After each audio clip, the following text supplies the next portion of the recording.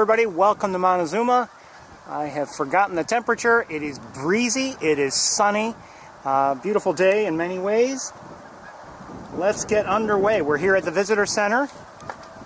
I've seen a number of species since my arrival, including the sandhill cranes you're seeing, but I've also seen, I believe, northern harriers, a red-tailed hawk, Canada geese, northern pintail, northern shoveler,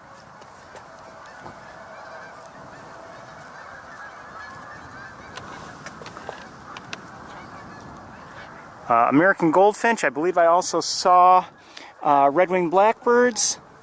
Let's go back to the sandhill cranes. We're here out of the car, and we'll be here for a few minutes out of the car until we've looked over things a bit, and then we'll get underway to Wildlife Drive. But in the meantime, we're here and we'll get started.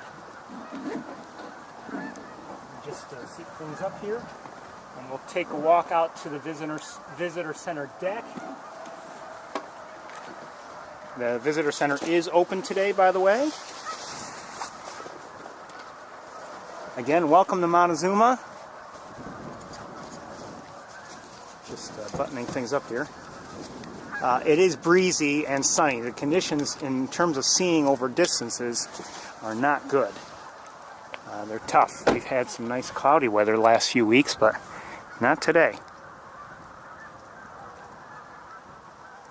So these are near the visitor center, the pool or whatever you want to call it, near the visitor center.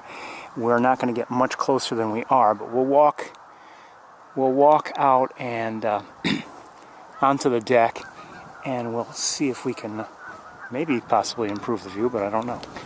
When I first arrived, many birds were in the air. I think maybe geese and or ducks, but there were already, trying to find some in the air right now, some geese. There were already many birds here, Canada geese mostly. Oh, I have seen ring-billed gulls and pigeons.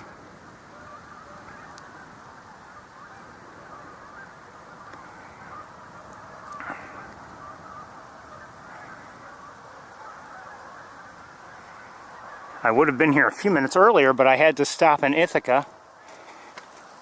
Saw something nice there we can share later. Oh, there's a harrier in the distance, northern harrier.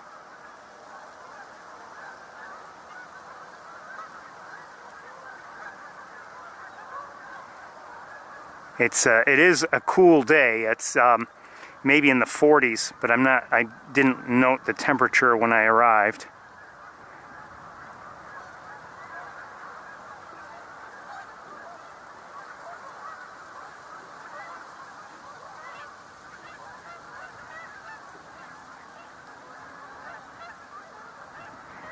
In terms of bird activity, there's a lot. I mean, you hear many vocalizations, especially from Canada geese.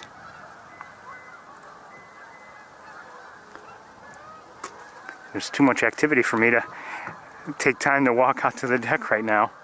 And maybe that's better. We're better off anyway. Only because this is more solid ground. Sometimes when we're on the deck, we'll be a tiny bit closer, I think, to the sandhill cranes, but you know, as people walk on the deck, the entire deck shakes a bit and vibrates. Let's walk out to the deck now.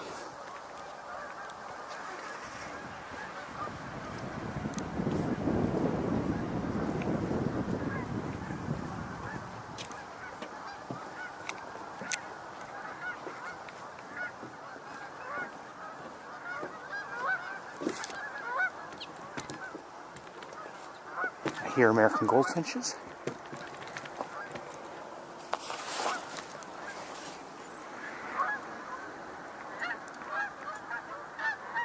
Someone told me that there are some dowitchers here. I didn't see any shorebirds when I came in, but I clearly might have missed them. Easy to miss them. There were so many birds. Okay, let's look at some of what's closer to us. So you see many Canada geese are here.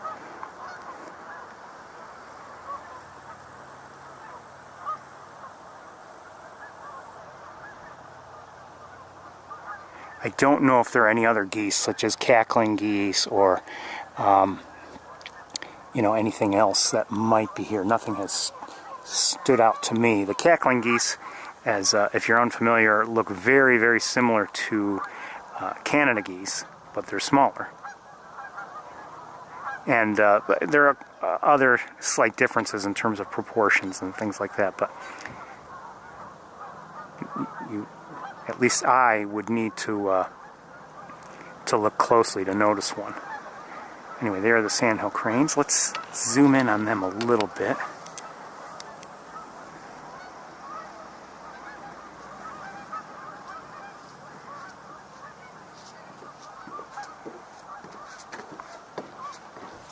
Okay, someone's walking right by right now, and that's what's shaking the platform.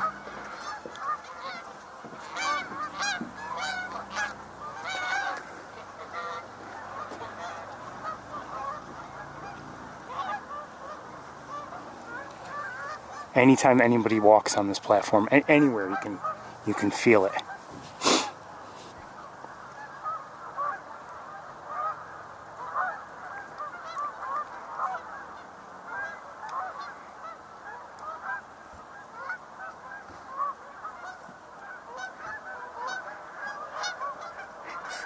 So anyway, I hope to share some video with you later today. But not while it's dark or light. We'll wait maybe until it's dark and we don't have any more birds to see. Right now we'll look at what we can see and take advantage of the sunlight. See, as people are walking by, they're shaking the platform, and I don't blame them, but that's what happens. So we're looking at a northern harrier at the moment. I have not myself seen one very close since I arrived, but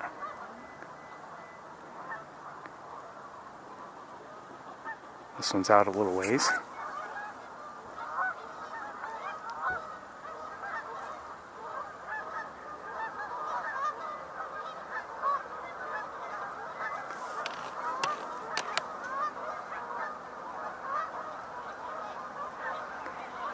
Too much heat shimmer to see if that is somebody in the trees. Okay, let's. I'm gonna move. Well, should I move yet? No, not yet. I guess. Let me just give you an idea of what things look like here.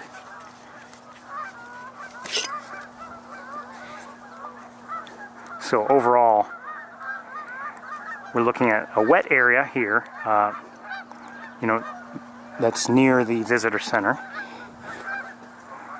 As you can see in the distance, most of the leaves have fallen from the trees.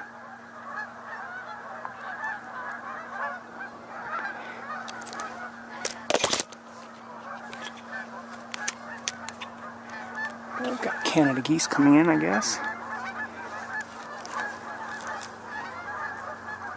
Where are they?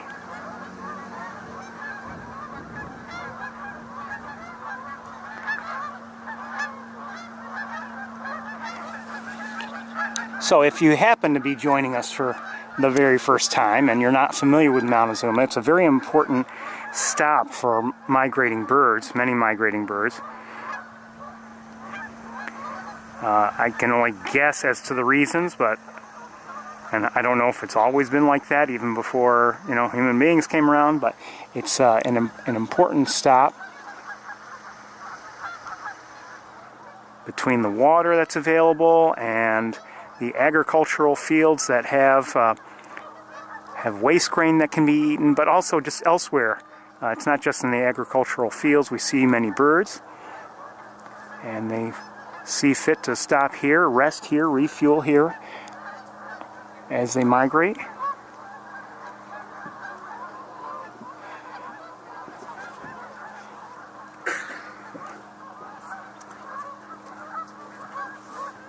As people walk by, they shake everything. And most probably don't realize that they're shaking everything.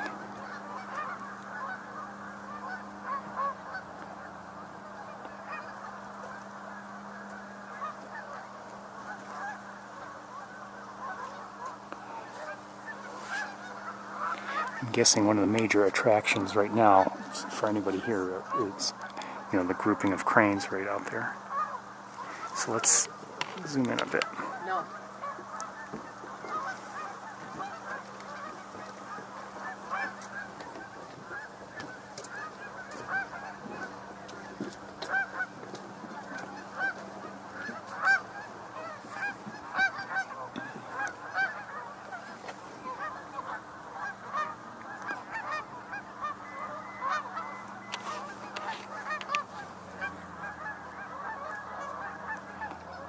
I saw something out there.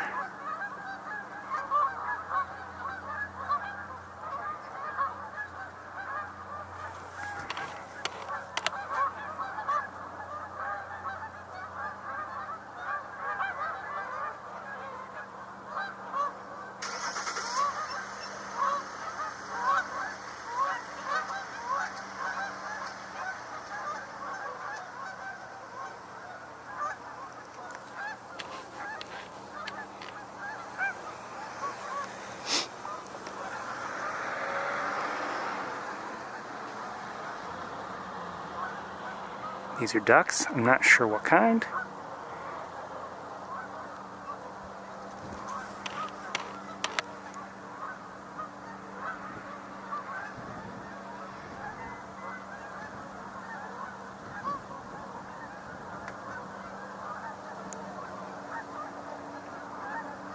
They're not getting closer.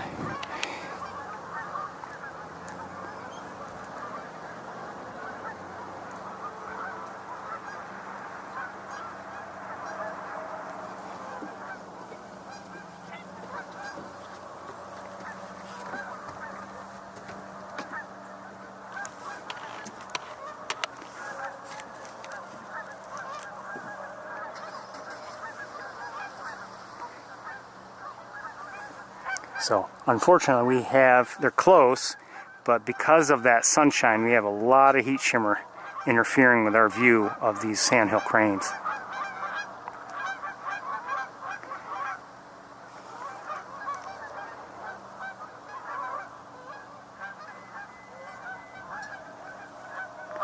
I don't usually get to see one with its eyes closed like that. Hey.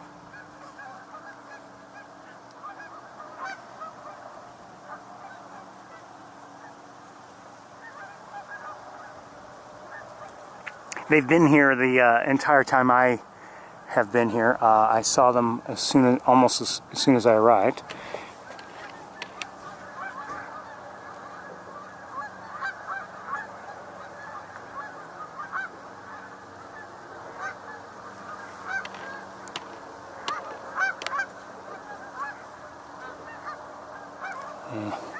Too far away to get a good clear shot.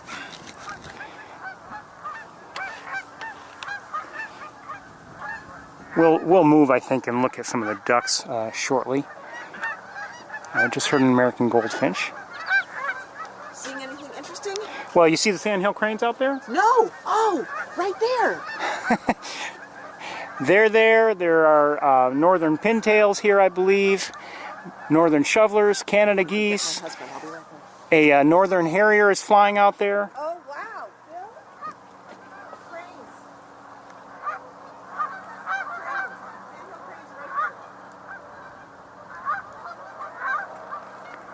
This is only the fourth time I've ever seen sandhill. Oh, really? First time was here. But American widgeons just came in, at least one.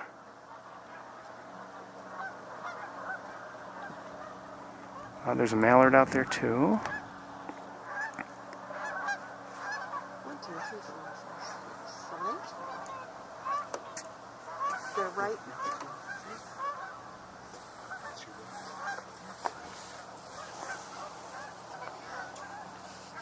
So you're taking pictures, huh? I'm actually streaming live.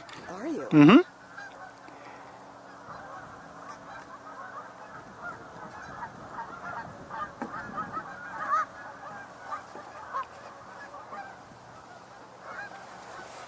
So people can see what I'm seeing. Well, that's cool.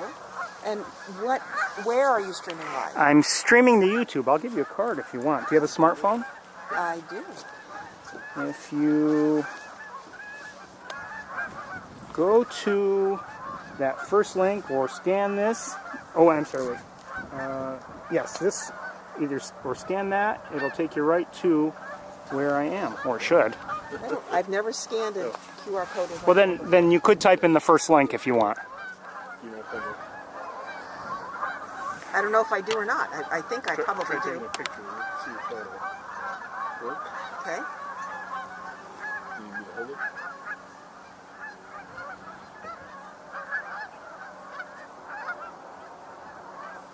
Oh, it's picking it up. Let's do it. And there's a delay, a slight delay between what I'm seeing, and depending on how good the signal it is sometimes the delay is longer than at other times. But Get it? I just clicked on it. It's going.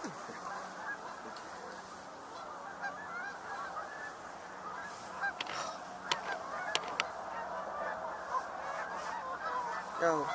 Is this for us to keep, you mind? keep it. Great, thank you very much. Okay. It says it's not supported on this. I'll bet YouTube is supported on it. That's all. You don't have to have the chat, but.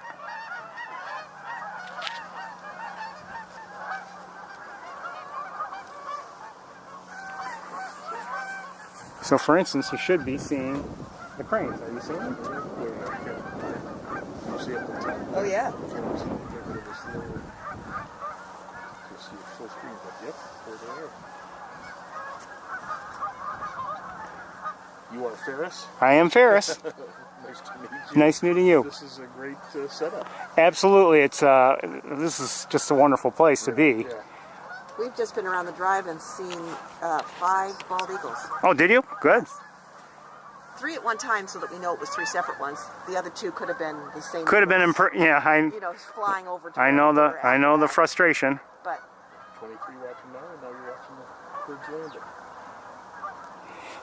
I'm gonna have to go pretty soon. I just realized I didn't bring a battery from the car with me, and I'm running low. Hearing a house sparrow behind us somewhere.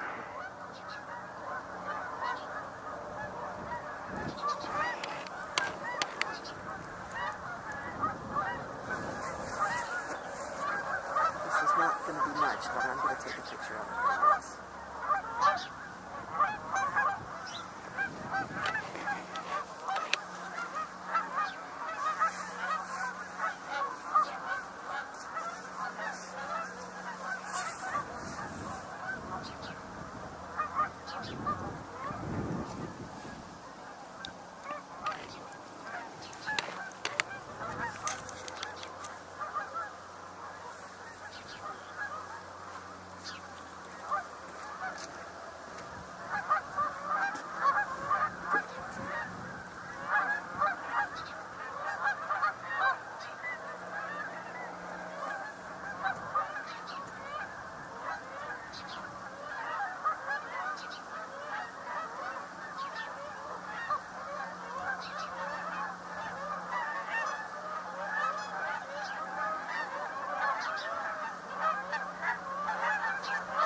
Thank you very much. Oh, my pleasure.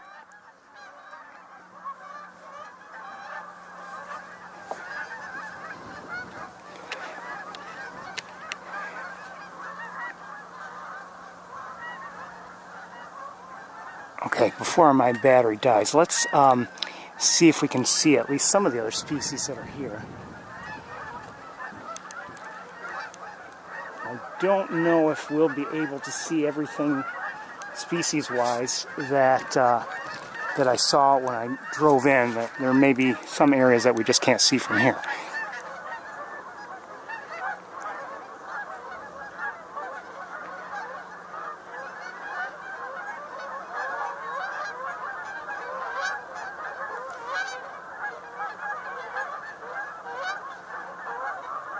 Mallard back there.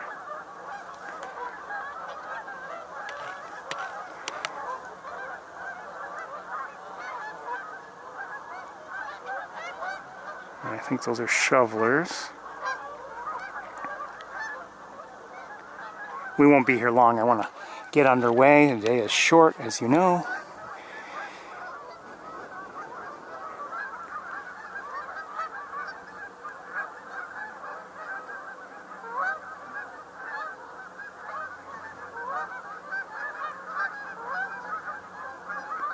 There's a pintail there at center screen, northern pintail.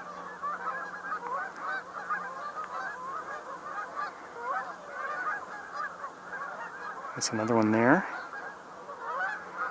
Again, I forgot to bring the batteries with me that I need for this camera, so we're running low. More pintails there in the back.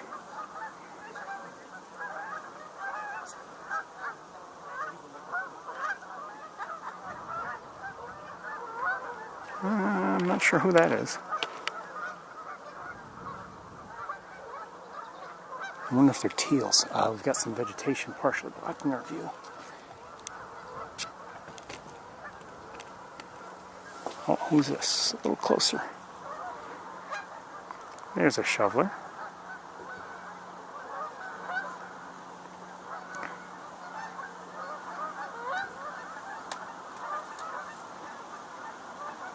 Looks like that is a male in breeding colors, and that one, I don't believe it's a female. I think it's a male that's just not yet there, breeding color wise. I may be wrong about that.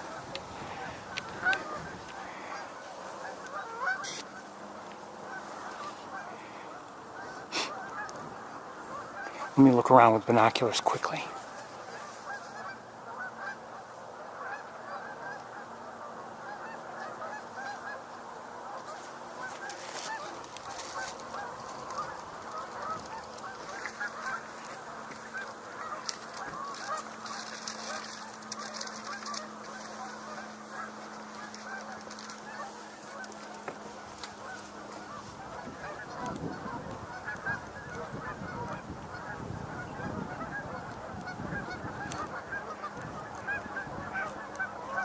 Now, the lighting is going to be challenging here, I believe.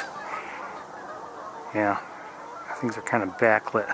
But let's we'll just take a quick scan over things, and maybe we'll pick something up. And I don't know if I'll look over video later, but as you can see, there's some gulls around. I believe I saw ring-billed earlier, but I didn't check all the gulls.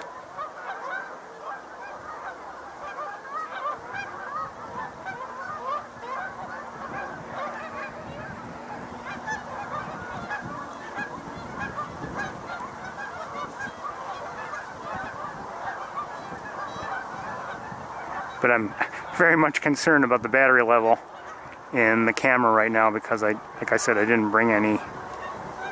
I brought the one that's in there, and I had already started using it elsewhere today. And hopefully we'll see video later. Don't let me forget. If I forget, it's on you, on all of you people.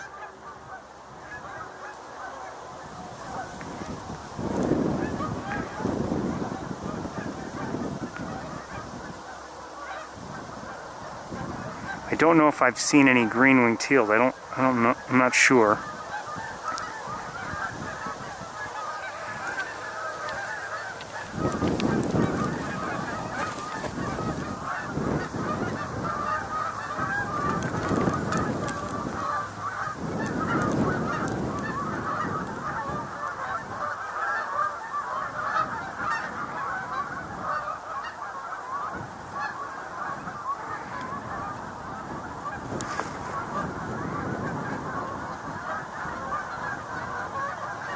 Battery's dropping in a hurry, faster than these geese are dropping.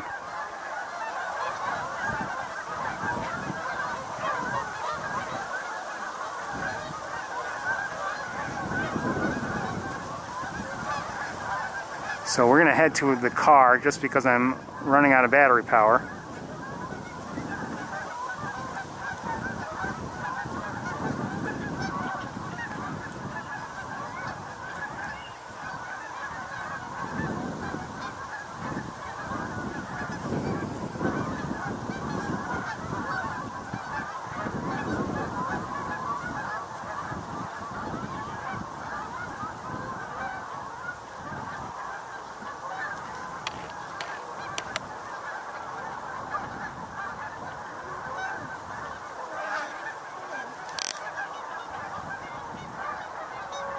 I'm not sure who that is. Whoa! Lots of ducks in the air out there, for whatever reason.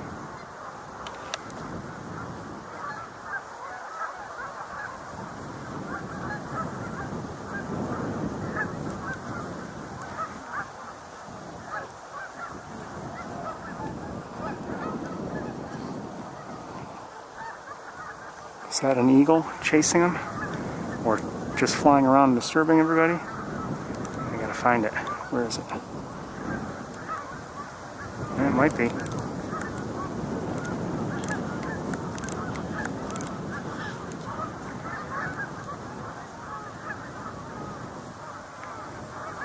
I don't know if this eagle is chasing after any ducks, but I wouldn't be surprised if it's what's caused the disturbance. Down to 4% on the battery, so I've got to head to the car very shortly. Oh, that is a harrier, I believe.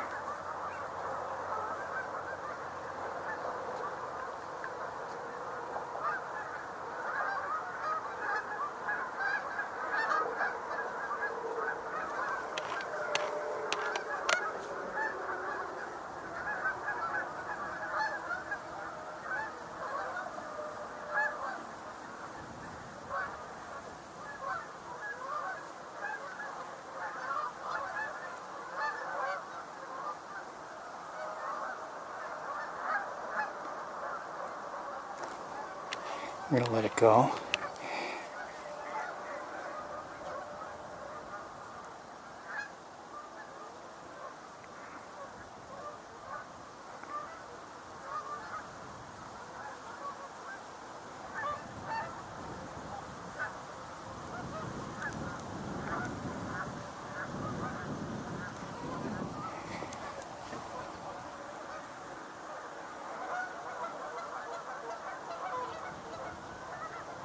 Okay, battery is reporting dead now. I can't believe it went from 4 to 0 so quickly.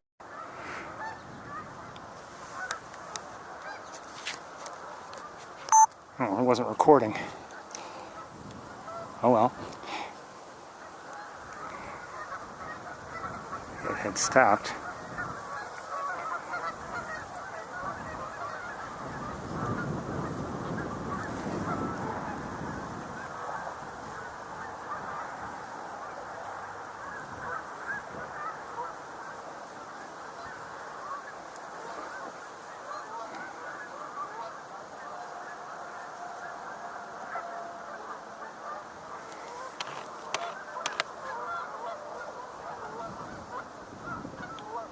Okay, let's let them go and let's head to the car, everybody. One more quick look at the cranes. Let's move over here. If I lose you because the battery dies, just be patient. I've got to get back to the car.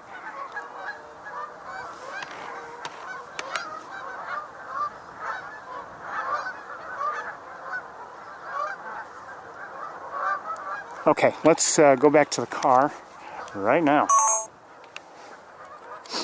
before I lose you entirely.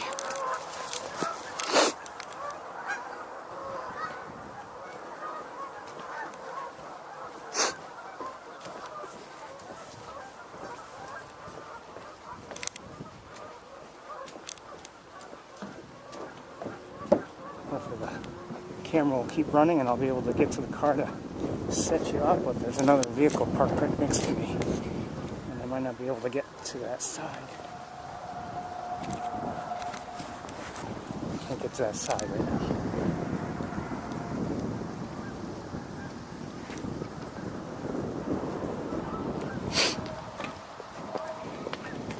Hello.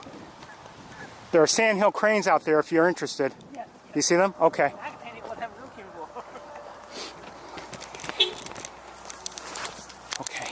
Let me. Pardon me? Those are cranes. They just come They've been here since I got here. I don't know. Yeah, because I come here around the 7th. They blow away. Oh, did they? Well, they've been here a little while anyway.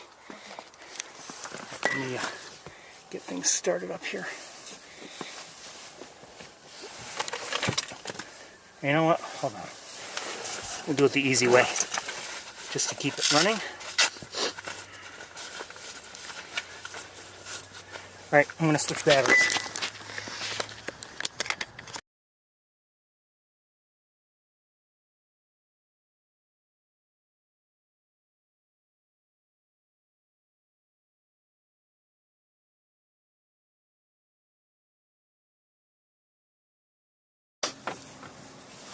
Okay, give me a minute.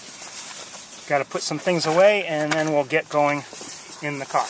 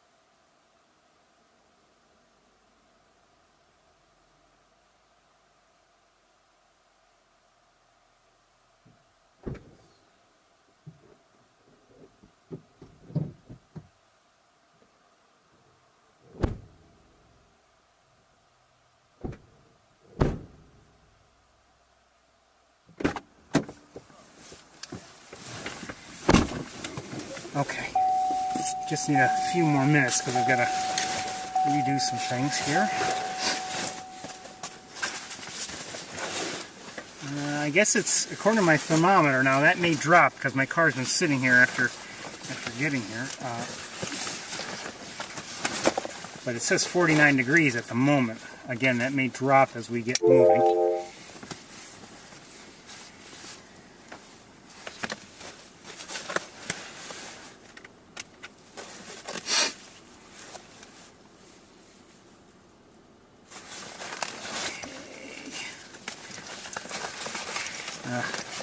What a tangled mess. Like I've said before, it's always difficult getting in or out of the car.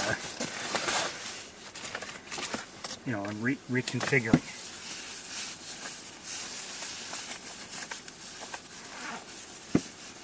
So we have seen or heard, or I've seen or heard, I should say, since my arrival here today, pigeons, Canada geese, mallard, northern shoveler, northern pintail, possibly green-winged teal. I'm not sure if I saw any or not. Ring-billed gull, sandhill crane. Did I say northern harrier? Bald eagle.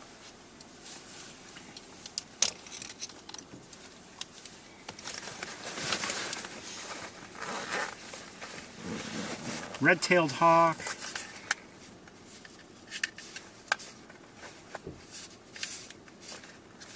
Red-winged blackbird.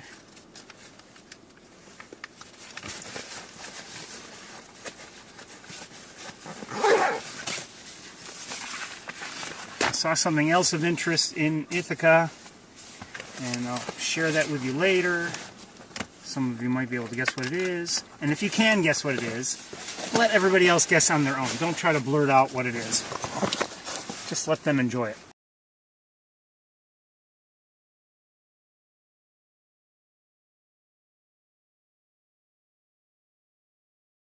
Just let it be.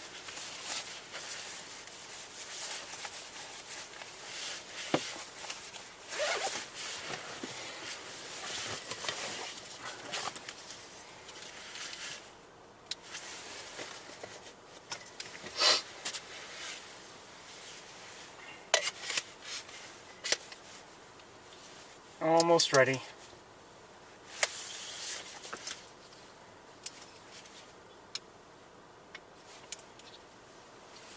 It's a sunny day, and as I sit here in the car, I mean, it's already feeling quite warm in here, but it, like I said, it's probably in somewhere in the upper 40s right now, so it's not actually a warm day.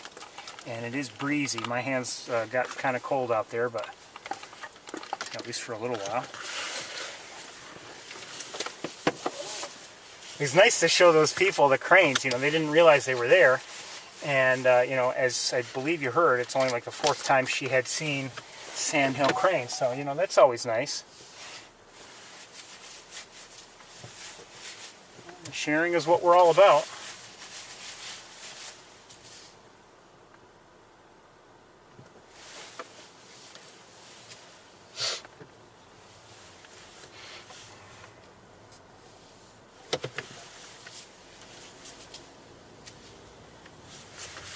I'll tell you, you know, last week, as you may recall, if you tuned in, I shared a video I had recorded earlier on my way back from Montezuma to Ithaca. I had seen a number of common loons, and you know, certainly in numbers I had never seen at any one time before, and probably more than I had seen prior to that in my entire life. And you know, I had recorded it, like I said, on the way back, but I didn't share it with you live.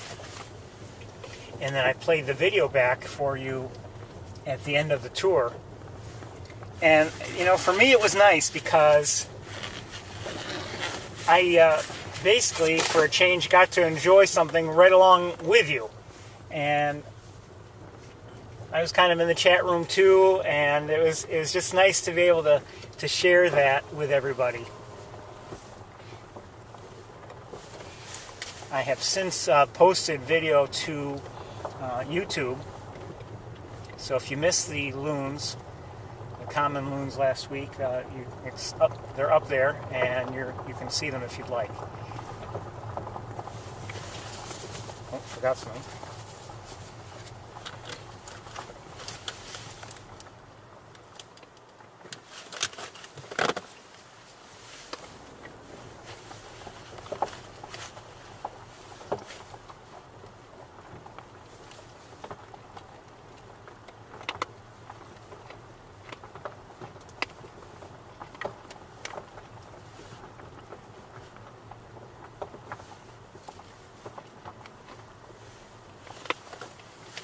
Check on something here.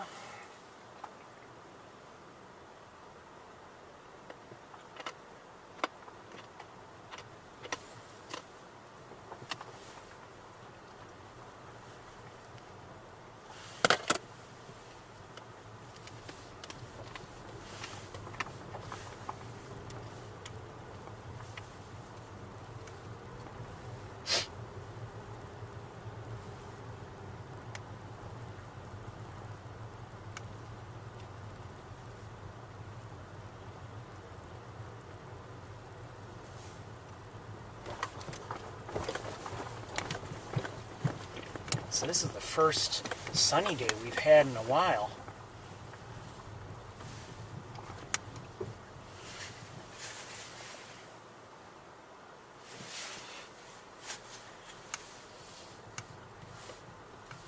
And this, you know, the sunshine when looking over long distances really does present a challenge, and not one that can be that I can overcome. Get this heat shimmer, or you get various effects caused by the sun warming the ground or just warming the air, and it can be a real trouble.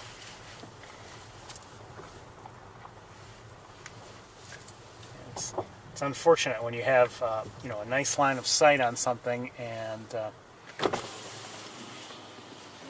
you know, without any vegetation in the way or anything, but the sunshine ruins it.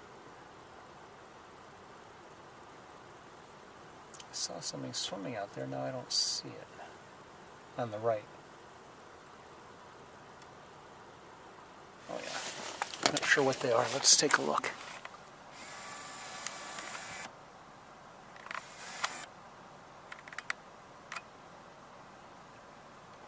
I think they're green-winged teals. Oops, hold on.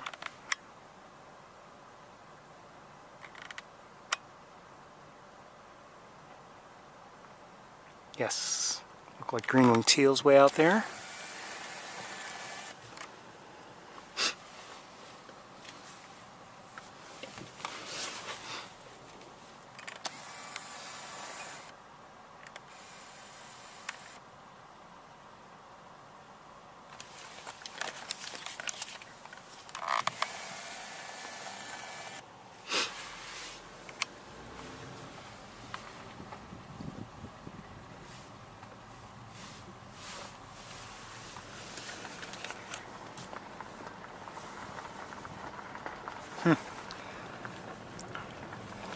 Not that I necessarily expected a lot right here, but there's like very, very little activity here. It's all,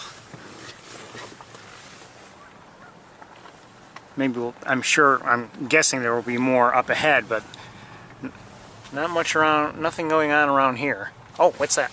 Hold on. Who's that?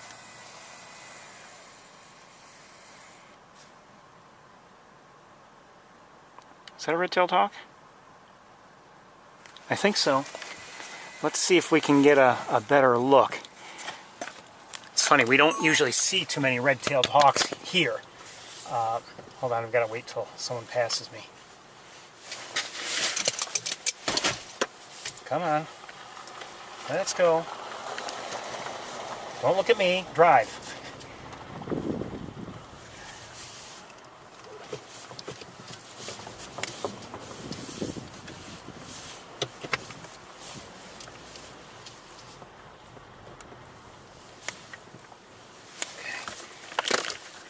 The wires are terrible today. Just because of the way we started.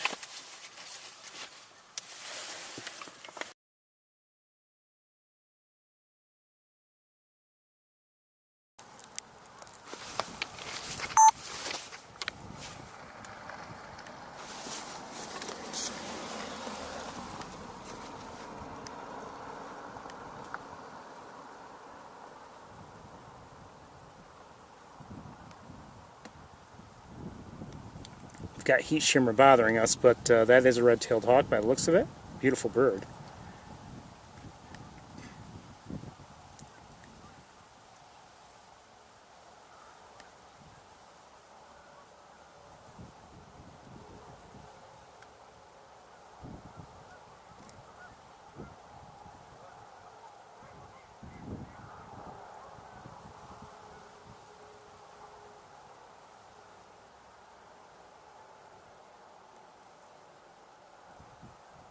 Beautiful.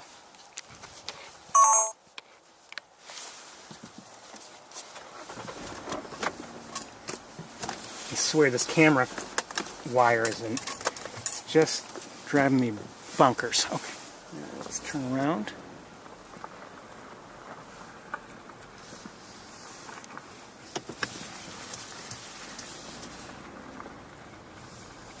I just don't want it to spook that hawk, so, and it looks like it's still where it was, so I think we're okay.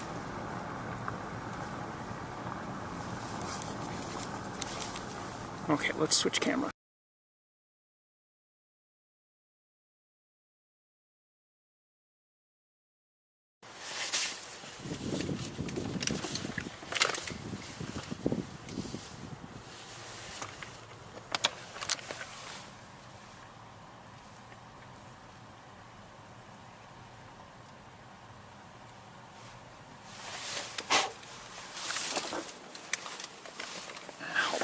Deal with something.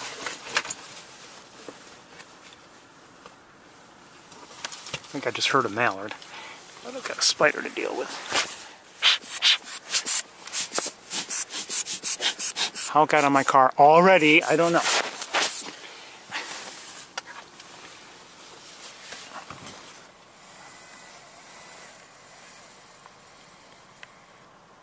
So it looks like Canada geese and mallards.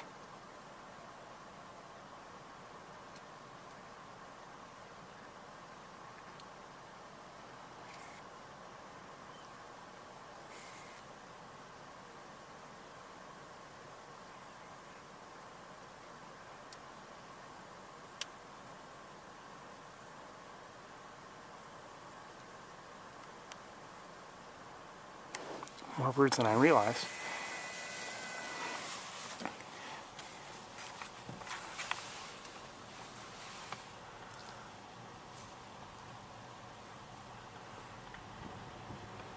It's almost 1:15, and I know the clocks haven't turned yet, but it's on a relative basis, it's late.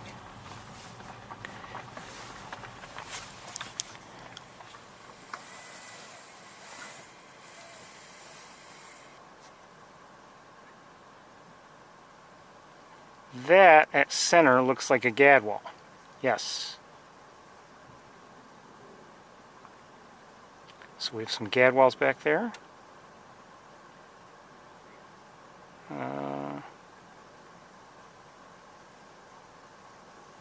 Maybe some teals too, I would say. Green-winged.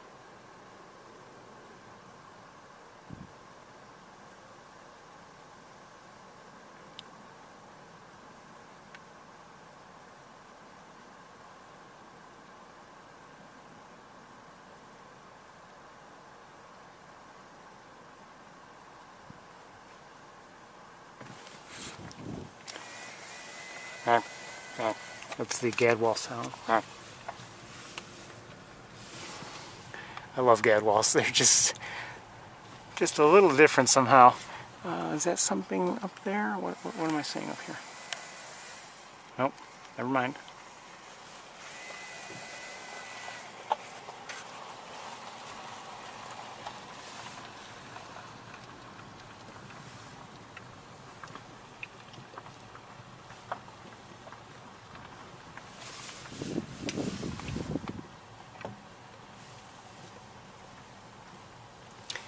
The water that we saw last week, I mean, there's still plenty of water here, but I believe a lot of it has receded. There's not quite as much in the unusual areas, I should say. It's not too far beyond the normal boundaries.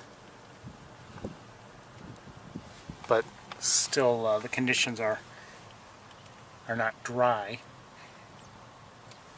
I just heard somebody. I don't know what it was. Oh, what's that? Oh, missed it.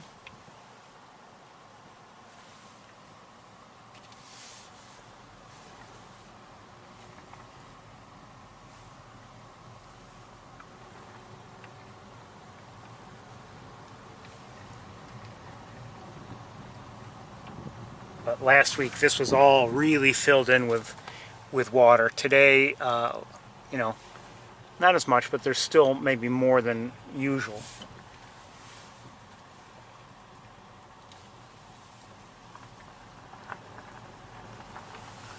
But the nature of everything has changed. You know, a few weeks ago, it was shallower, and you know, that might draw shorebirds. Today, it's certainly deeper and less of a draw. Now, you know, the shorebirds have likely mostly moved on, although I did, back at the visitor center, I pointed out the cranes to someone, and they had already noticed them. But then a few minutes later, she mentioned to me that she had seen dowitcher. She didn't say long-billed or short-billed, but just saw two. Let's see if we can see them. American coots. There's one, and the other is somewhere around here. Oh, I see it. There. They're not ducks. I know I keep telling you that, but you know, some people, and there are a couple more. I have a feeling there are a number of them here. But a couple more over here.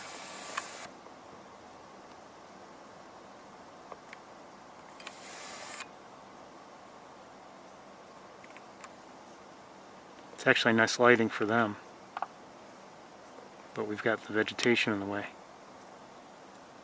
But very nice lighting for them. It's beautiful.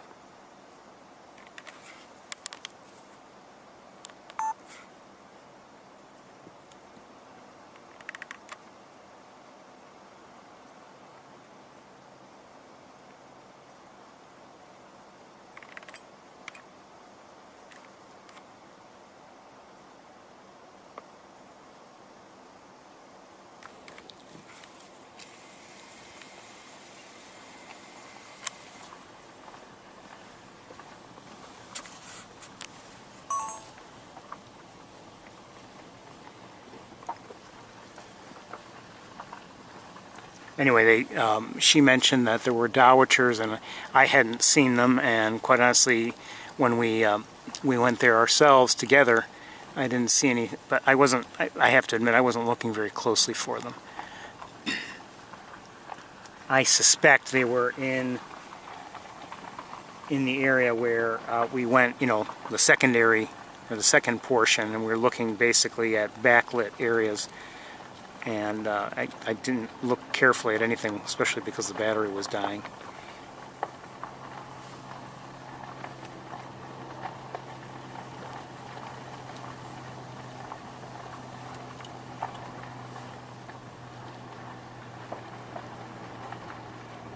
See a gull or two up ahead, actually a couple. Don't know what they are. Wow, it's pretty, so far, at least with the naked eye, things are quiet here. A few more coots here, just out here just a little ways. You can kind of sort of see them.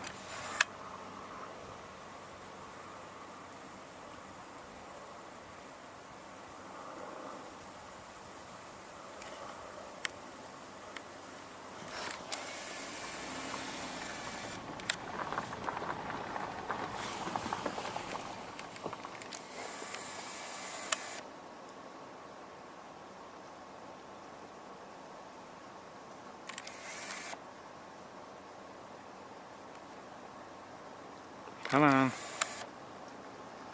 I saw something flying out there. It looked like a flock of something. Maybe starlings or something, but I'm not sure now. Anyway, looking out at the water, I don't see much in terms of, you know, flocks of ducks or anything. We saw quite a few ducks here last week. Not huge numbers, but...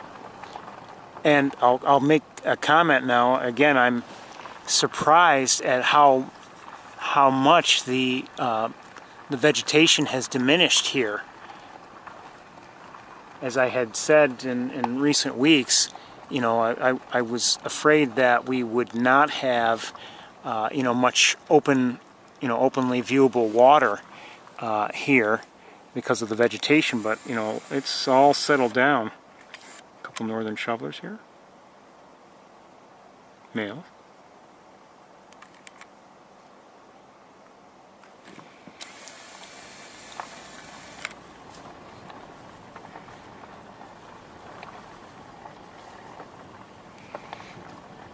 So if the various ducks are not here, where are they is the question. Now we saw a lot of ducks, but mostly northern pintails, I would say, at East Road, you know, in the Knox Marcellus Marsh. But that was last week, you know, it was on a relative basis a long time ago.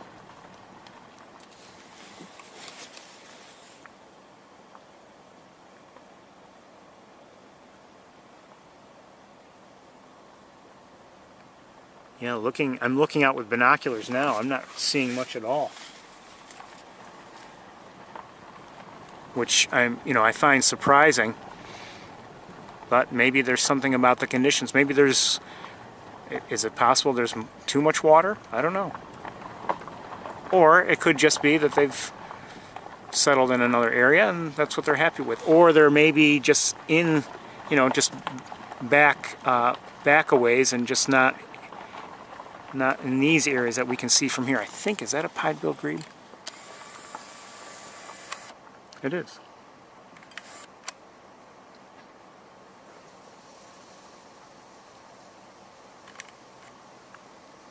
Again, you know, duck form factor, but that is not a duck. It's a pied-billed grebe. We have a couple more coots here.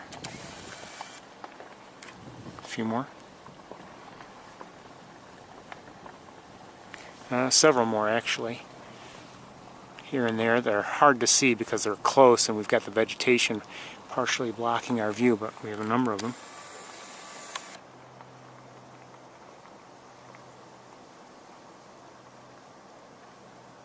And I didn't show them all to you.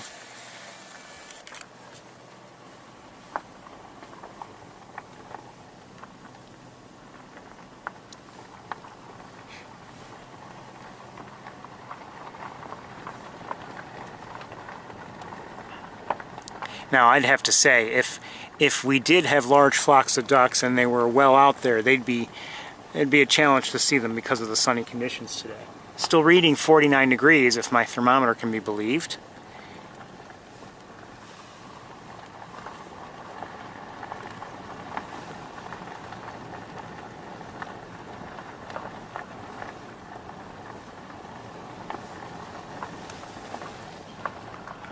It's supposed to warm up. I don't know about Montezuma, but my own area is supposed to warm up a little bit in the next few days. It's November, you know. You never know what you're going to get. Never know. Could be very mild weather, could be snowy weather. Looks like a ring-billed gull, and it's one of a few.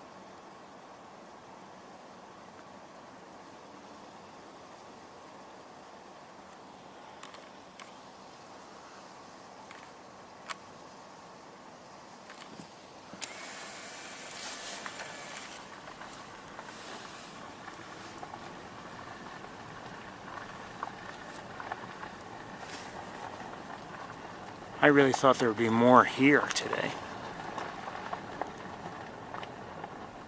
given what we saw last week. You know, I was hoping we'd see some very large flocks, but you never know.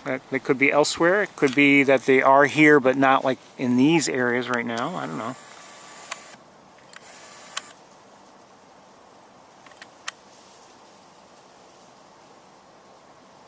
Given the way they're flapping their wings and how fast, I'd say those are ducks rather than, let's say, geese.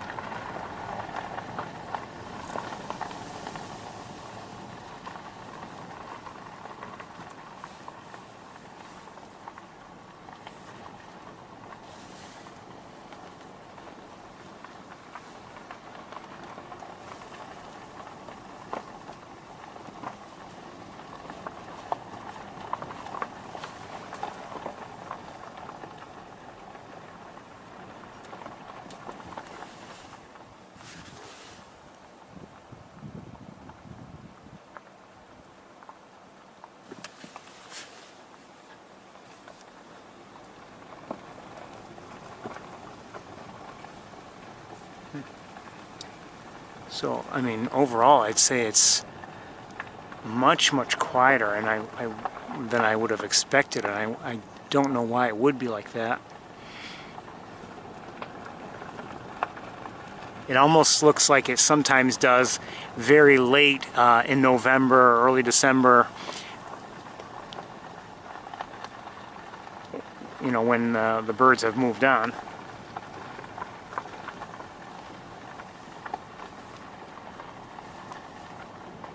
And, you know, in terms of migration, they may come to the area and be here a while, depending on the weather, you know.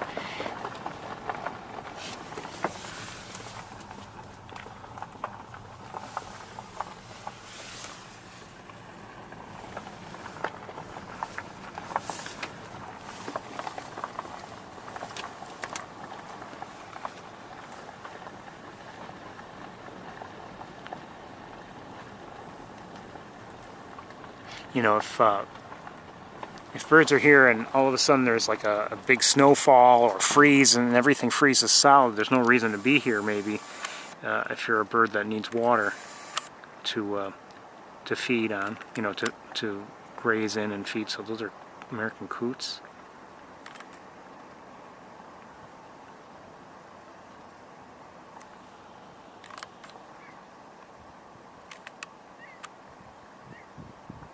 Looks like a green-winged teal.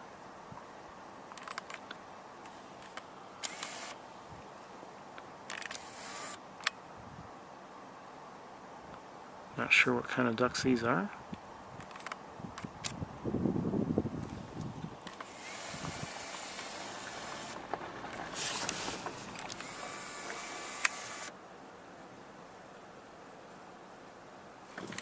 Something just flew that way. Don't know if it was... Might have been a gull, but I don't know. I'm guessing it was. Here's a gull here. May not be the same gull, but...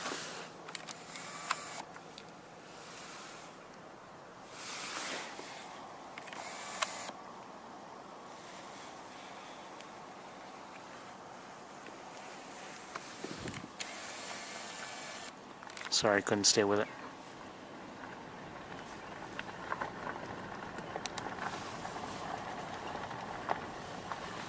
So very quiet here on Wildlife Drive. Kind of surprising given how active things were near the visitor center. Just would have assumed we would have seen more.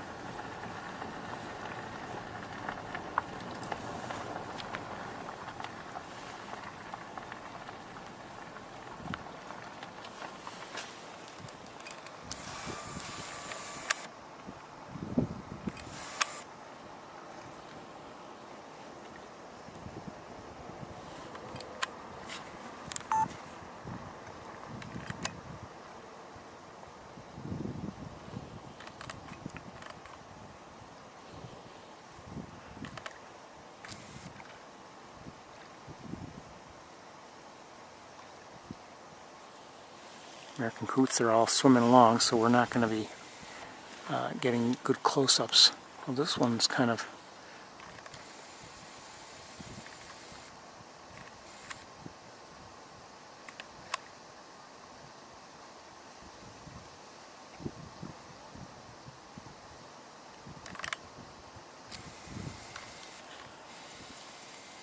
Okay, we'll let him go.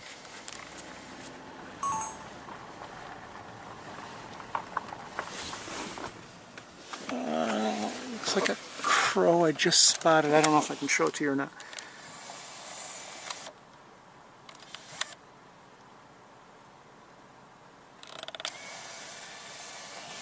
Just happened to see it there. Oh, and there's another one up higher.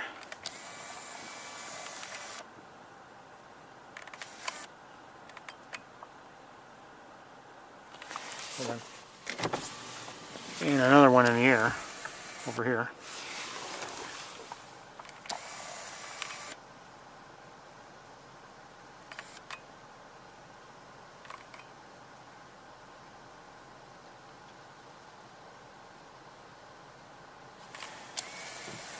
And I think another one, maybe the one that was flying, just flew in to be next to the one that was on that lower limb.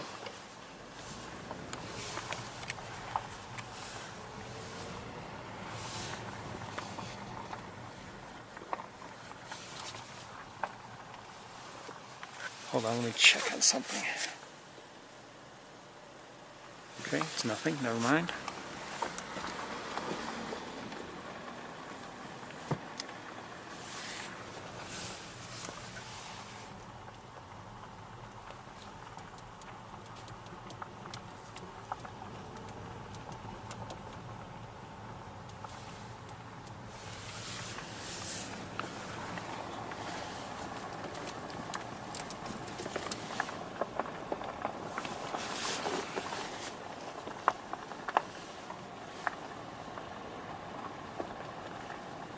Just surprising how few ducks we've seen. Again, maybe they're elsewhere. You know, it's not just the main pool here at Montezuma. There are quite a few other areas where you know, ducks may congregate. So I think it's just smart of us to move right along rather than dilly-dally here. Maybe we'll visit an extra, you know, make an extra stop or whatever with what time we have. We don't have a lot of time, but can't afford to waste any of it.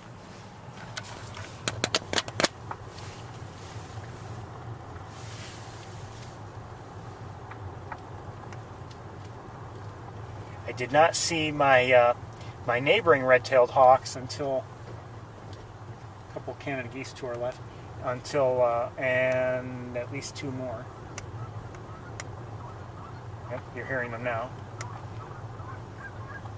It sounds like they're taking off.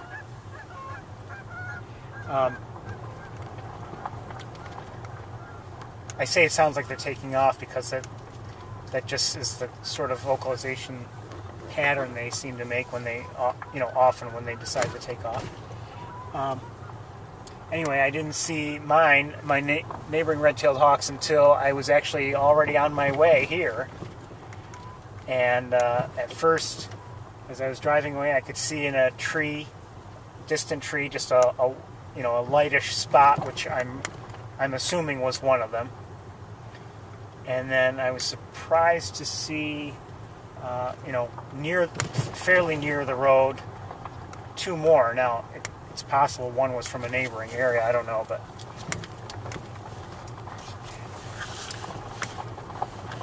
I always want to see a hawk before I leave for the tour.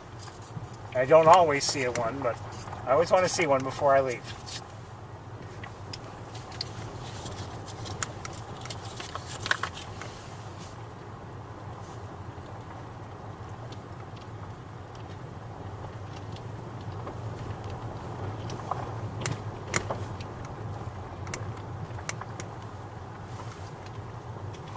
I have to say, they were the 2 that I saw, more clearly closer to me, were closer to the road than I would like. They've been a lot, near the road, hunting near the road lately, and it's definitely highway territory. I mean, we're with cars moving quickly.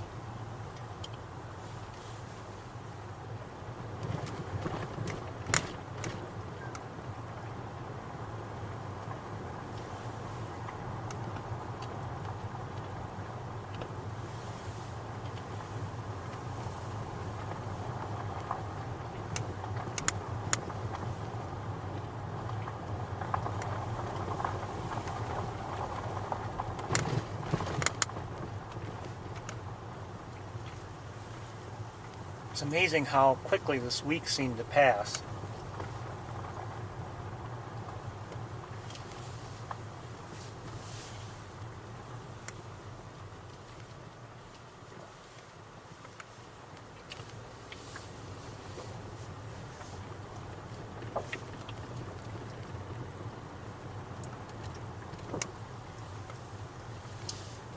I don't know why. It's not like I was having so much fun that the week went by quickly. It's just that,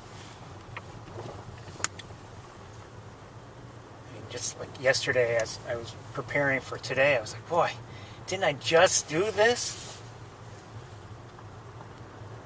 Felt like I had just worked on it, and there was other stuff I kind of, I have a project I'd like to do.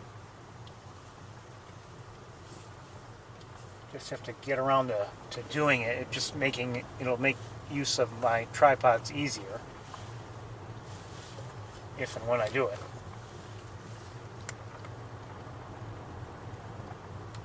But I mean, just looking at it last night, I was like, oh, I could start it now, and I was like, no, I better not. I don't have time.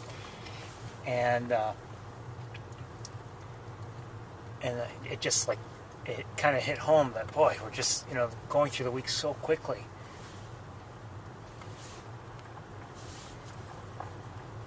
Today's already November 6th. Oh, here's something. There's a... hold on, is that a bald eagle? I think so. There's a store in my area, seasonal store, and they just opened up for the holiday season. And it just seems like, only... well, maybe not only yesterday, but maybe the day before, they had closed for this, for the season.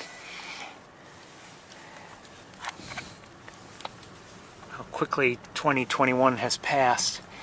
So that is, I believe, a bald eagle. Let me look at it with binoculars. Yes, that's a bald eagle.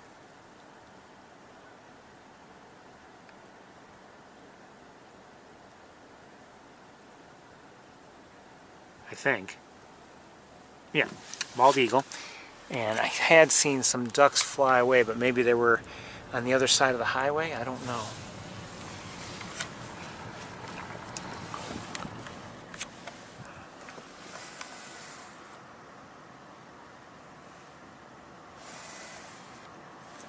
Sometimes autofocus just doesn't want to cooperate.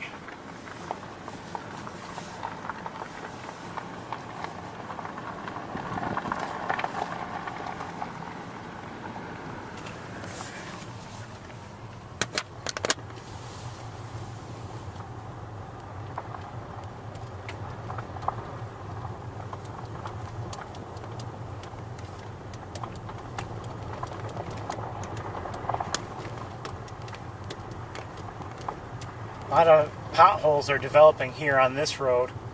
I don't remember seeing them before, but all of a sudden they're showing up, and we're able to avoid them relatively easily. But from that perspective, I'm glad we're nearing the end of the season. Hopefully they'll do some refurbishment, in the spring before things open up.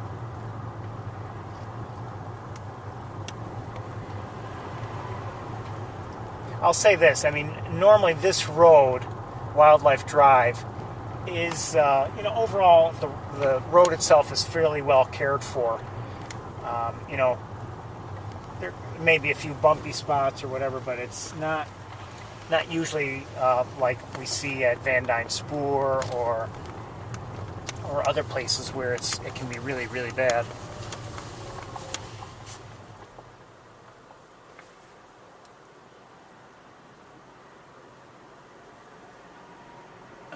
Another red-tailed hawk by the looks of things in the distance on the other side of the highway, and some crows.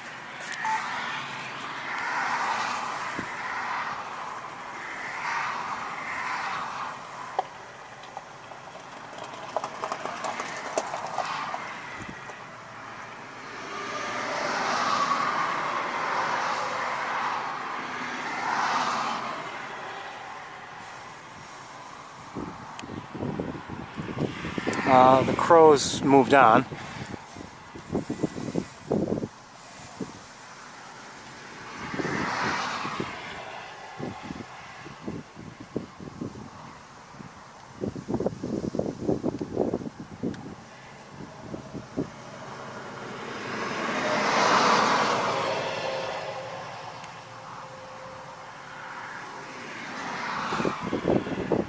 Making good use of the wind.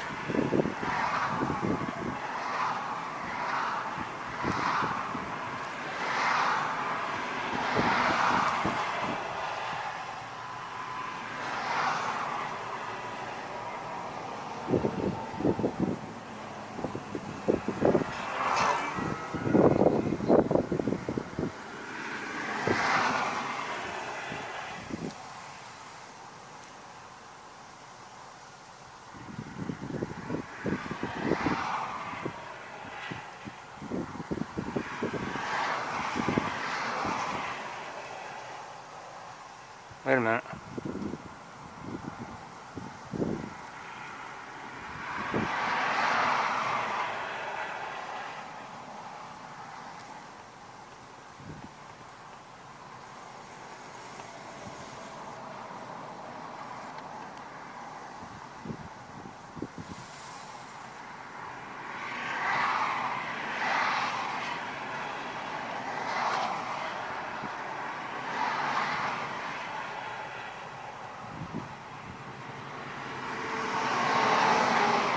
Okay, lost it because of focusing issues.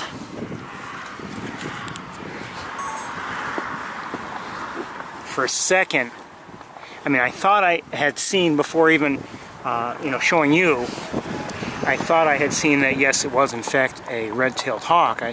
And it was flying around like one, but then when it did the hovering thing, which red-tailed hawks will do, but not, maybe not quite as often as, for instance, another species of hawk that's kind of, nearly due to be in the area, and that is rough-legged hawk. You'll see them do that sort of hovering behavior more often.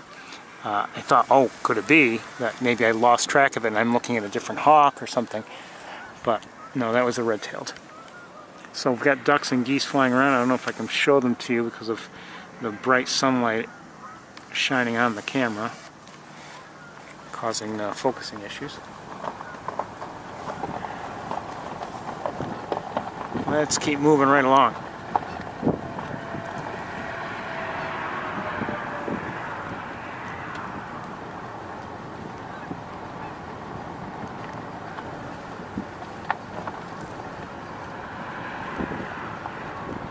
So we do have ducks and geese flying around here and there.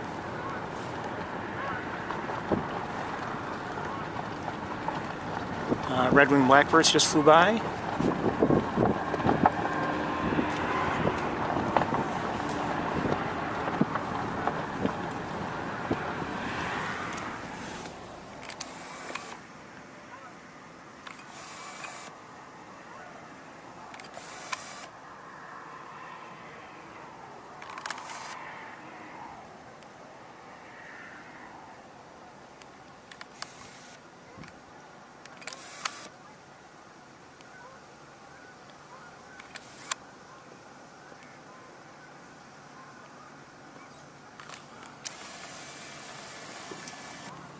You hear the geese.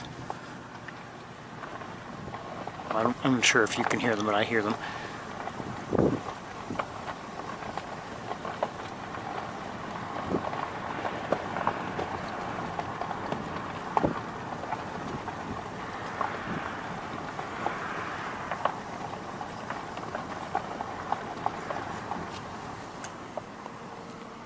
I think I see. Is that a coot? Hold on. Yes, coot, and I just heard a gadwall.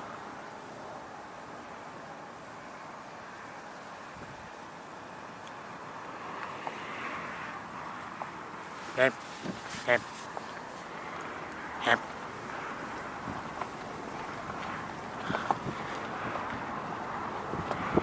Not sure where the gadwall is, but I hear it, or heard it.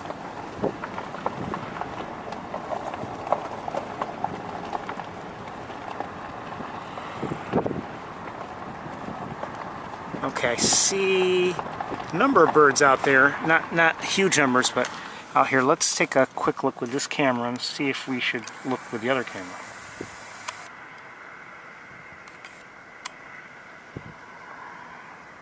Look like gadwalls.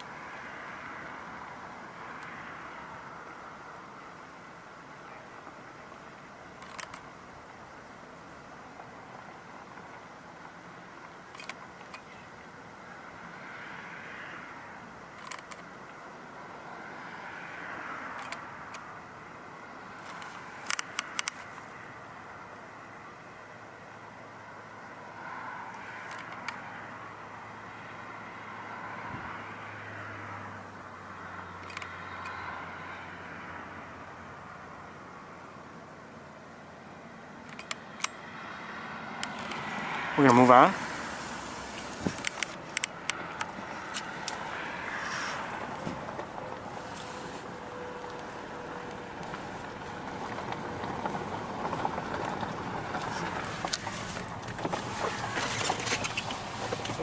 Oh, oh.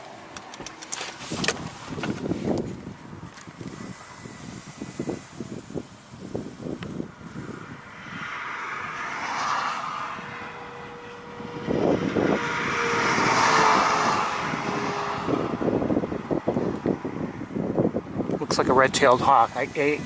Could it be the same one we saw flying around? It's possible. So I don't know if that's another one or not. Again, you know, we do occasionally see red-tailed hawks from Wildlife Drive. I'm not saying that they don't show up here, but it's not necessarily ideal for us to see them just because of the the lack of trees. And it's not necessarily their sort of hunting ground. That looks like a green-winged teal, if I'm not mistaken.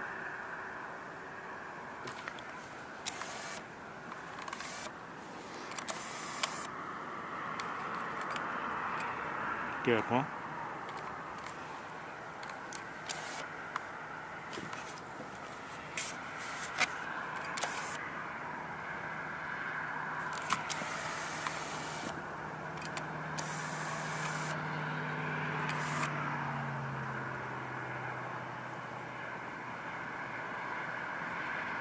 Teal.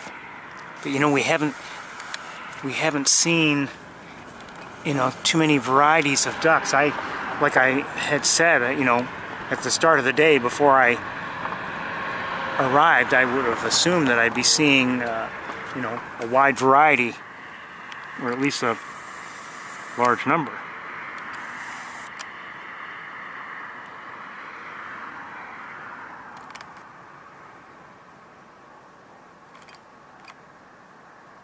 But that's not the case today. You know, I would have expected to see, you know, ring-necked ducks and maybe some redheads, maybe some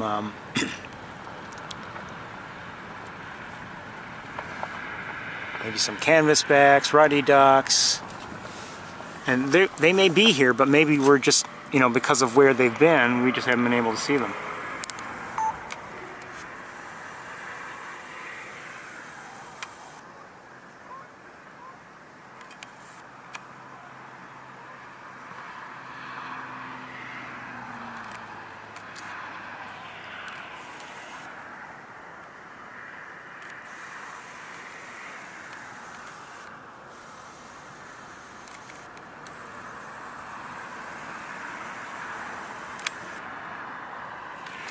The sun is really...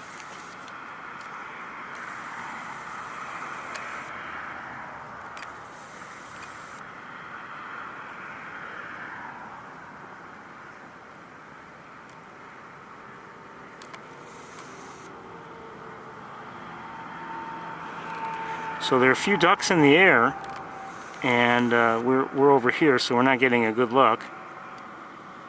Come on, autofocus, let's go.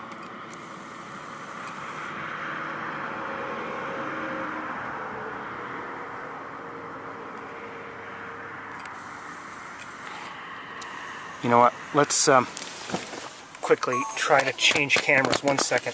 Maybe we can improve the view a little bit. Uh-oh. Uh-oh. Oh, we gotta go back. I dropped something.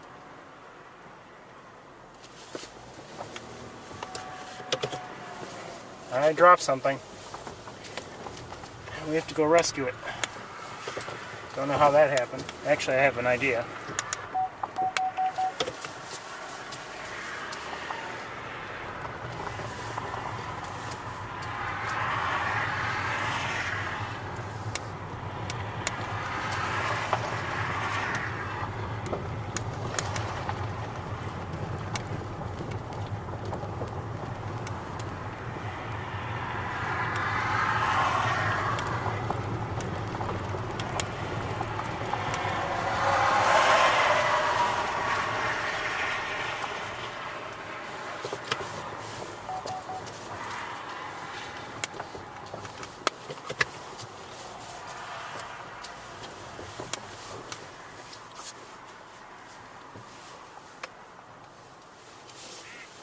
Not sure how I did it, but I did it. Hold on. Ugh. Oh no.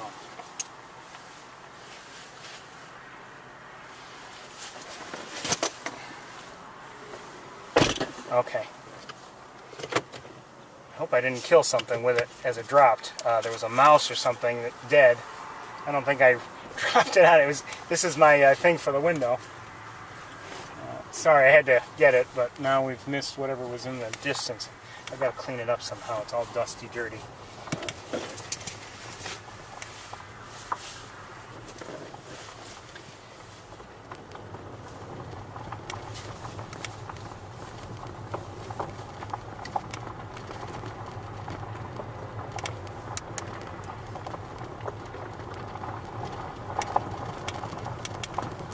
I'll have to wait. Hold on 1 second.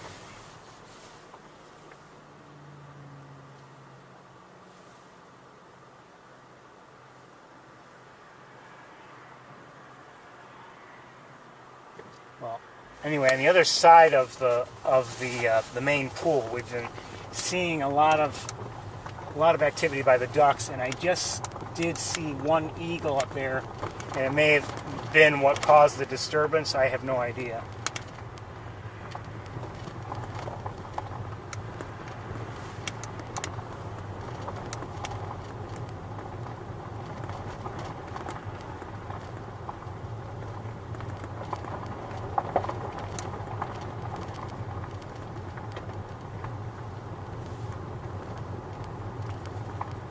Sorry about that.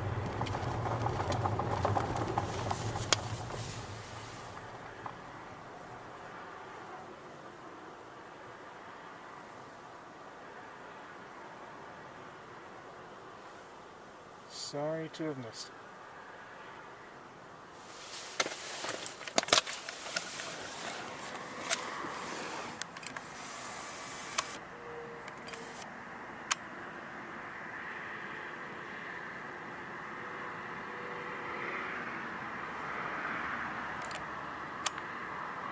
Looks like a duck of some sort there. I'm not sure what it is.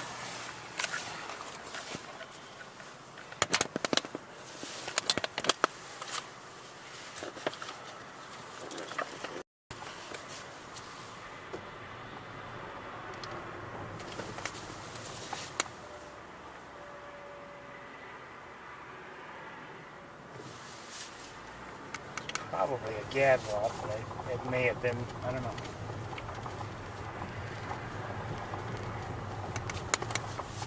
There are some other, there's more ducks here.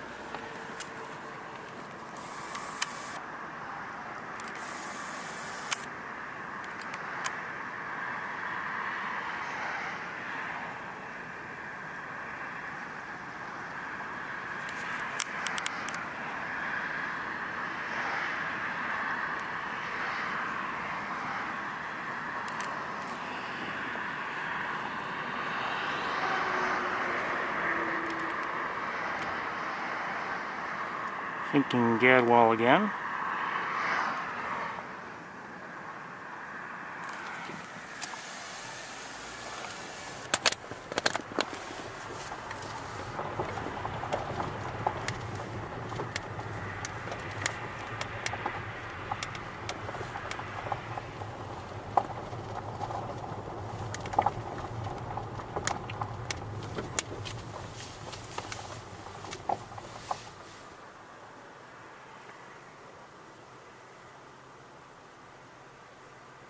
Number of additional gadwalls to our left. You know, we haven't seen, for instance, a heron of any sort here today. Could still be around, but it's, you know, it's getting late. I did see one today in my travels, but not here.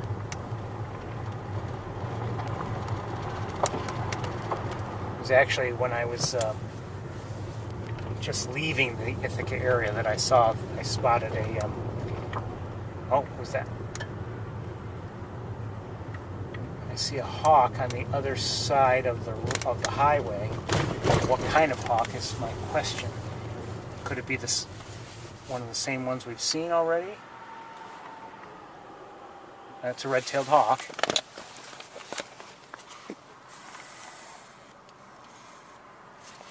Hold on.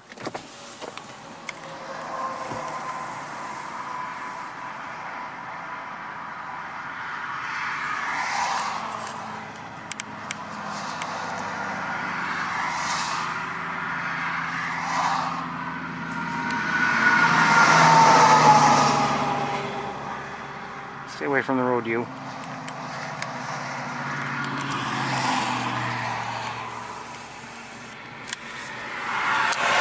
So, I mean, I don't know if we keep seeing the same hawk or different hawks. I don't know, but again, we don't normally get this. At the very least, we don't usually get so many sightings of red-tailed hawks, you know, while we're here at Wildlife Drive. And we've seen them over the years, especially like just up ahead. For instance, there's a stand of trees over on the other side of the road, the highway. You know, sometimes we'll see them there. But I mean, we're just seeing them more. But as you look around, at least in the areas that we can see easily from, you know, from here, from Wildlife Drive, there aren't too many, you know, areas with trees overlooking, you know, areas of shorter vegetation that would be good for red-tailed hawks.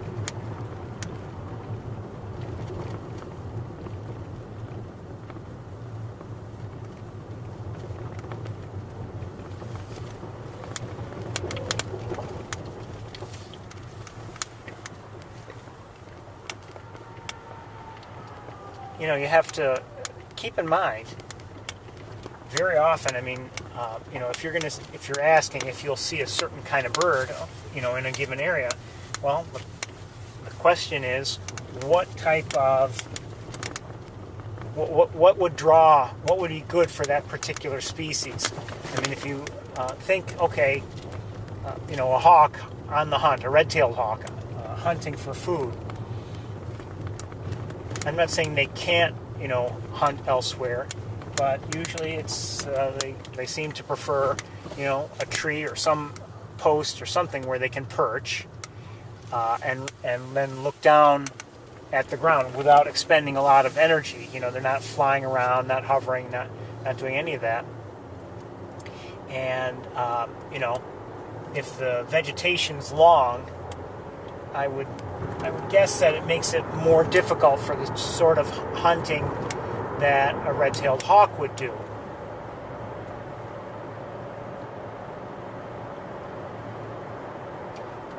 Thinking about Canada geese, they, occasionally you might see them in fields of long grass, but I mean, they seem, at least in my experience, to favor shorter grass. It's easier maybe for them to eat.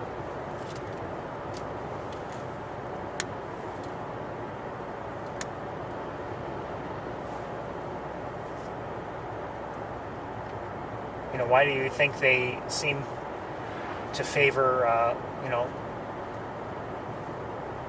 people's residential lawns, golf courses, places like that?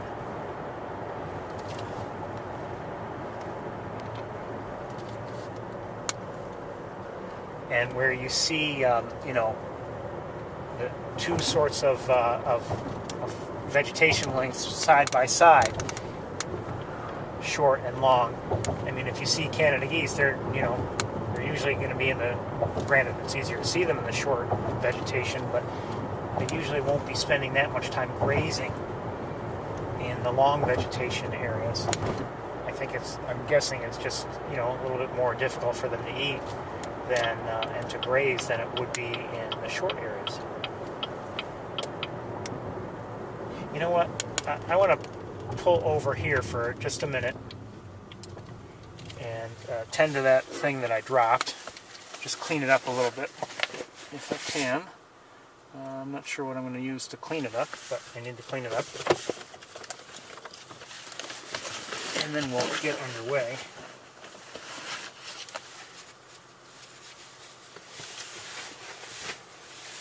It's all dusty, dirty.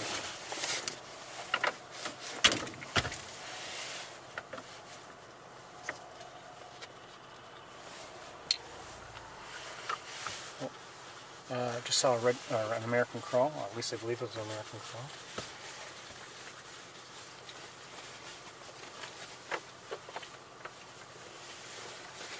And I just spilled water all over me. Isn't that nice? Isn't that nice?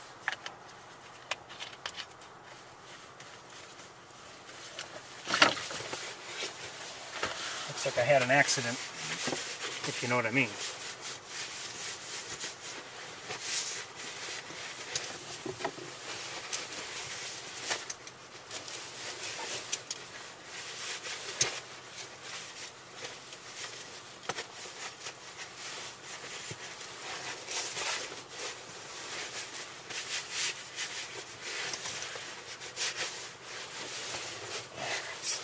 Cleaner. It's not sanitary, but it's cleaner. At least the dust and dirt are off of it.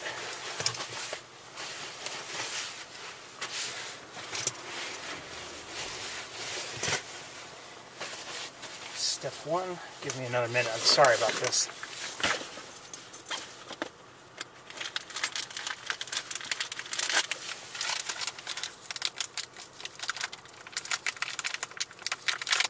Oops.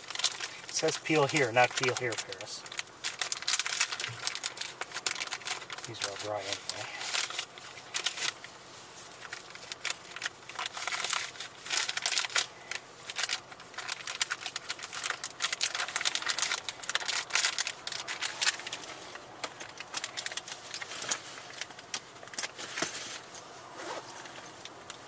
talk amongst yourselves. And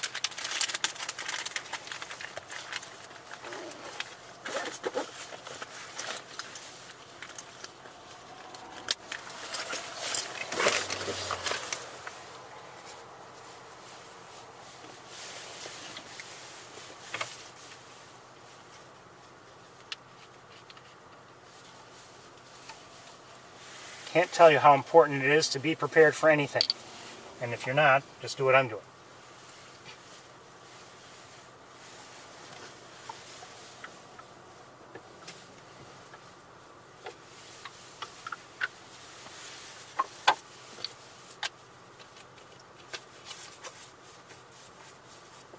You know, I think we're probably, I don't know if we want to go to East Road just yet or not. I think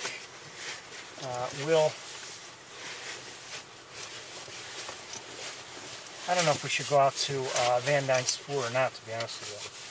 I don't know if it's worthwhile or what. I'm almost ready here. I appreciate your patience.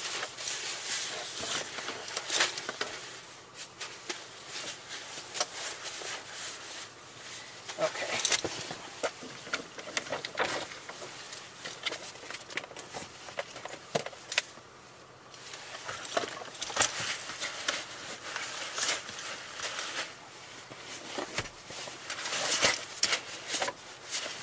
Okay, let's get back underway. At the very least, we're going to continue on this way. Now, I may lose you in spots up ahead just because of a poor signal, but we'll do our best. Is that another hawk? Yeah, I think in the distance I just saw another hawk, probably red-tailed, off to our left.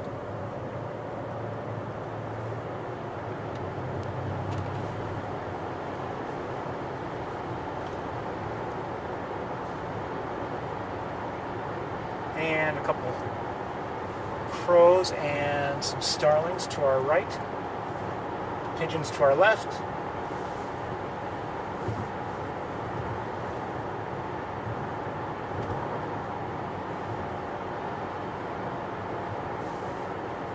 Why the road is closed?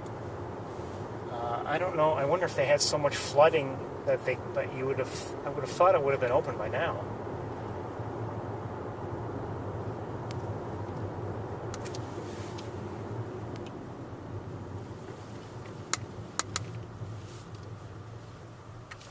Anyway, I just want to look ahead. Hold on.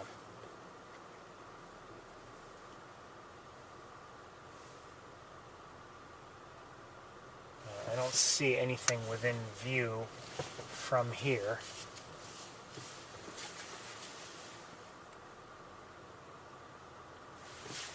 Okay, let's turn around. I think we're not going to go any further along here.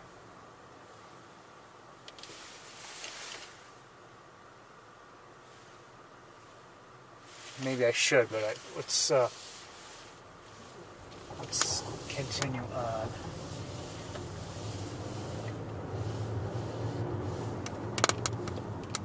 Oh, I see some people out in this field to our left. Just looks like a young boy, a dog, and that's it. Okay.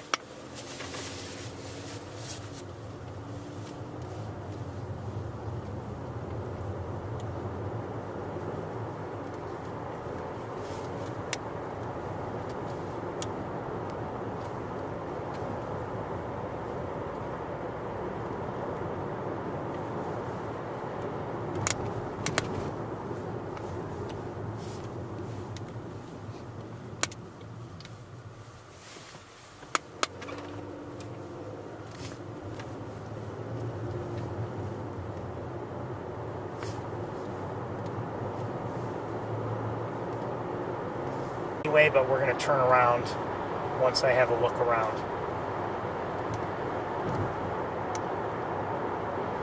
I think I'd rather have that time, even though it wouldn't necessarily take a long time to get there and back, but I'd rather save the time for Ithaca.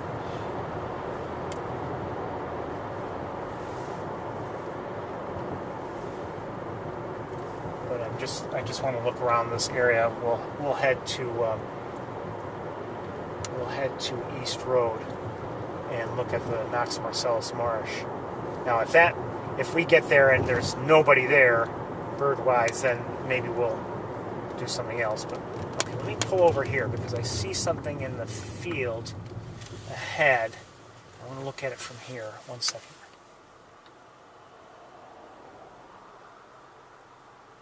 Looks like a few swans. Let me show you, and they are, I don't believe they're decoys. This is through the windshield.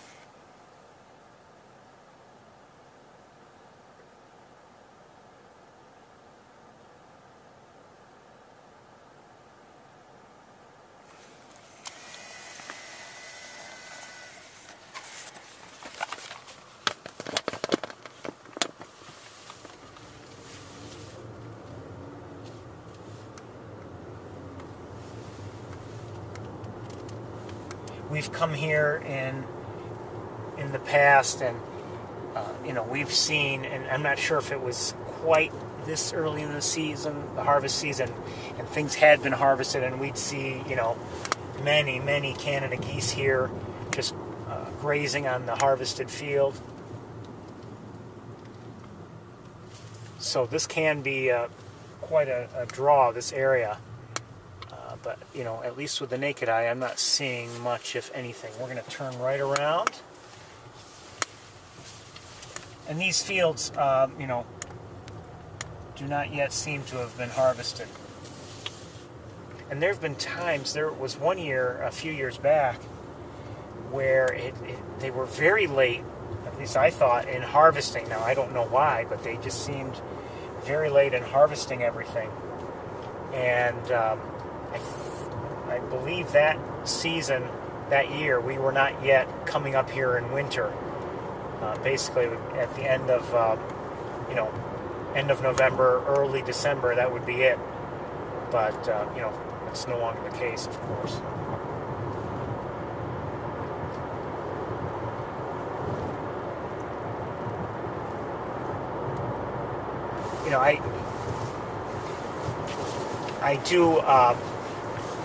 I did enjoy over the years the extra time we would spend in Ithaca during winter, but to continue to come up here, visit various areas, I've really enjoyed that these last few years.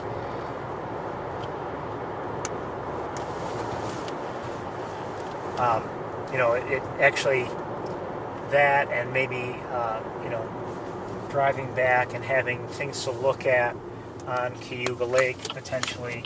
I've enjoyed that as well, and that, has made... What time did the COD start? I don't know, so I don't know what you missed. Anyway, we're here on East Road. I don't know what you saw or didn't see. Let's take a look there. As I mentioned while you were unable to see, last week we had, a lot of water. There's still a lot of water here, but maybe a little less, maybe. And I do see some spots of white down there. So, we may have swans to look at. Yeah, it looks like swans. Oh, there are a lot of birds here. There's no doubt. Let me just... Okay, so this is... let me zoom in just a little bit. This is close to what my eye sees. Okay, in terms of how zoomed in it is. So, there's some white. This is to the naked eye, roughly. There's some white, but, can't tell if it's vegetation or not. But then when you zoom in a little bit, you see there are a lot of birds here.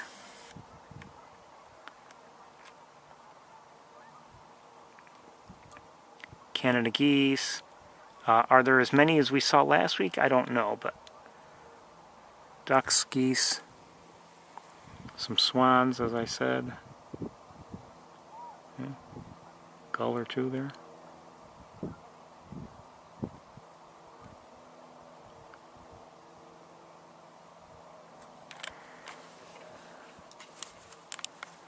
So I think we should take a look around a bit, see if we can see anything of interest.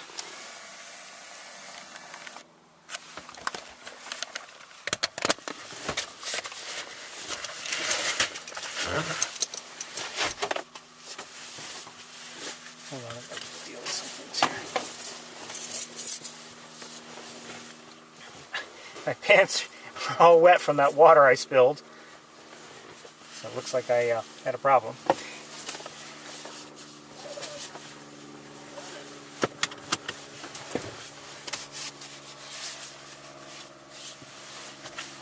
Oh, hold on a second.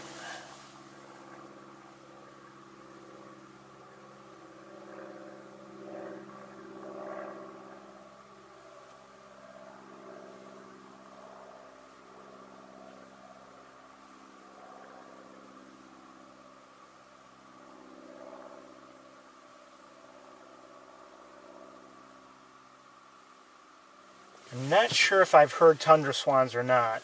I don't believe there are as many birds here today as there were last week, but you know, we'll take a look and we'll see if we can find out in a moment.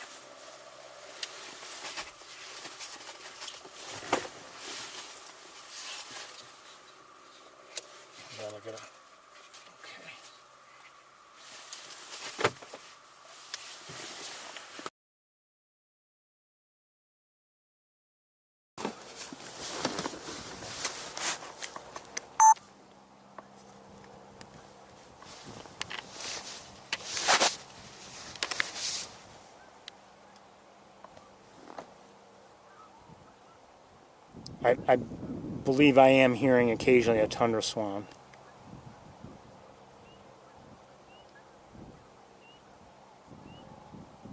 I think that might be a pintail there.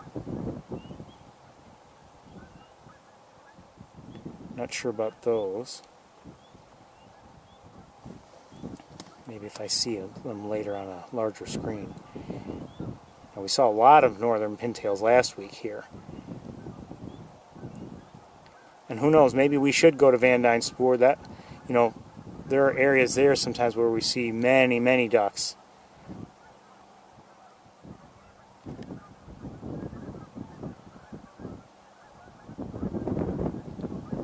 So let's try to, we're going to go through things fairly quickly here, as best we can.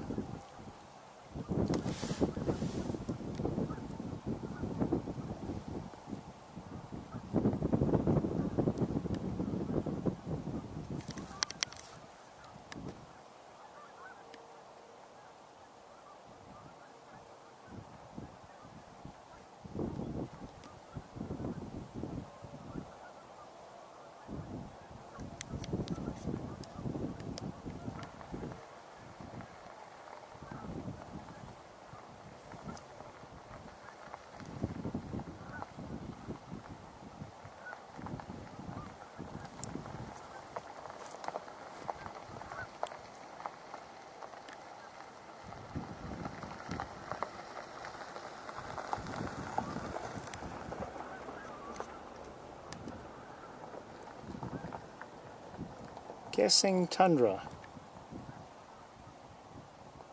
Maybe wrong.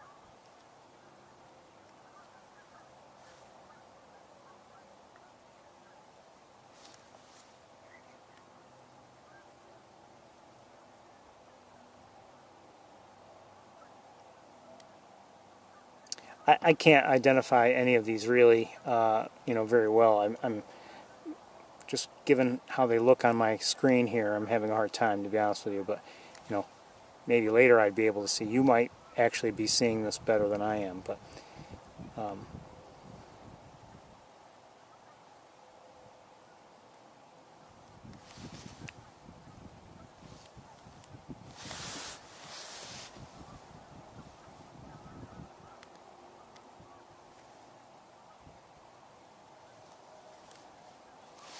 me hold there. I want to look with binoculars just a bit.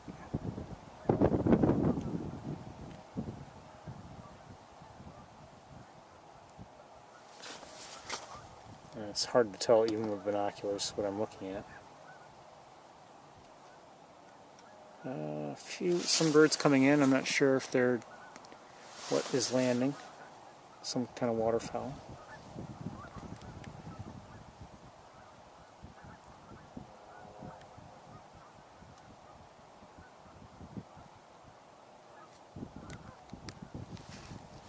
I'm just wondering if we're in the wrong place. We should be elsewhere. I don't know.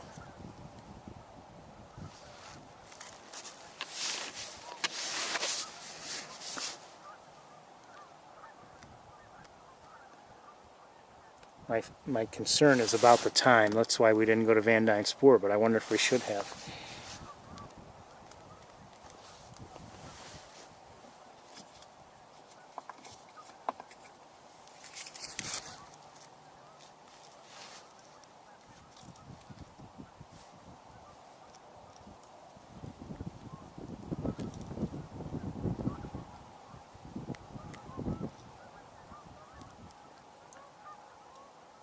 Just trying to give you a fairly general look.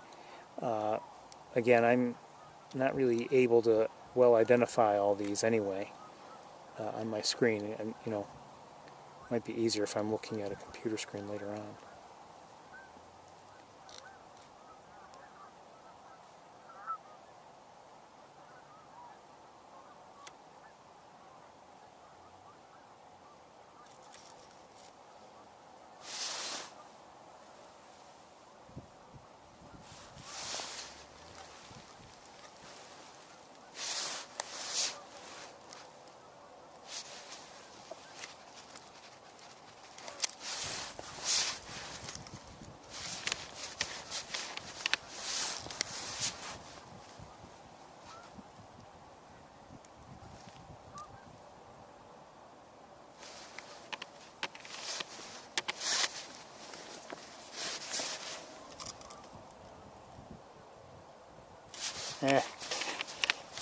Okay, let me just move things.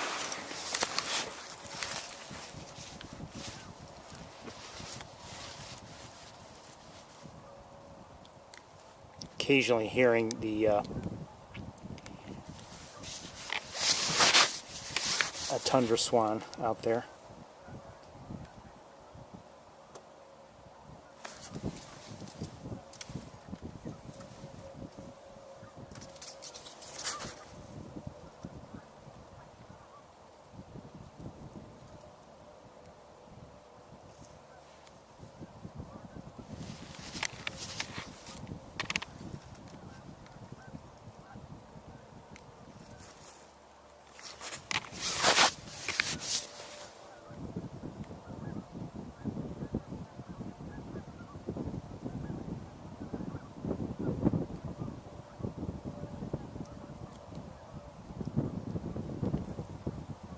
Wouldn't be surprised if those are trumpeters, but I'm not sure.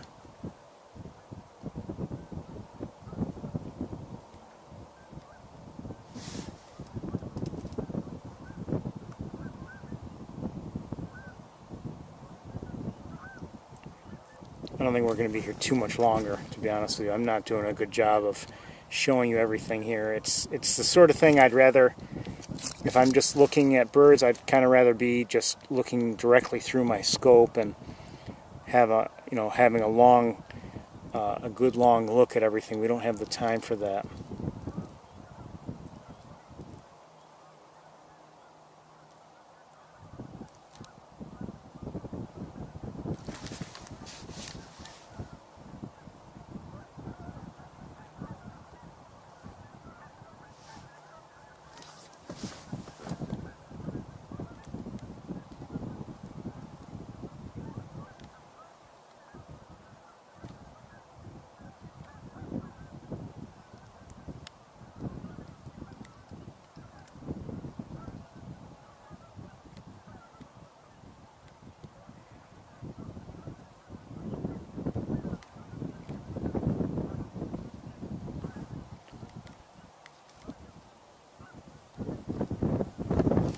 I think we're going to move along pretty soon. Let me just take a look at some things. Hold on.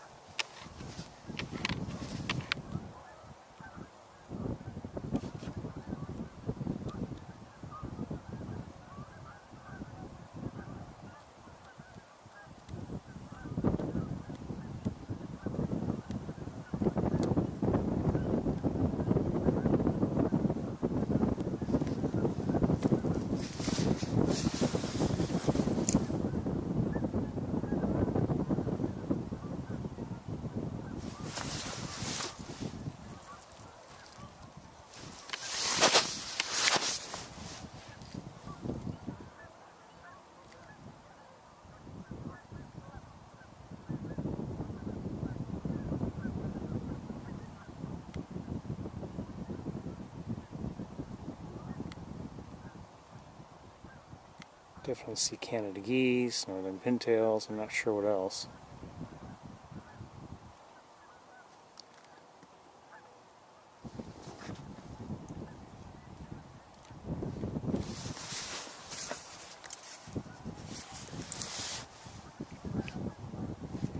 I think, I think we should get going, or maybe I should get going back to Ithaca, quite honestly. I know it seems early, but remember, I need time to get there and to, if we want time to look around.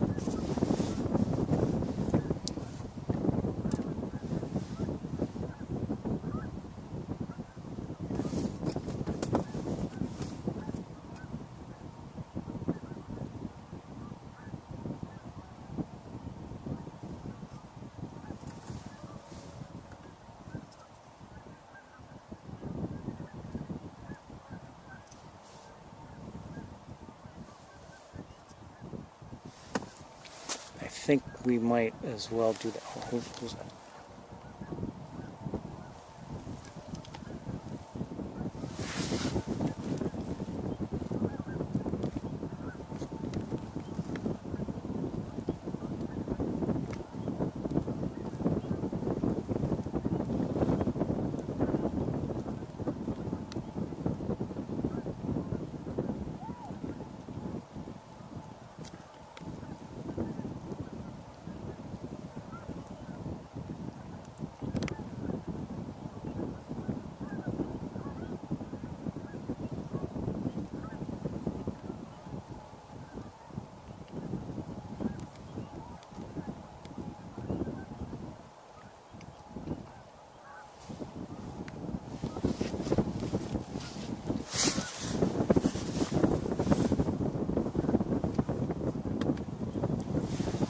Okay, everybody, I think we're gonna,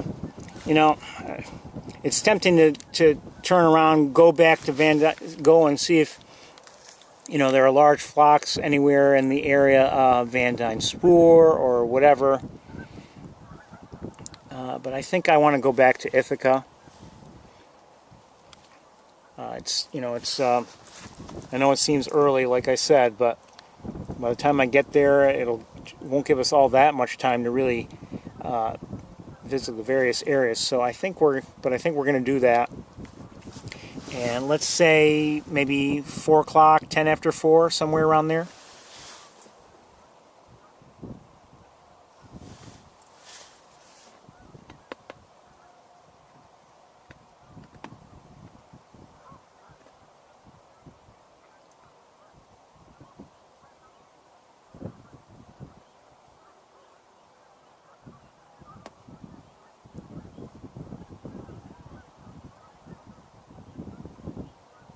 Okay, you got the message.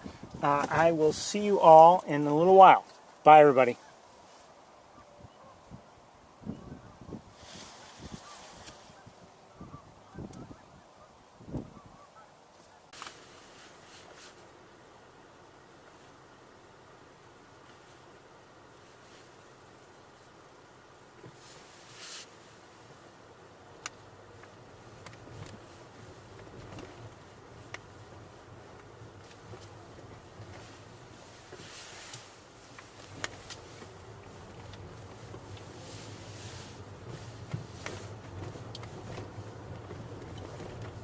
Hello everybody, welcome to the Cornell campus. I believe we're live.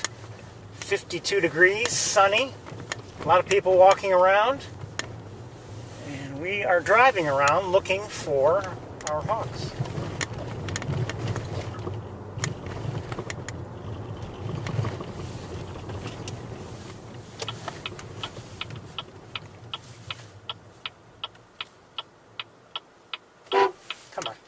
Come on, Subaru, let's go. Let's go. Green means go. Green means go. I know, it's, only universal.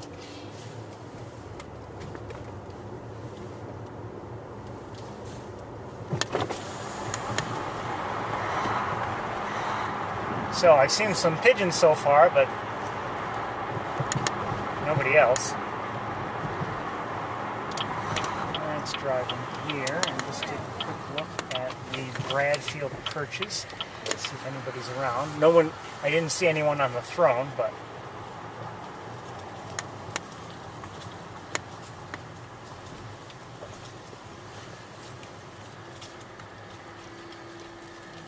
I don't see anybody on this side.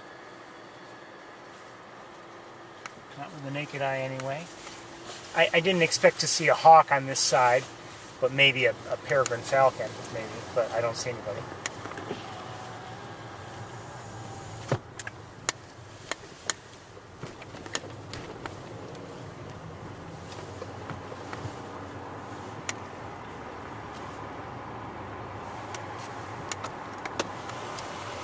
Very bright and sunny. By the way, if you I kind of mentioned some leaves earlier while at Montezuma, but I mean, just about everywhere I go we're past the peak. Some places, I don't know, it's like they never had a peak. They went from, coloring up a bit to past the peak somehow. Just seems like they did it overnight, or I just never saw good bright colors. The last few years, really, in terms of leaf changes, have been a little bit odd. At least in my neck of the woods. Either things just haven't happened at all, or it's just been underwhelming, or whatever. But I mean, we haven't had, really spectacular fall colors in my travels over the last few years. Certain areas might have, a hillside you see in the distance, and you that looks beautiful, but nothing. No days where you're driving around and every hill you see is better than the next. I mean, or the other way around, better than the last. I mean, it's just not happening like that this year, from what I've seen.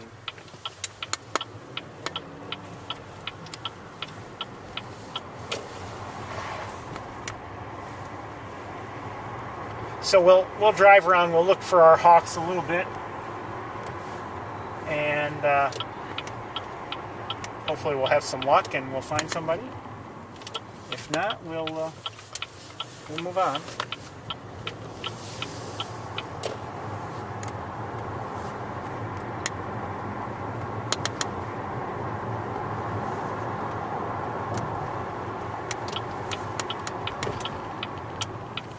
So 52 degrees, as I said. So, I'm gonna tighten something up.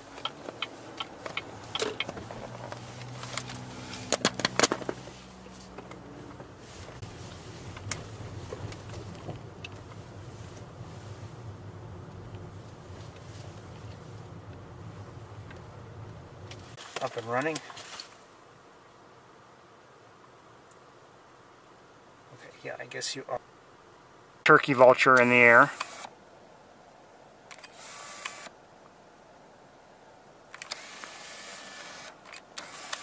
We live? I don't know why we would have conked out, but we did. Anyway, that was a turkey vulture, and I'm not able to have the autofocus cooperate. But that's a turkey vulture, you have to take my word for it.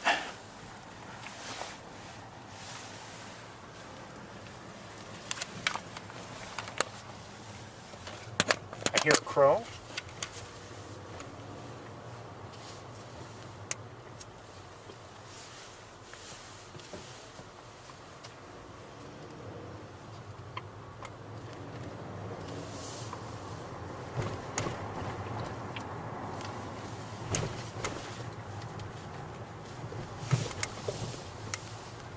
I think I see the crow that I hear.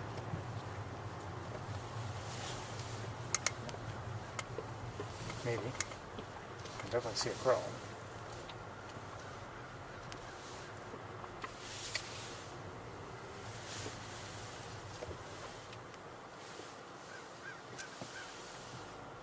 And I definitely see the one that's vocalized.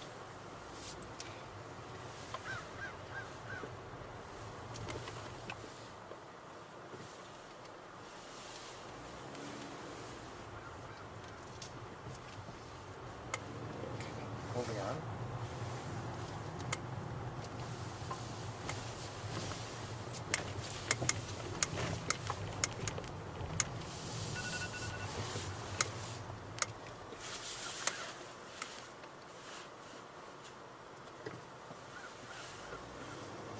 Please, if you would, if you give me a COD, please give me the time, because I just sometimes if my phone repeats a text, I want to make sure I'm not seeing two messages as opposed to one just repeated.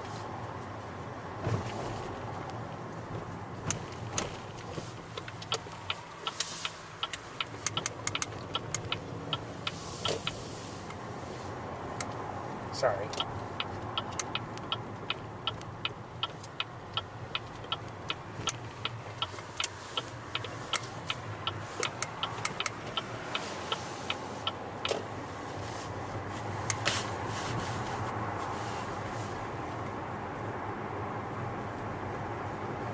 I have no idea where our hawks have been hanging around these days.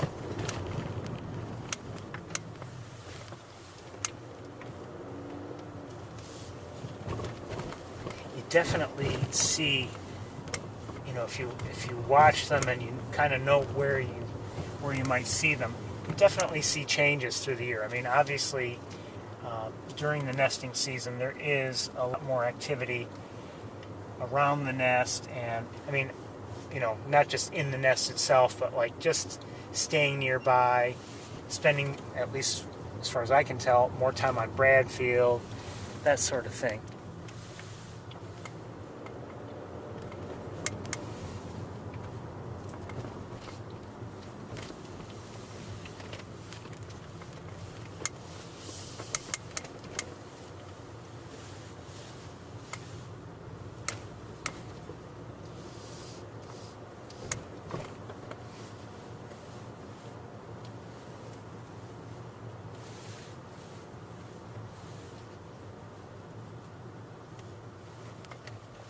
Hold on a second.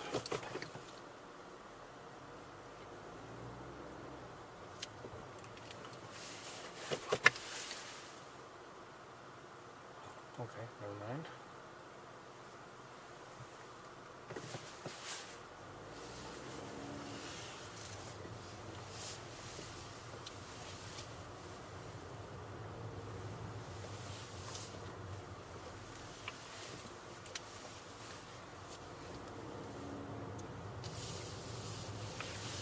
And you know, during the nesting season, meaning not just when there are eggs and then you know, hatchlings in the nest, but even afterwards, when the young are still around but being fed by the adults. I mean, there's a lot of hunting that has to go on to, you know, by those adults to feed them.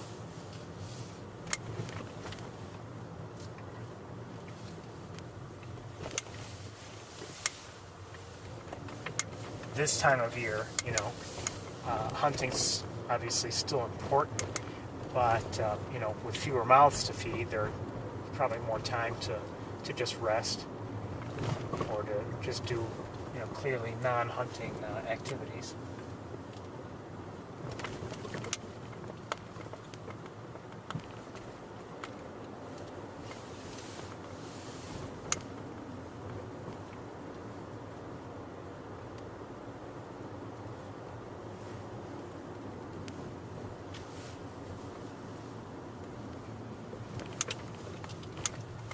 If we don't find them, you know, fairly soon, I don't want to waste time just driving around and around if we're not having any luck. So, you know, my hope is to go to Sapsucker eventually. Last week we had to skip that just because of time.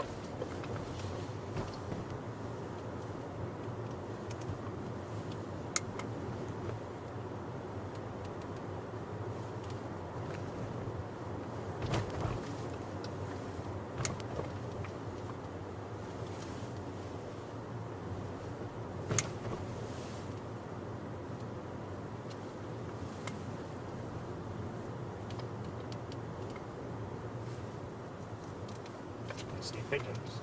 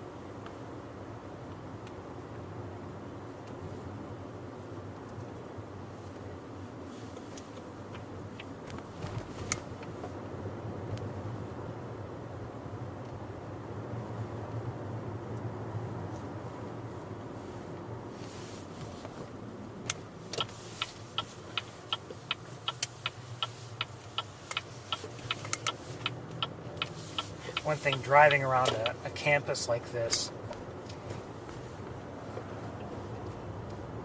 you know, you really have to realize that very often there are people here that are not familiar with, you know, with the campus and don't know how to really find their way. You know, they don't know their way around yet,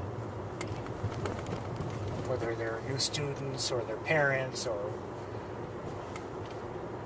whatever. And you know, should just be careful around them.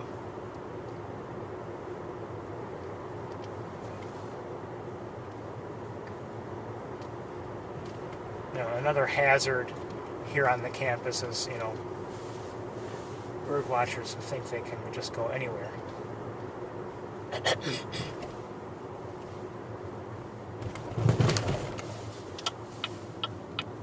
Including the wrong way sometimes.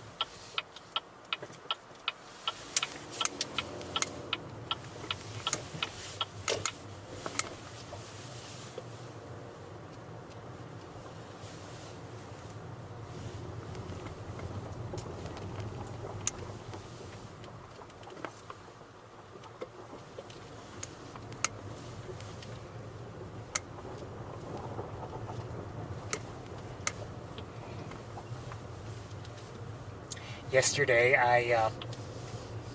late in the day, I visited a spot that is good for bird watching, just to see if there was anybody out of the ordinary there. And in terms of like rare species or anything, nothing that I saw, but there were a lot of robins there, and it wasn't just that they were there in the trees and everything. At one point, there were quite a few robins, on the ground, in the grass, feeding, and it just looked like like spring. Even when we see robins, or at least when I see robins lately, maybe see them in trees, but don't see them feeding on the ground.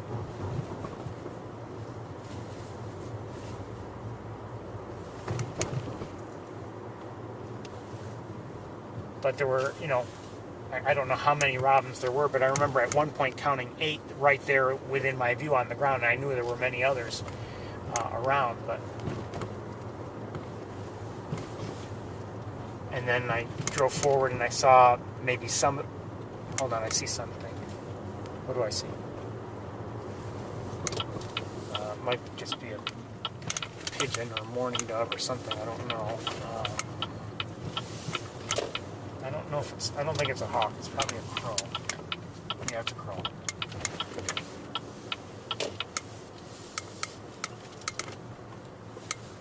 It's a crow. Definitely a crow. Okay.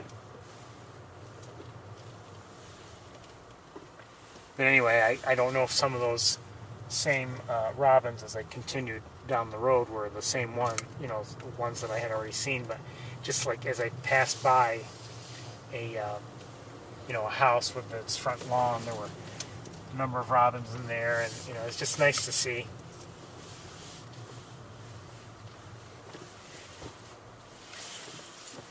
Let's go this way, I guess.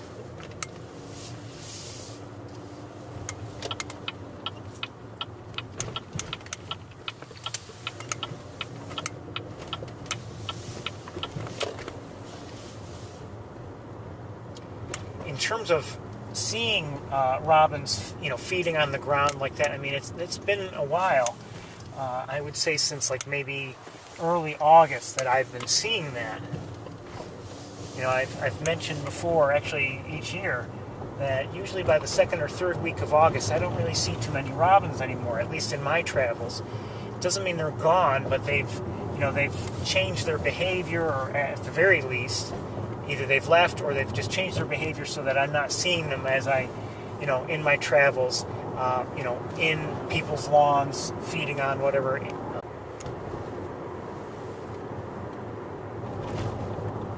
Yesterday I was able to, and so I thought, well, might as well go take a look and see. Didn't see much, but I still enjoyed the visit. I don't know what you meant. I'm surprised we're having as many problems as we are. Maybe I might be...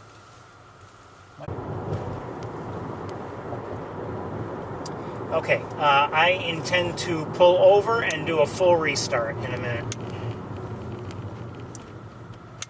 Don't know what's going on. Like it. So in a minute, as soon as I find a good spot to pull over, I'm gonna do so. And we will do a full restart. It'll take a couple minutes.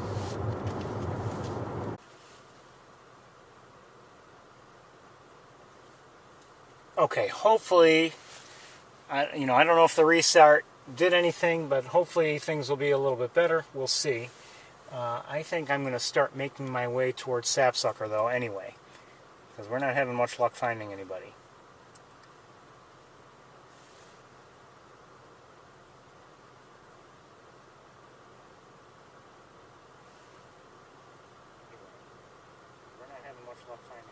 Okay, we're live.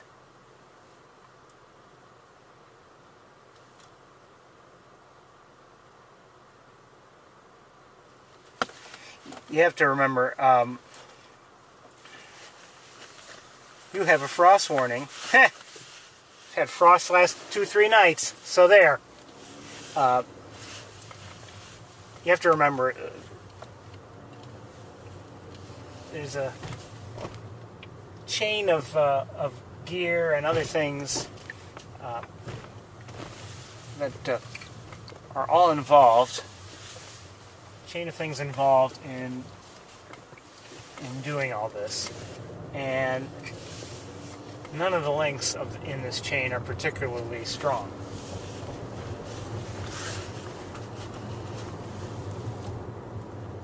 So, I mean, we do occasionally have these difficulties. Oh, hold on. What are turkey vultures? Okay, in the distance, 3 of them, at least.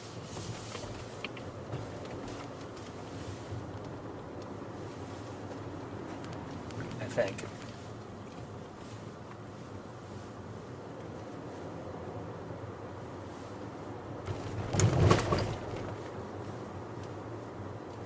So I don't know, maybe we're not going to make our way there just yet to Sapsucker. Maybe we're going to take a different route, I think.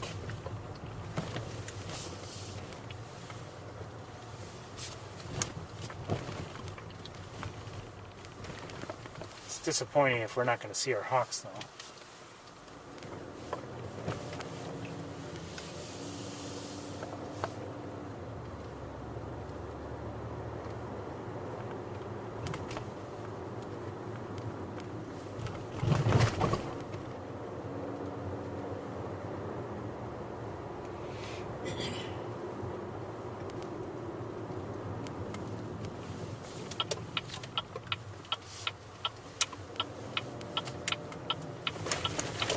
Montezuma, we didn't seem to, at least as far as I know, have any problems at all, keeping connected. There was that one spot, which is a usual spot. There's, I can almost guarantee we're going to lose a connection in that spot. I don't know what it is about it, but we do every time I drive through it.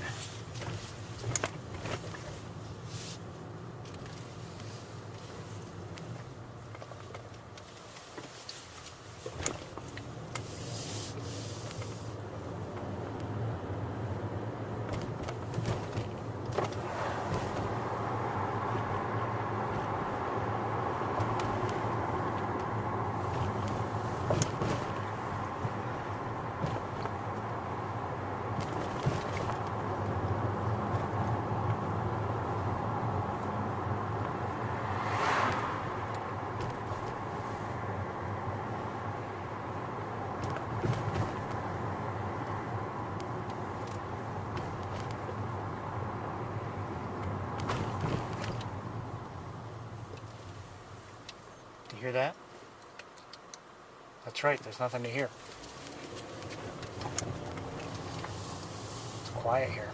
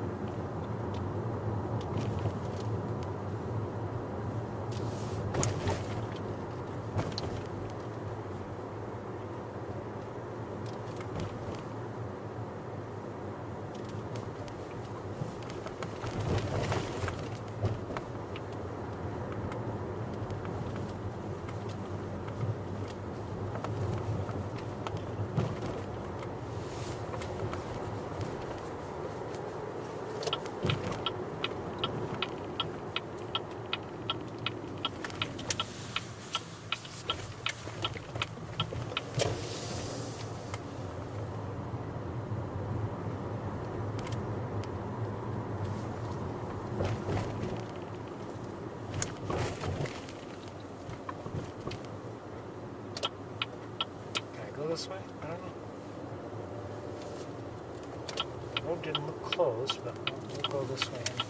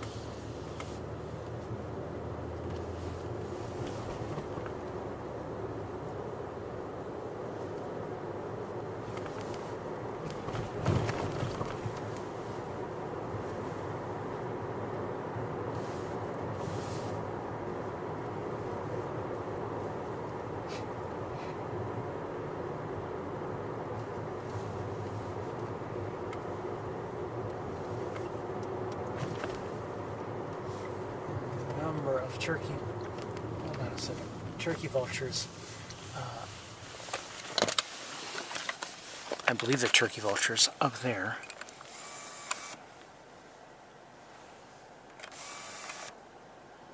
Oh, come on. I want to look at them with binoculars. 1 second.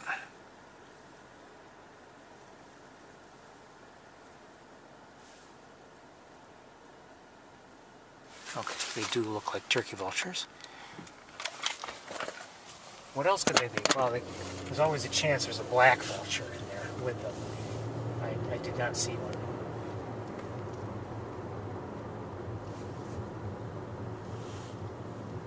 I just saw somebody fly it. I don't know.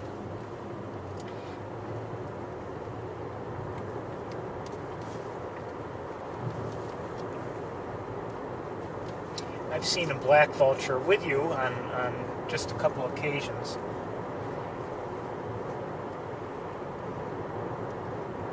One was better than the other, one occasion, that is. And we got to see it in flight with the white wing tips as opposed to the white all along the wing edges.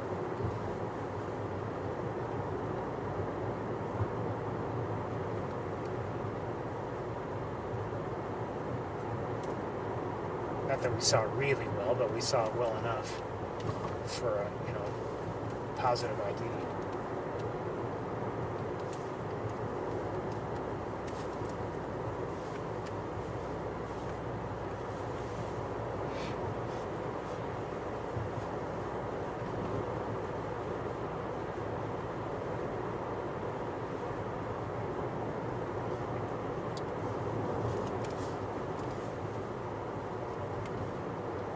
Remember, we have to remember to see the video I recorded before the tour today.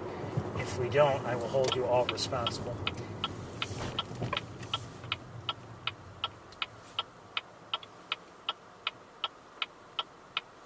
All of you.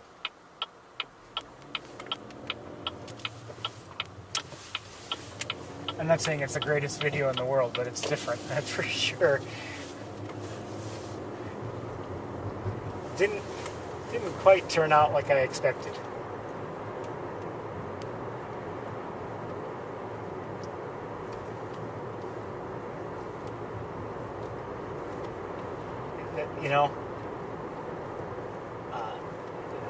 I enjoy going out and about and seeing whatever we see, and whatever the nature of a surprise is, it doesn't matter. Sometimes it's the surprises that really, they make it all that much more rewarding to do this. Last week we saw the common loons, and I hadn't expected to see them as I had, and really enjoyed seeing them. And I also enjoyed putting together the video that I ended up posting. I posted it on Monday, maybe Tuesday, I don't remember, but no, I know I posted it on Tuesday. Believe it or not, I started the process on Monday, but I had to deal with the footage in a special way, and that took my computer essentially all day.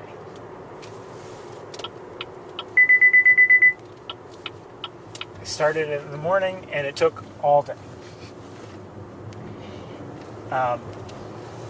So I didn't get to do my, the rest of the work until the following day, Tuesday.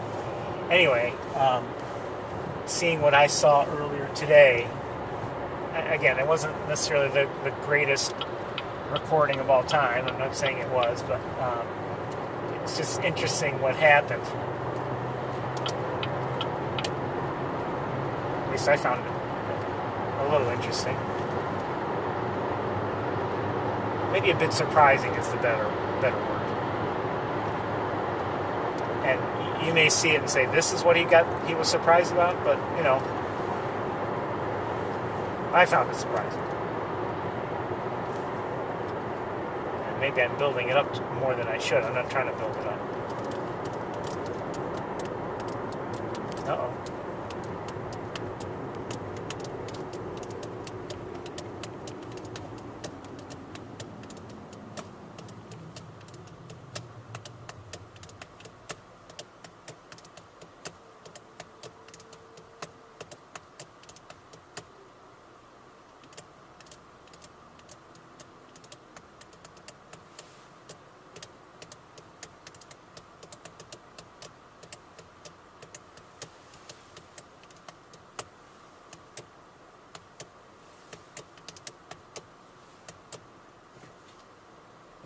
Let's go, green. Let's go.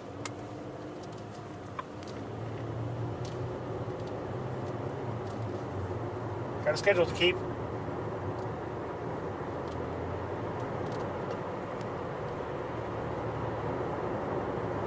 I do see a crow on top of the courtyard hotel, or motel, or hotel.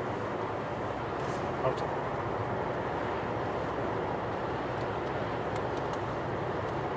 That's where you know, the people who come for the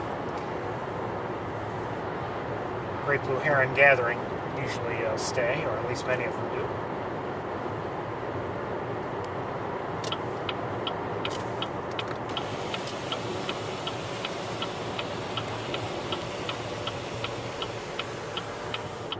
Seems fairly nice inside, by the way. Certainly reasonable and certainly convenient.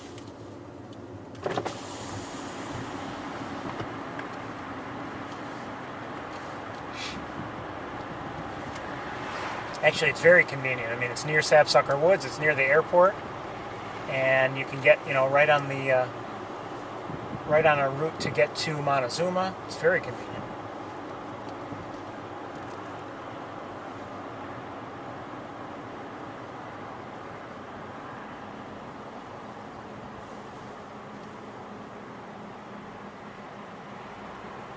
Things are different. Listen how quiet it is, bird-wise. I see a couple starlings.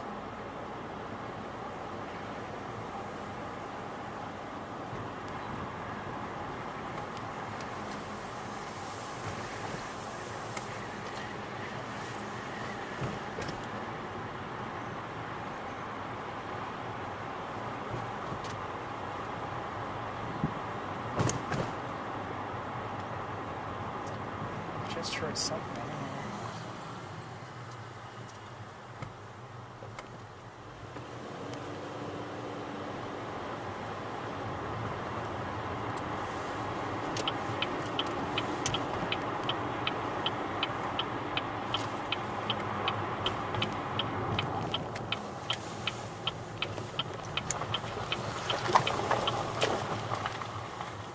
That sun is bright. Very quiet here so far. Not unexpectedly so, but I mean, it's quiet. Beautiful though. 50 degrees according to my thermometer. If anyone's wondering, sunny. I don't know if there's too much breeze. Maybe a light one. I don't know. I'll need to bundle up just a bit because we are going to be walking out in the cold. You know, you might want to bundle up yourselves. And I'll need a few moments to do that, if you'll be patient with me. Hold on, I see a red-winged blackbird flying overhead.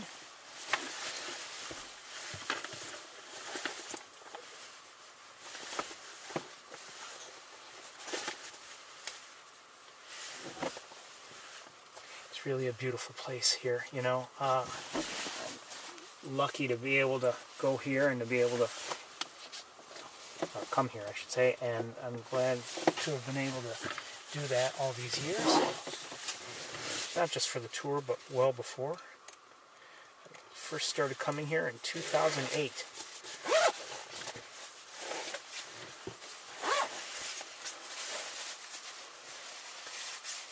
It was my brother's idea. He and I came here, went on a guided walk,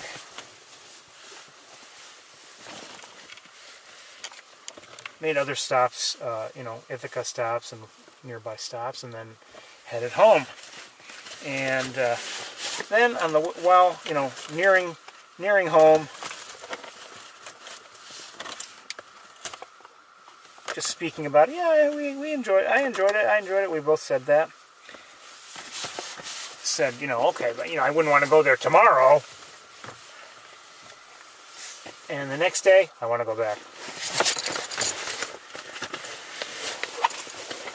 I was hooked. I didn't go back the next day, or even even the following week. But pretty soon I started coming here on occasion. You know, if he had the time to come here too. And then eventually, I was just coming here all the time. With or without him, and mostly without, but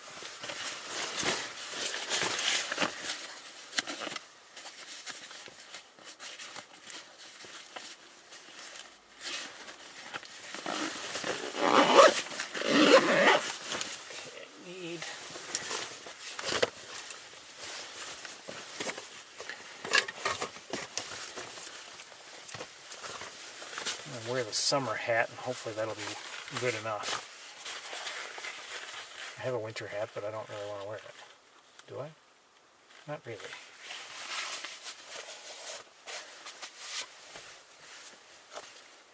Not really. Okay, I think I have just about everything. At least we don't have to worry too much about mosquitoes today.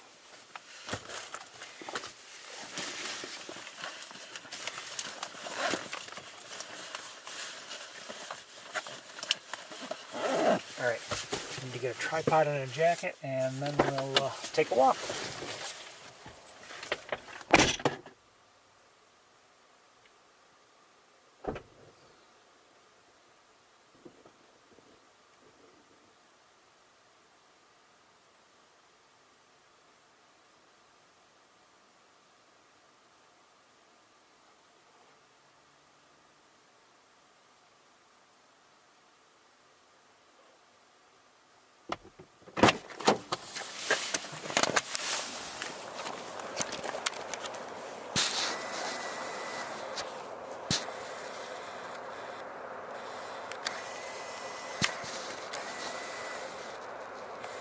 I'm pretty sure that was a pileated woodpecker, and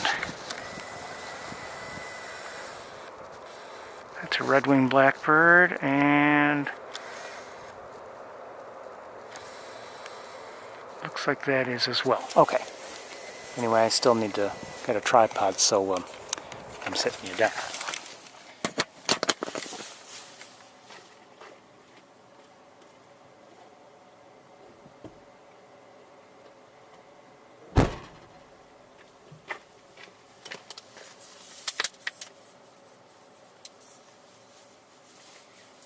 So many times I've been here, both, you know, since the tour started and just even before on my own, and it's been either arriving here or maybe leaving here, but here in the parking lot seeing something that, you know, was special or whatever, or maybe made the trip worthwhile. Sometimes that's been the best thing I've seen, something I've seen here in the parking lot. More, hold on, who just showed up? Okay, some starlings are nearby also, you know.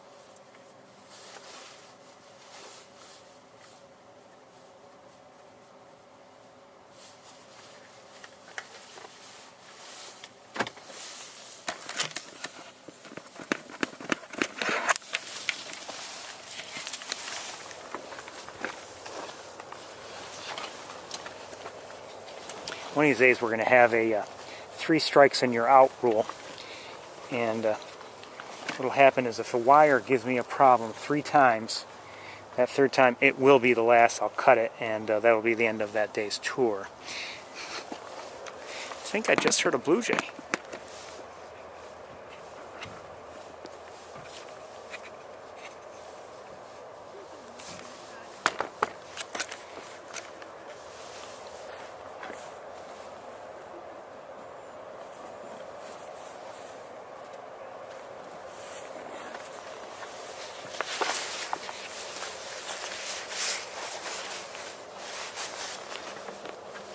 Almost ready.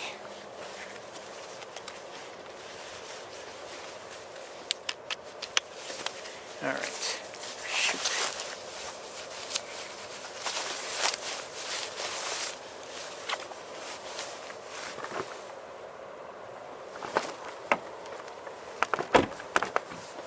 Just gotta tend to 1 or 2 more things, and we should be ready to go.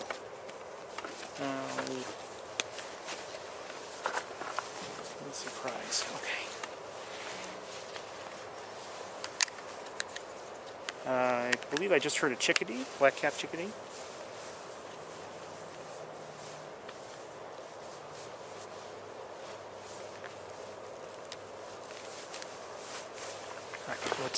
Let's walk. We don't have much time.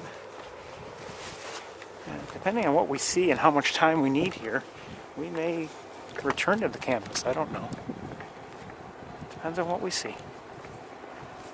I don't know if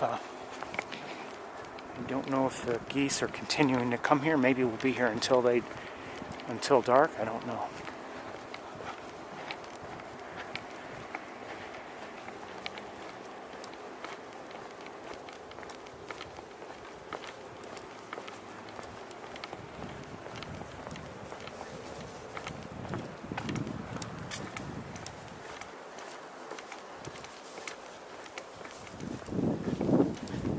The sun is right in my eyes.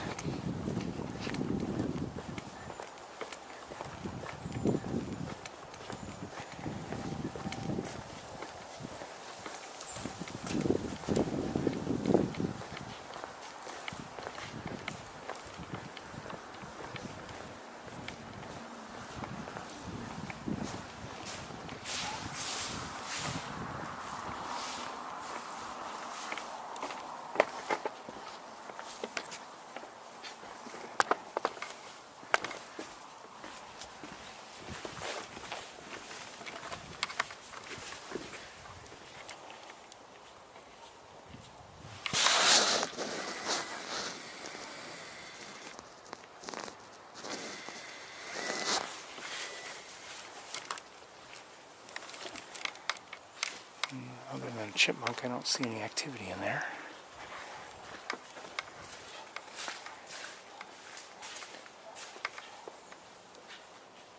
At the feeders, I saw some activity. I don't know what it was. 1 second.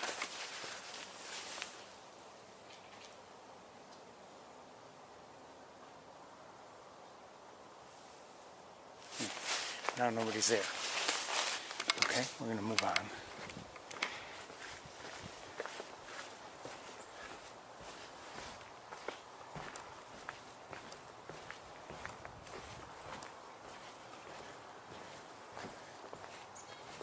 Just heard a chickadee.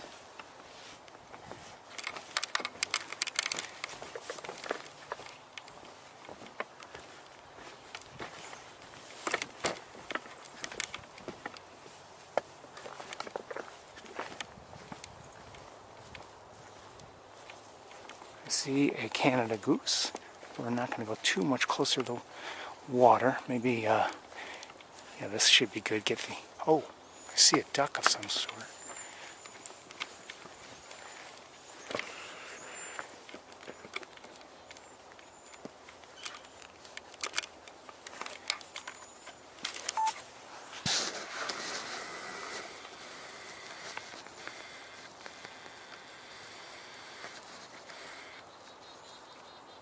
Wait a minute, that's not a duck. That's a pied-billed grebe. Looks like a young one. Let's move a little closer so I don't have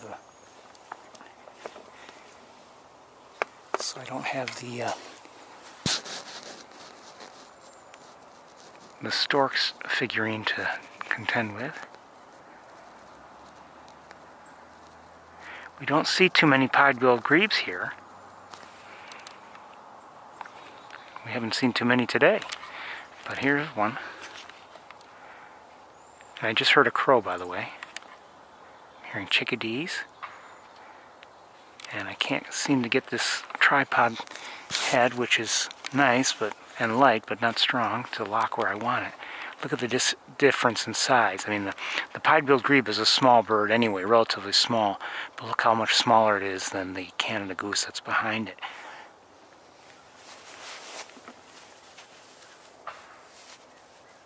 Up above in a tree, I see a blue jay. And I'm going to look around, but I do see a mallard now, and A couple more Canada geese. Like I said, I heard a chickadee. Right now we're looking at a Canada goose behind a pied-billed grebe. So let's look at the grebe as best we can. And I just heard a tufted titmouse.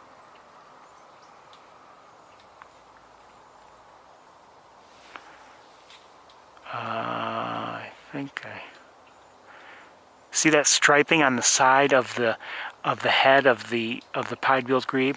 That indicates to me, I believe that means it's a juvenile. It's losing that coloration, but a juvenile would have that coloration. So let's look at the mallards. Look at this beautiful light. And there's another mallard over here.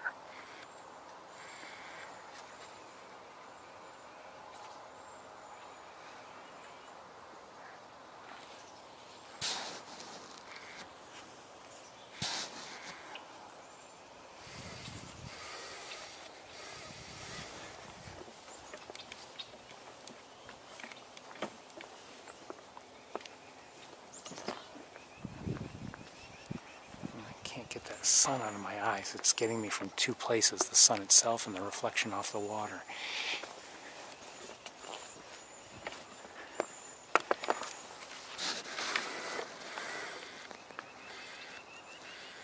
You can hear the agitated vocalizations from the tufted titmouse. So we still have the pied-billed grebe there. Hope it's okay. I hope it's not injured.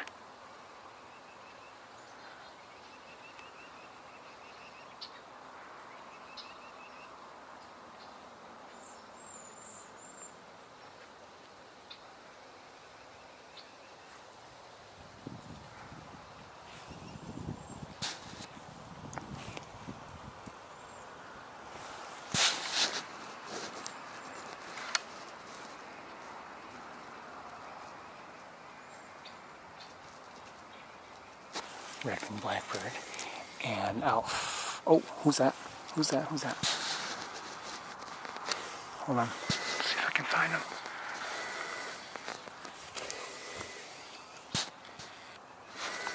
Shoot. Whatever they were, they flew away. I hear a different blue. No, maybe I don't know if it's a different blue jay, but I heard a blue jay. Okay, it was a different blue jay because another one just flew up to that tree. I'd like to go over where there's a photographer over there, but I don't dare because of the poor signal. We did have a couple Canada geese on the fallen heron nest tree, but they've now begun swimming over in our direction. Here, chickadee.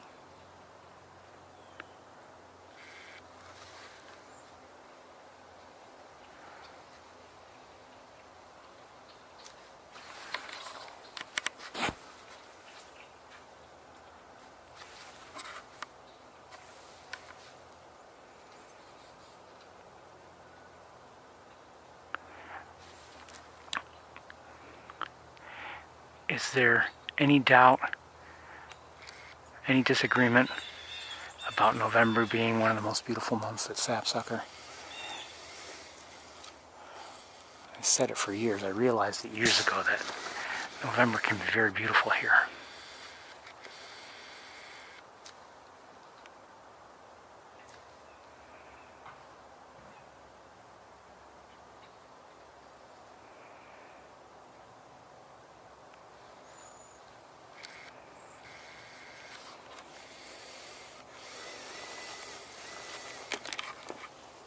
Unfortunately, we have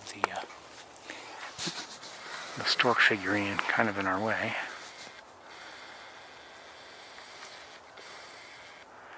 So mallards there in the foreground. Canada goose, mallard. And where'd the pied-billed grebe go? Our photographer is looking at something, and I wonder if it's nearby. Oh yeah, it is nearby. I'm going to try to get...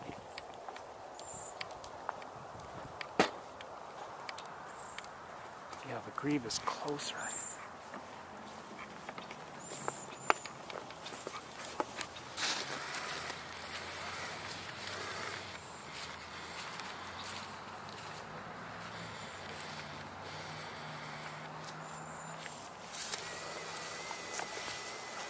I don't dare get any closer, so...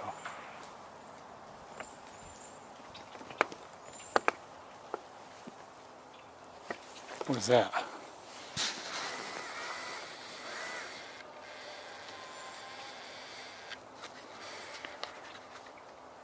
Somebody got a peanut.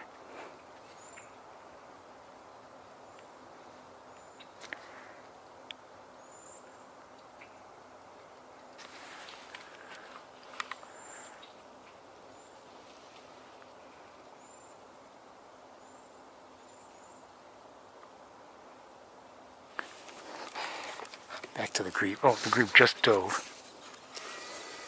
And I'm hearing, I'm not sure what, if it's a hairy or a downy woodpecker. Let's look at the grebe for a bit. So again, this is a fairly young pied-billed grebe.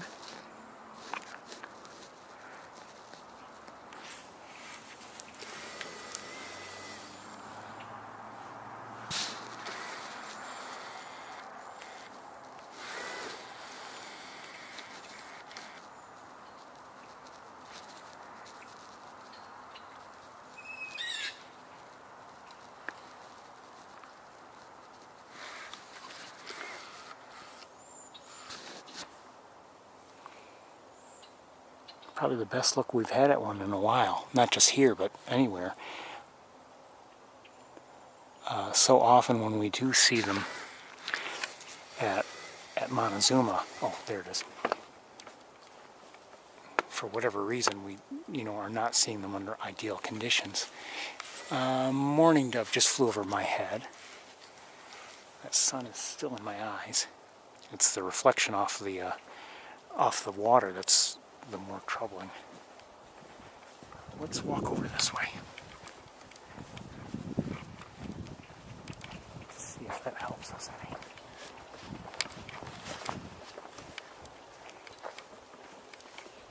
Hello.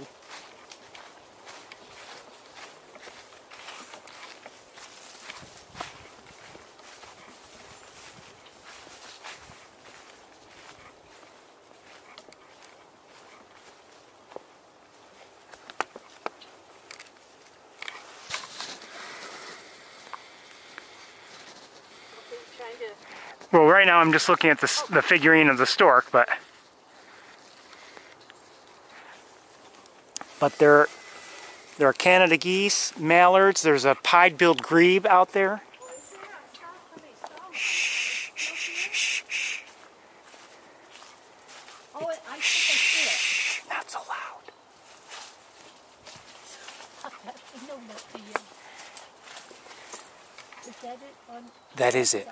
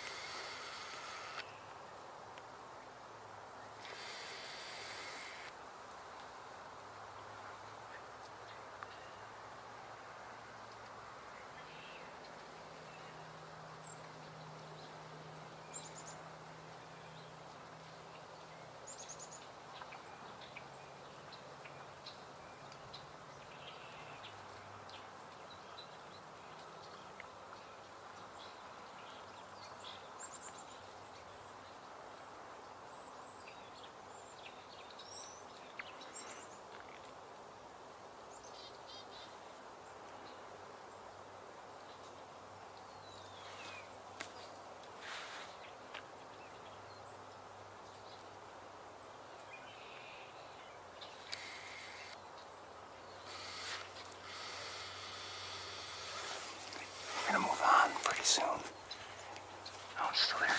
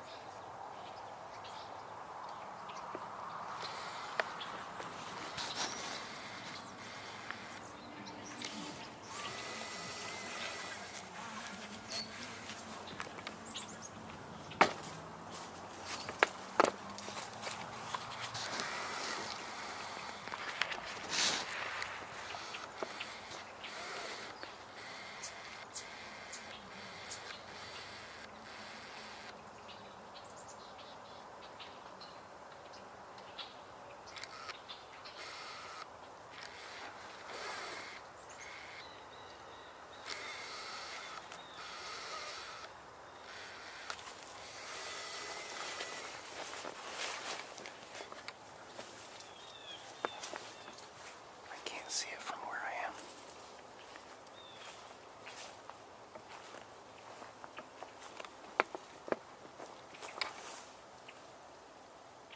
I don't know where it is exactly, but I think it's probably over here.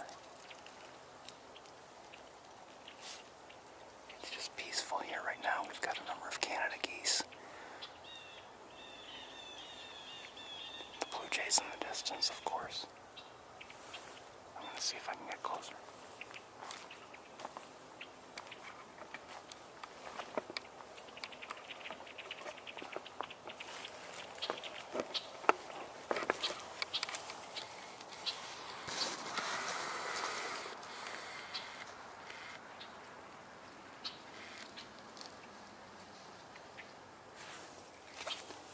I think I know where the grave is.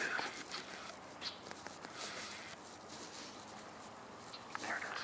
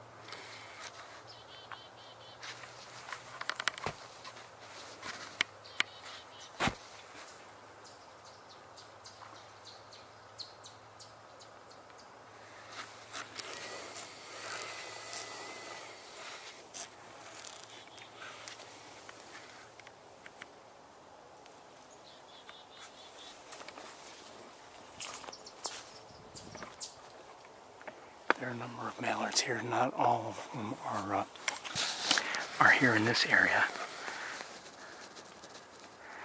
We're going to move along pretty soon, but this has been nice to see. A couple mallards here and a couple mallards.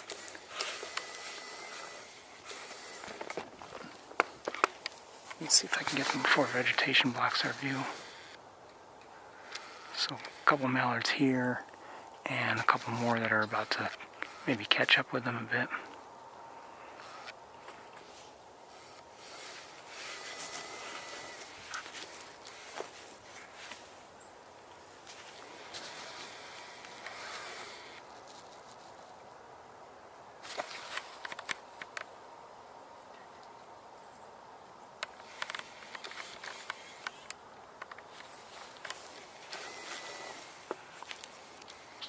Like I said, sapsucker woods can be very special in November.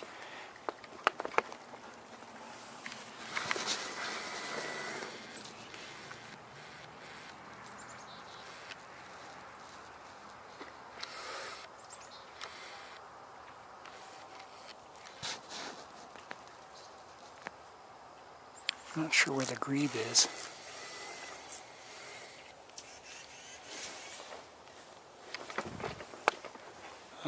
Just saw a titmouse. It's right up above here, but I can't see it. And a chickadee over here.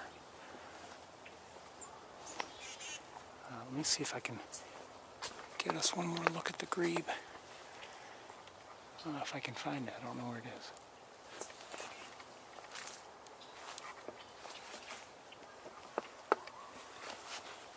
Hold on.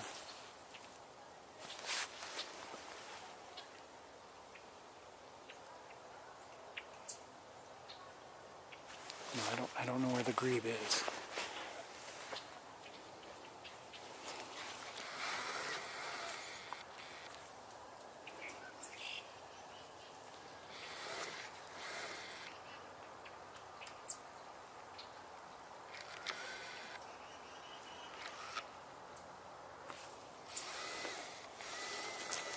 Well, we're going to get going pretty soon anyway.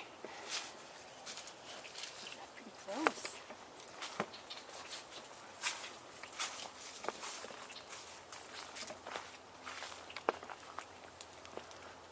Not to be here because of the signals.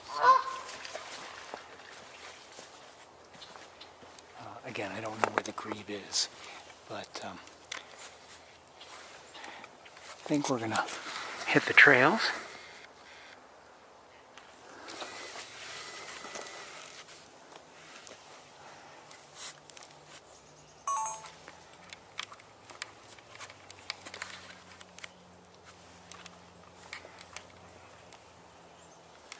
Hope you enjoyed that. I liked it.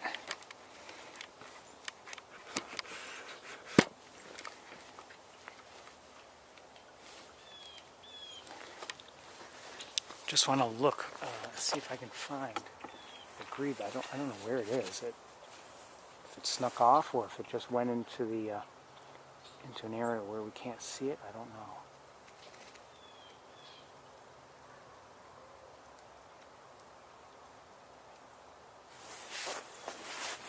Well, let's get going and get to the trails, like I said. And this has been, to me anyway, very enjoyable. But we're starting to, we're starting to lose the light, so we don't have much time. It was in my eyes, and now it doesn't take long before it goes from, too much to well, I wish I had a little bit more time,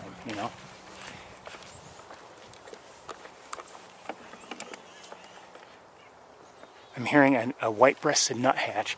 I thought I may have heard a hairy woodpecker earlier. I wasn't sure, but I definitely am hearing a nuthatch right now.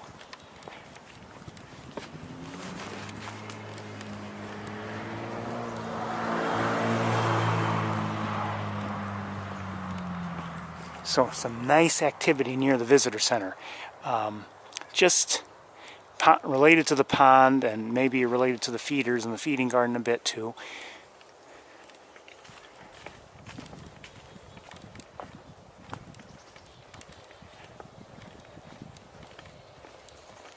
Oh, I hear a belted kingfisher.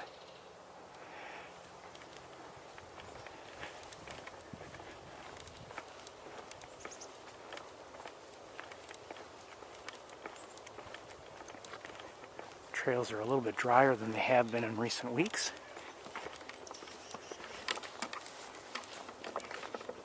Still hearing that nuthatch.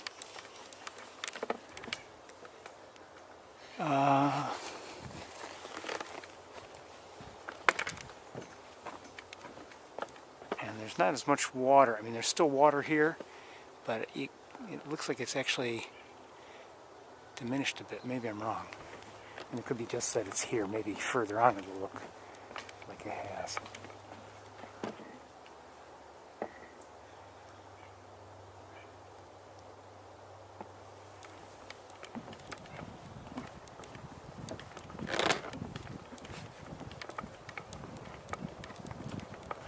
It started out at about 50 degrees. It is feeling colder, and it'll, I'm sure, drop in a hurry once the sun has set. Did I just hear red-bellied?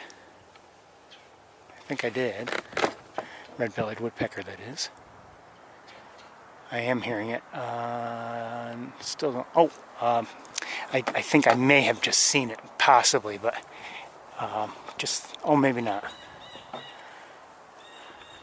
I saw movement, but I don't know if that was it or not. Kind of doubt it.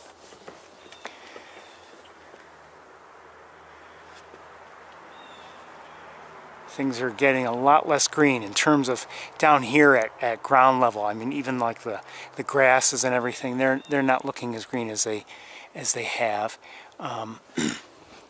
So it's not just the leaves that are turning in the trees, and you know, I don't know what's causing that, if it's just simply time, or if it's you know, and how much light comes down each day, or if also has to do with any frost that they might have had.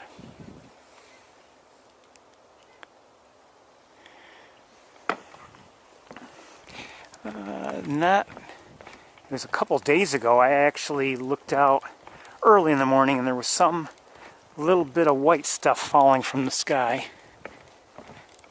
Didn't accumulate. I mean, whatever landed on the ground melted right away, but that's what it was.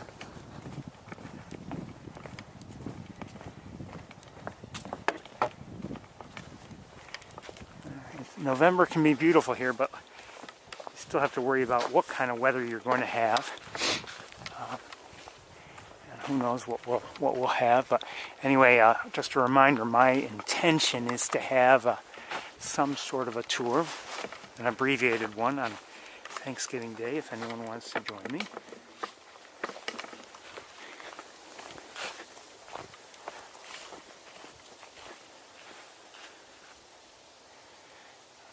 We won't be going to Montezuma together.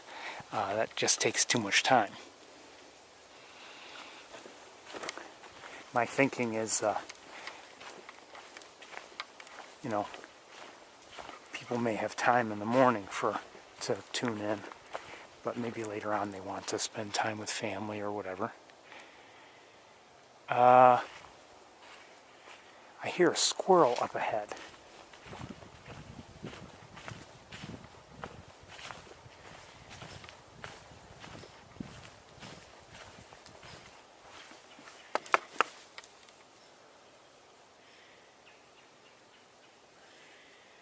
Red-bellied woodpecker here somewhere, but up ahead I hear a squirrel.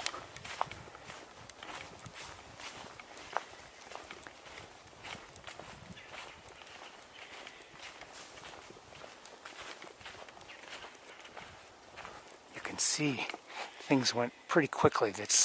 I don't know if we ever had a peak here at Sapsucker. Now the question is there a reason, predator-wise,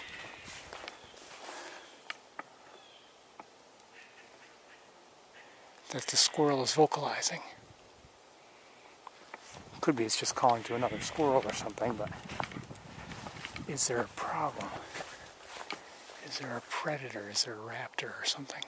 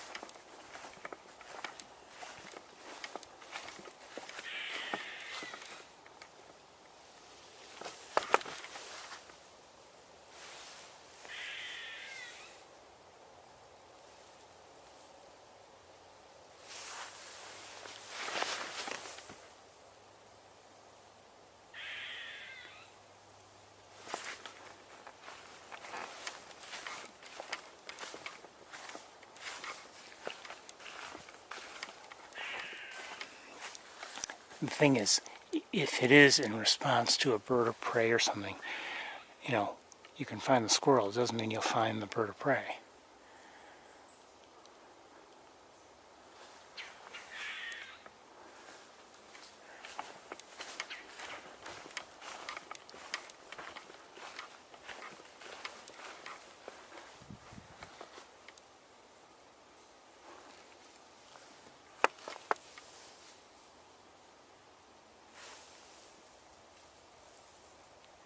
Of course, now the squirrel has gone quiet, maybe because I've walked in the area, I don't know.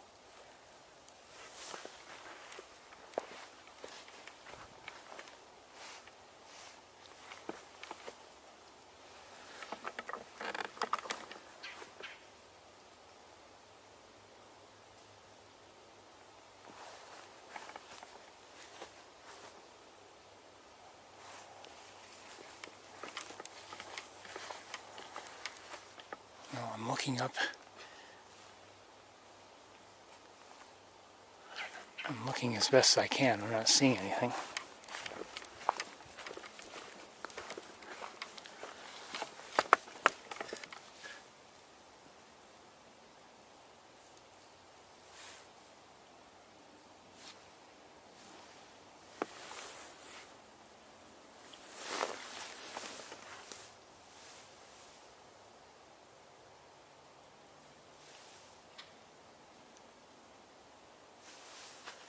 Well,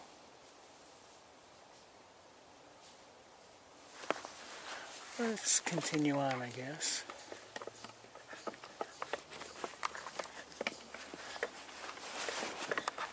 And that sound we're hearing now, that's a chipmunk.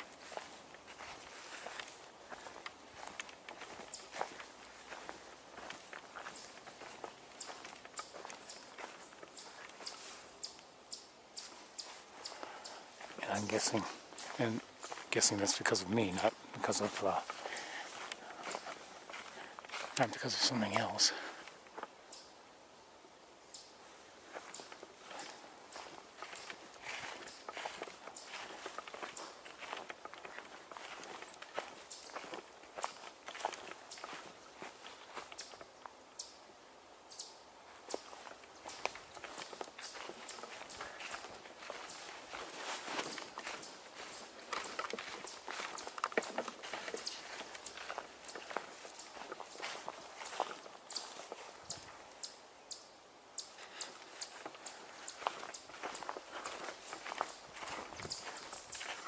A few chipmunks here and there.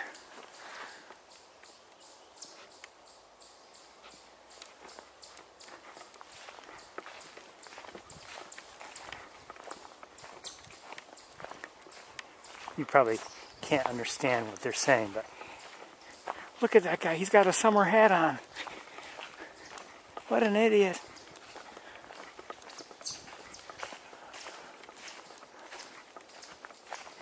So far it's been fine.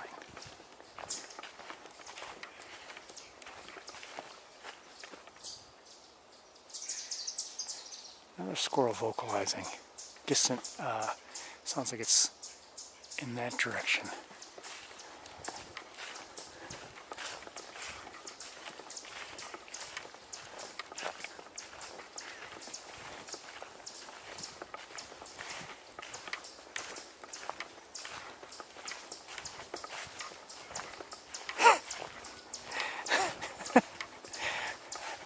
I mean, I've heard chipmunks vocalize before, but never like this, where it's like,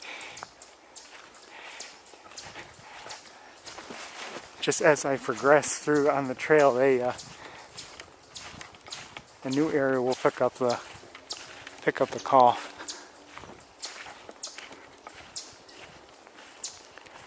Not seeing them, by the way, I'm just hearing them. Oh, I see one now.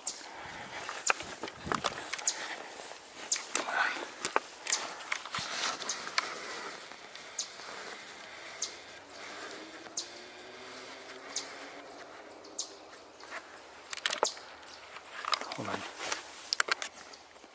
Did he just run? Oh, it's gone. Well, it's still there, but now behind the, I was going to go to manual focus, but no. Okay, a blue jay just flew through and up and over. It seemed, well, it was on the trail, so okay, maybe nothing's going on. There was another one also. Lots of leaves on the trail.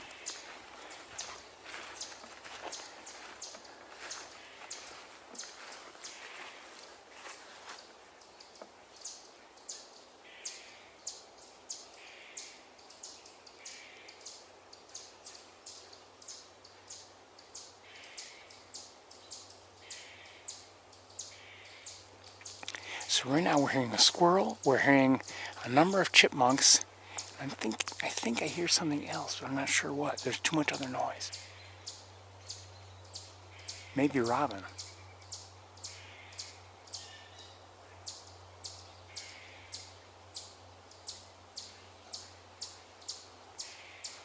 Let's see.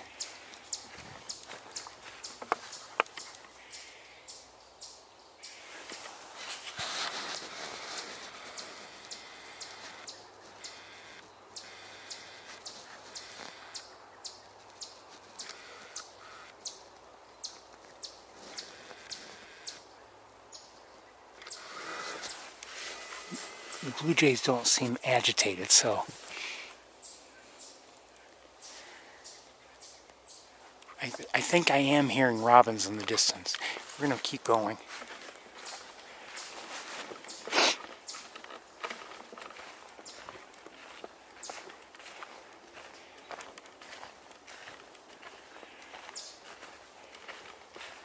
I think things look better to my eye and my ability, to see a wider field of view than what you can see through the camera. So I'd say things look better to me than they do to you, in terms of just how beautiful it is here with the leaves as they are, and just the colors on the ground, and at eye level and above.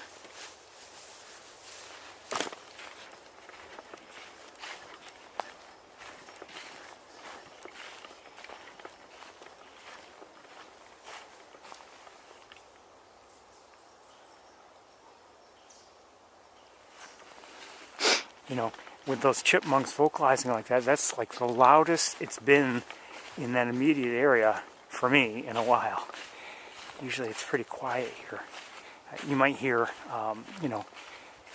geese or whatever, from the pond, but or maybe red-winged blackbirds or whatever, blue jays in the distance, but usually it's pretty quiet in the immediate vicinity.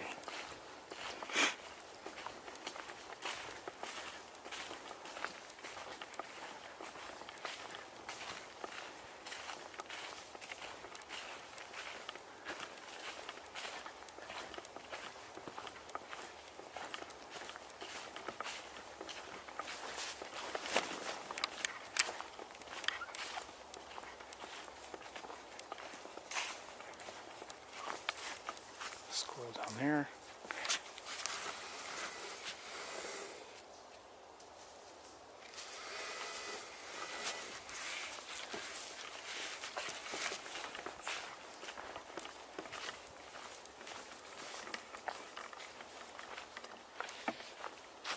Some wires here. There we go. Hold on. Okay. It's not enough that the wires get tangled in the car. They have to be tangled here too today. Maybe not tangled, but at least in the way.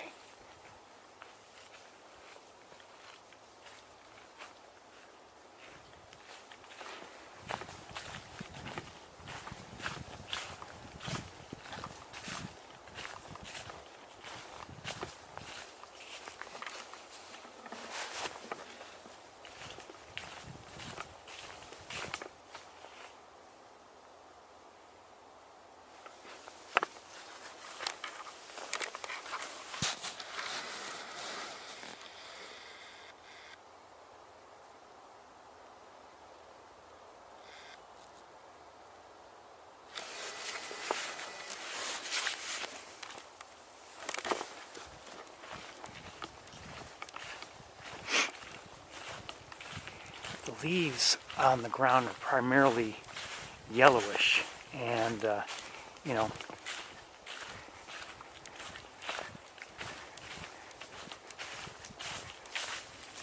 no ambers, no reds. Some browns here now.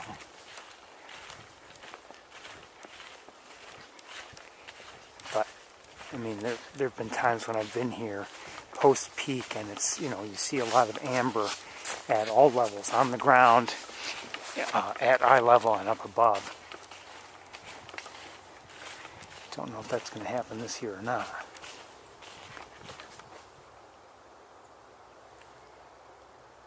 I think I just heard a robin. Yes.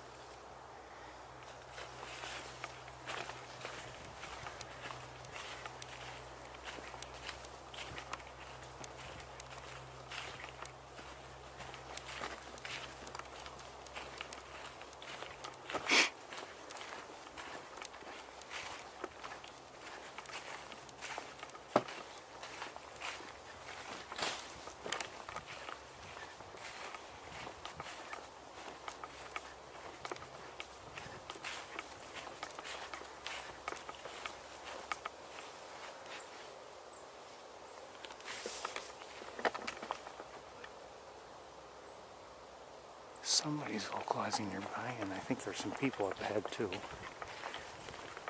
Yeah, near the bench. Well, we're going there anyway.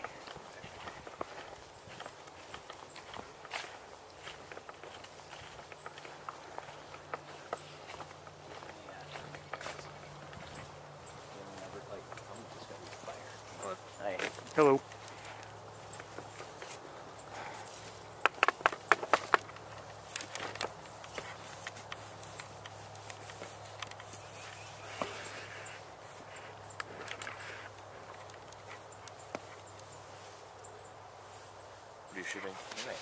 Just whatever I see.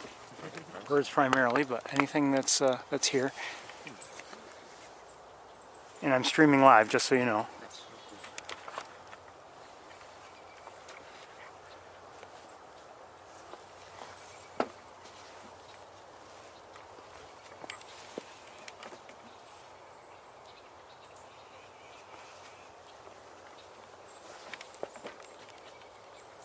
So I hear tufted titmouse and robin in the distance.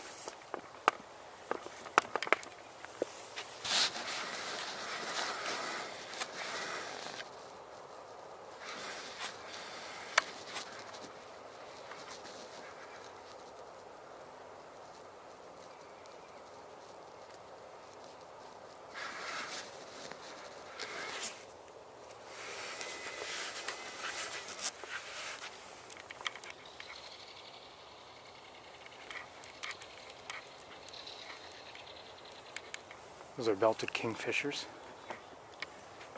if you're wondering.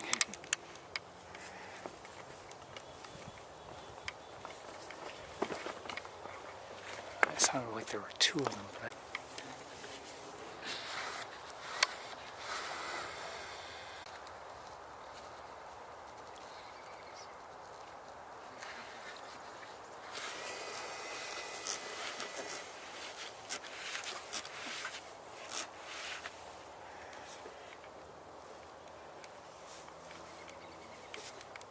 going.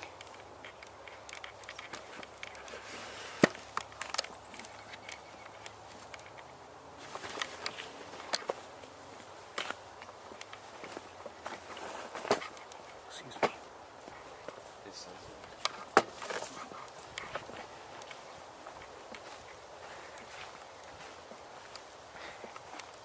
I don't know. Seems like something's going on there.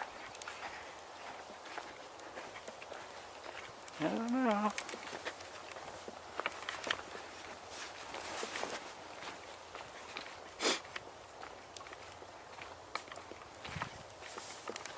A little bit of odd behavior.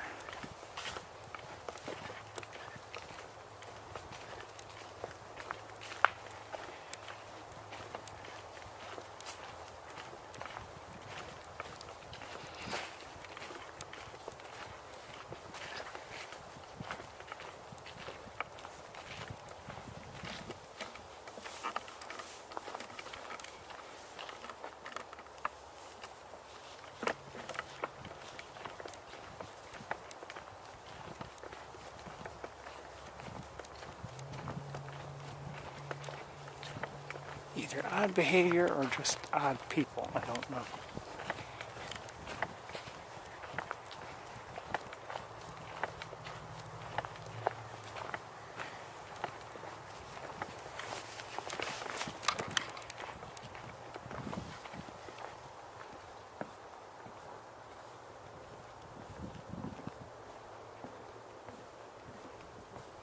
Not necessarily anything wrong, but just, I don't know.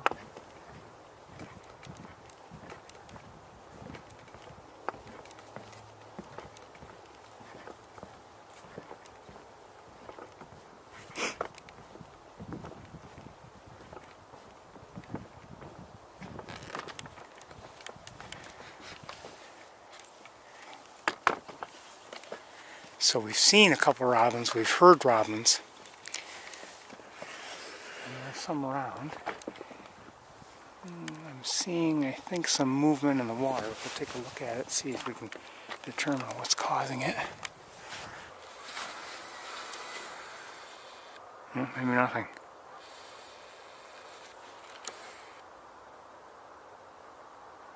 Oh, mallard, okay.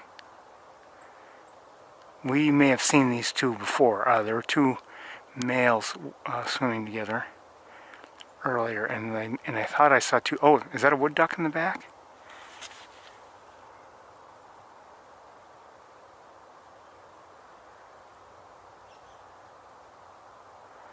Looks like it.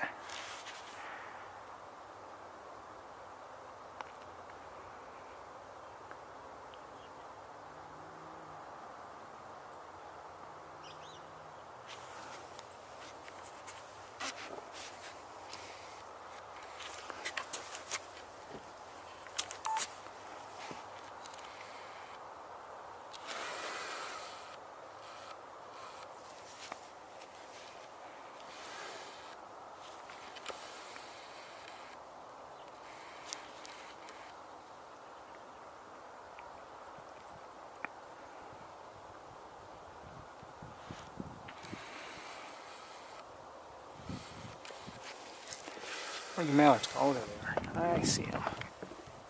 Hold on, I gotta make an adjustment here. There we go.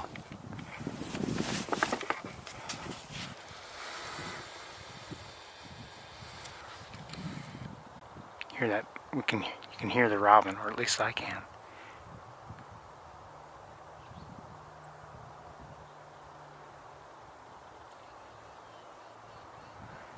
And a titmouse.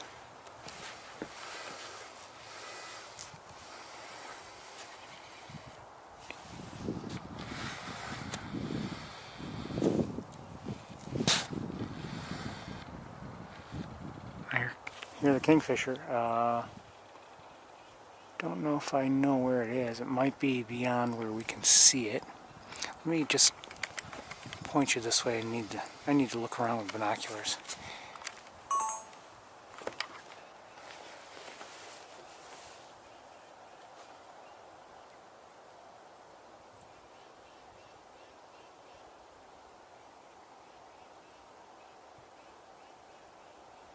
It's actually pretty quiet over here.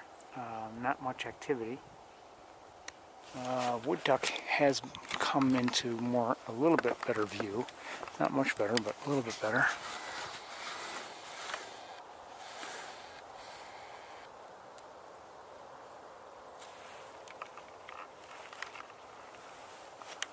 We've seen a fair amount of wood duck activity in the last few weeks.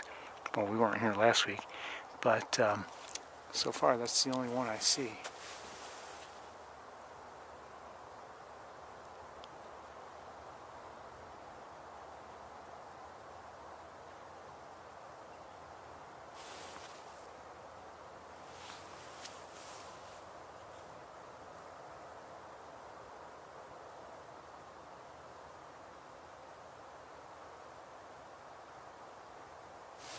We're gonna move along pretty soon. There's not much bird activity here.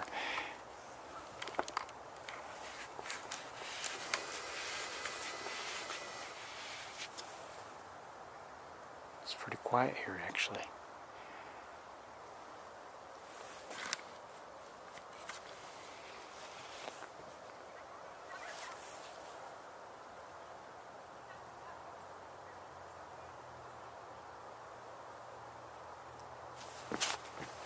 I'll give you a look around, but I mean, there's not much going on.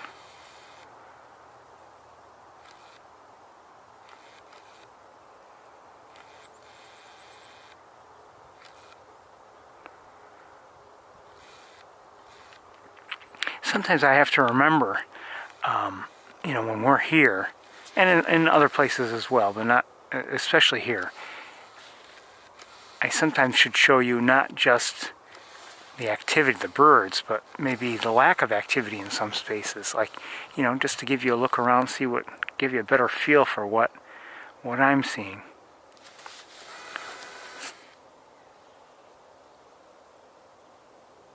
It's easy to forget to do that, or to just avoid doing that, because, you know, you don't want to waste time showing nothing.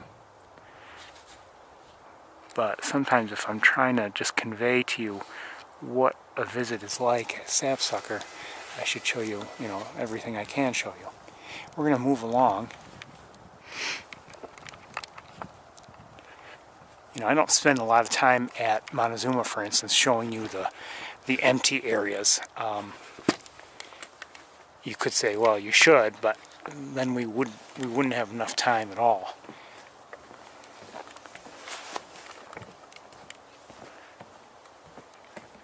Because, I mean, there's so much to cover. I kind of feel we shortchanged Montezuma today.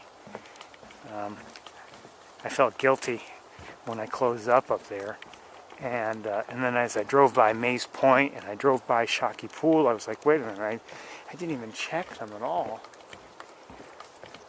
So I never did check Mays Point, but I did stop briefly at Shockey just to look around.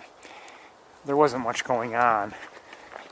In fact, there was essentially nothing going on, but I was just wondering, you know, maybe in the water that I could see, who knows, maybe that was crowded with a lot of ducks or something like that. A few ducks landed while I was there. But that was it, and I think I saw a bald eagle there in flight, if I recall correctly. But, you know, there wasn't much activity, and I looked towards Mays Point from there, but I you know, that's really, I couldn't see the water just because I just didn't have a line of sight.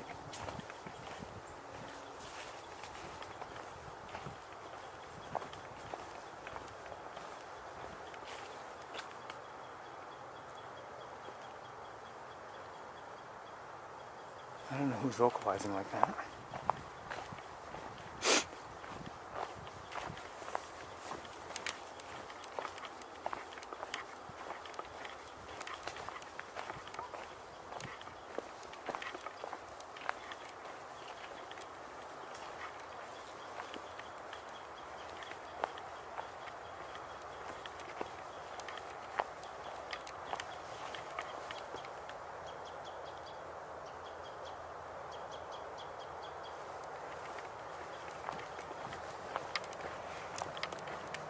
Last time I was here, there was a lot of water on the trail up ahead. We'll see if it's still like that, or if they've done something, or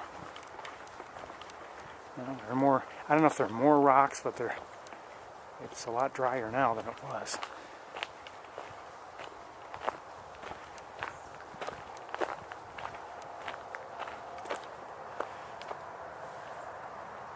Still, on a relative basis, a lot of water here.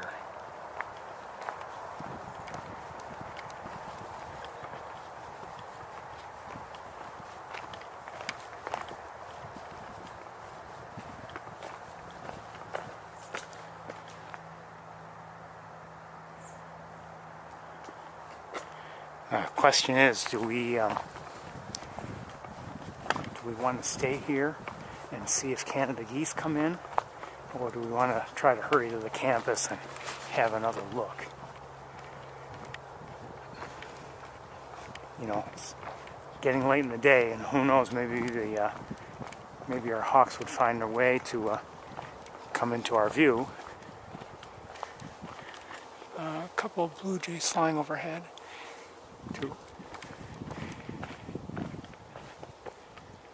I think I see a beaver up ahead in the water. Something just moved here.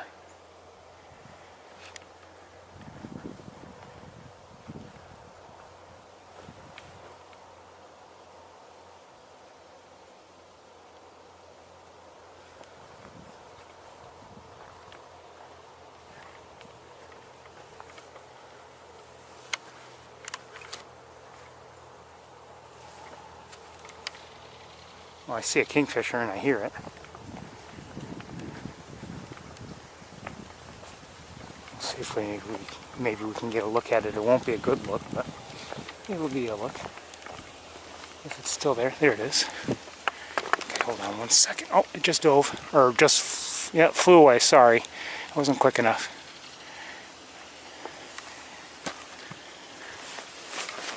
It was up here, and then flew away.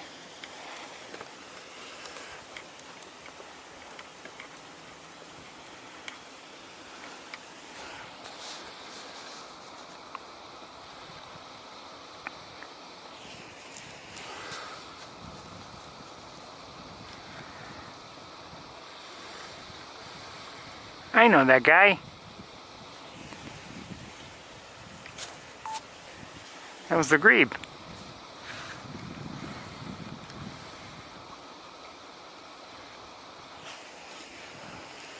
Actually, I don't know if it's a guy or if it's male or female grebe. But I thought I had seen the, maybe I was wrong. Maybe it wasn't a beaver. Maybe it was the grebe disturbing the water a bit.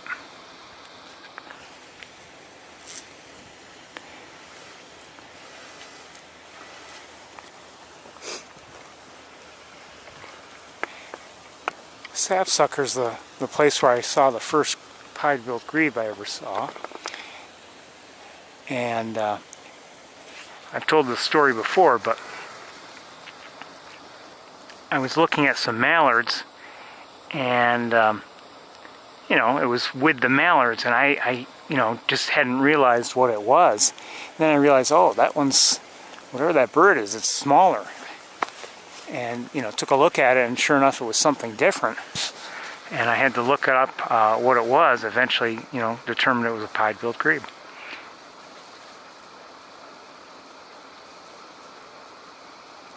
Are those, what are they? Not sure. Could be robins, I'm not sure.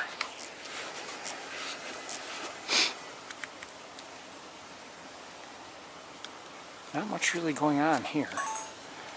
I'll look around with binoculars a bit.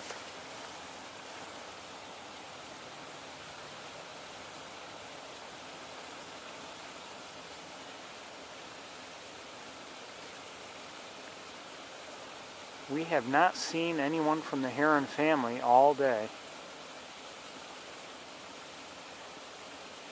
Not together. I did see a great blue heron, you know, as I was passing through Ithaca, but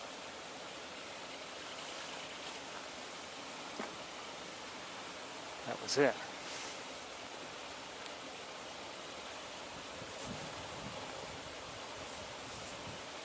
Looking around, I'm not seeing much activity.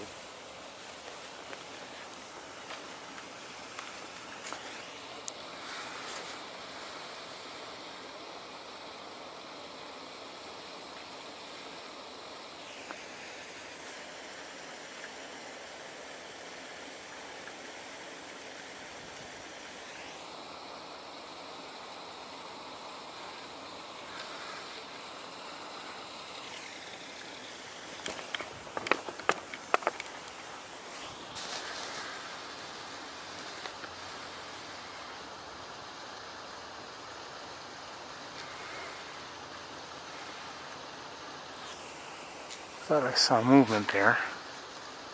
Maybe not.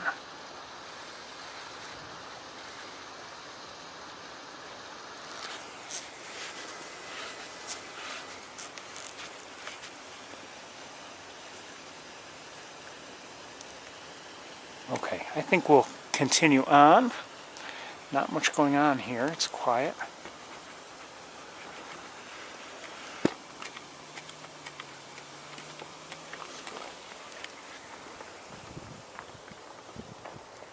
And I don't think we're going to go back to the campus. It's getting late, and by the time we would get there, it'd be dark. Might as well stay here.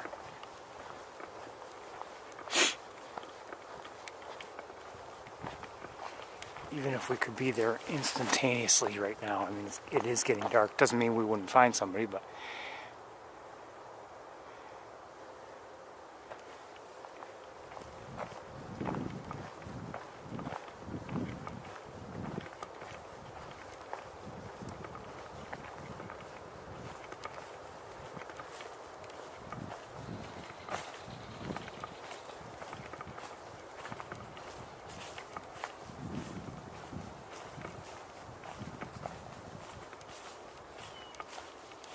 Does this mean we're not going to be seeing herons for the rest of the year?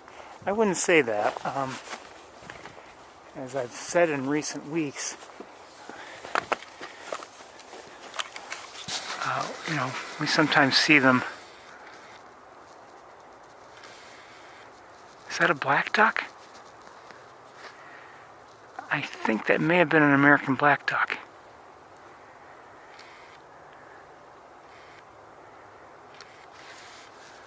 These are mallards. Take a look at them.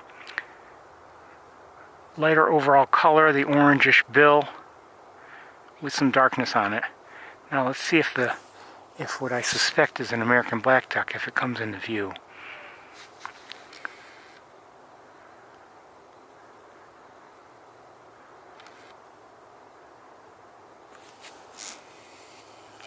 I don't see it.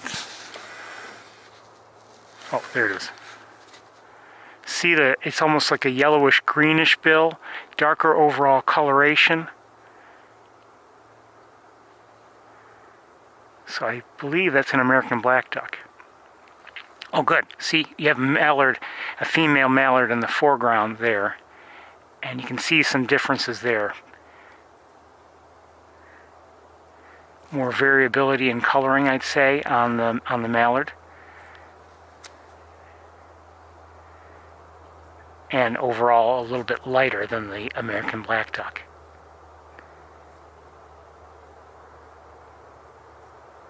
So we've seen 3 species of duck here today. Mallard, American black duck, and the wood duck. And then we've also seen Canada geese and a pied-billed grebe. So not too bad, not too bad. Beautiful birds all. Let's continue walking.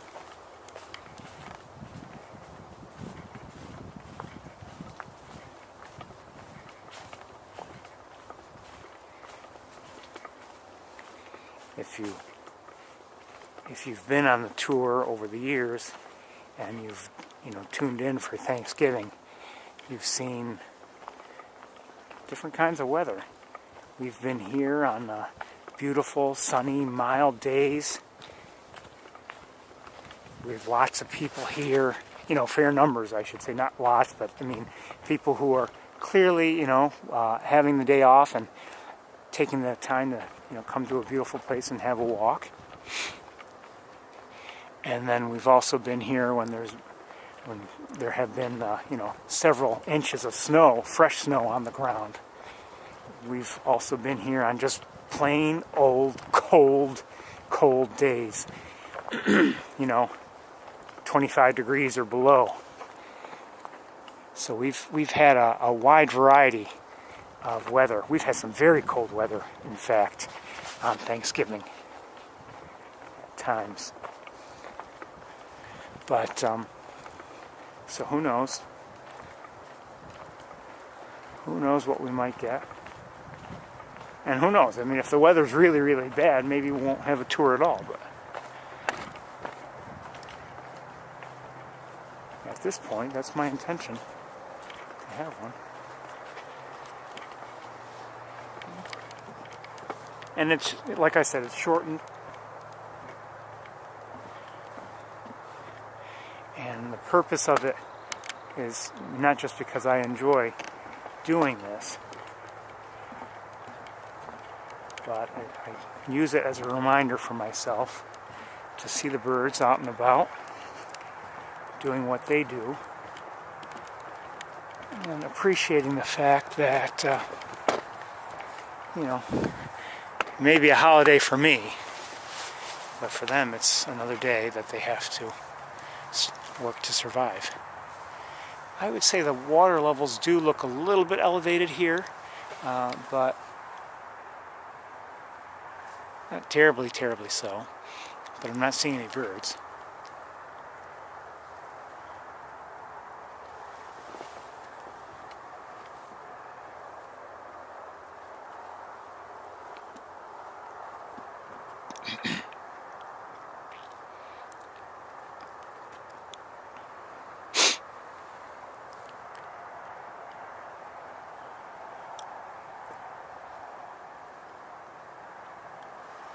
Let's continue.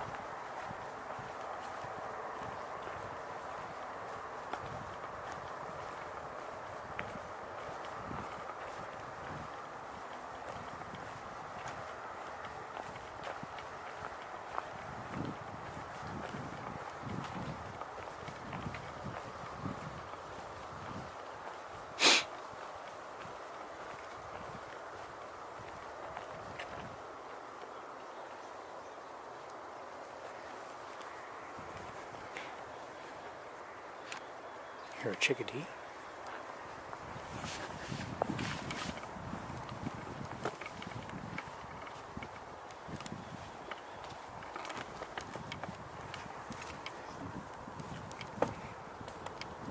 It really is interesting to, if you think about it, you think back, and just to follow the seasons here.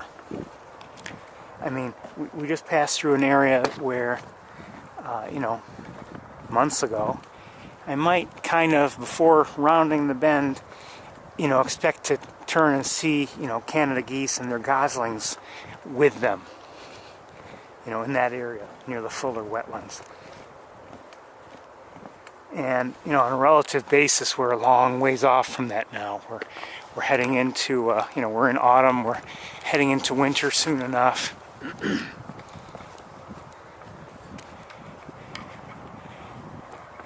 And, you know, I tend to look ahead a little bit.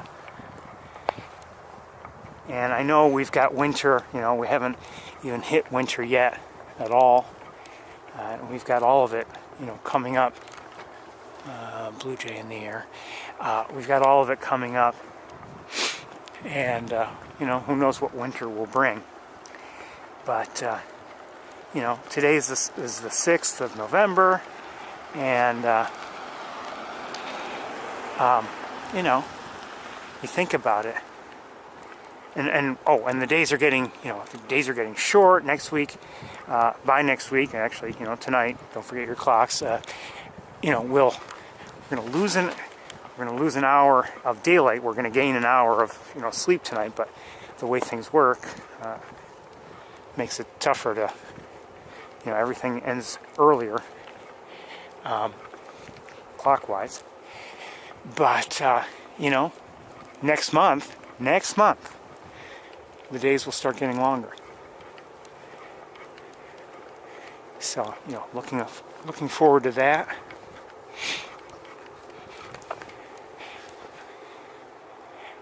Right here in the parking lot, what am I going to share with you? Well, I can only describe it. The smell, a little faint smell of just fall, of the fallen leaves, that sweet smell.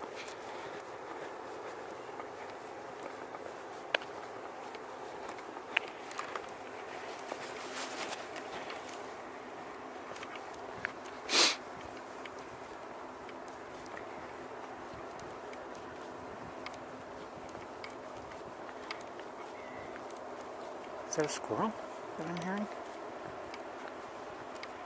Yeah, I think so. Boy, the squirrels have been vocal today. And you just wonder if they just happen to be seeing me at a distance and vocalizing, or if there's something else. Oh, hear that? You hear that? That's a Carolina wren.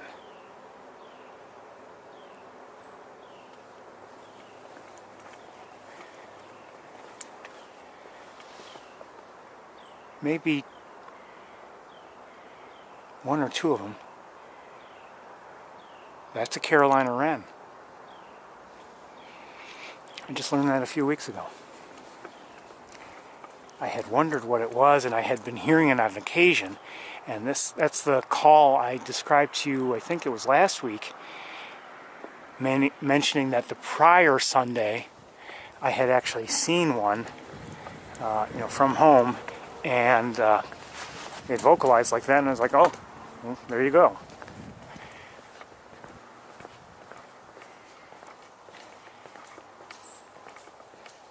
I think I'm hearing, by the way, white-throated sparrow.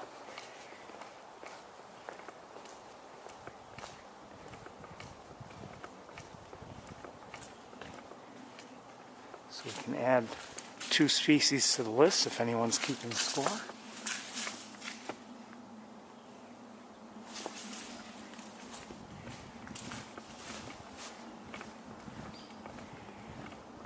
I don't know if that was a hairy or a downy woodpecker I just heard. There's the white-throated sparrow again, somewhere in here.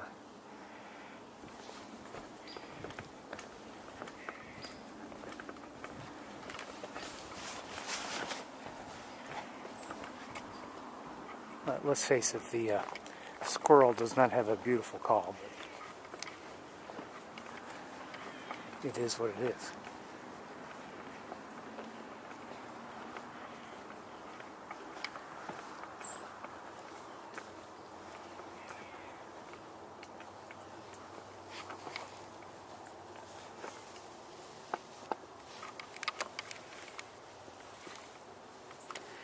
I think I see some ducks nearby.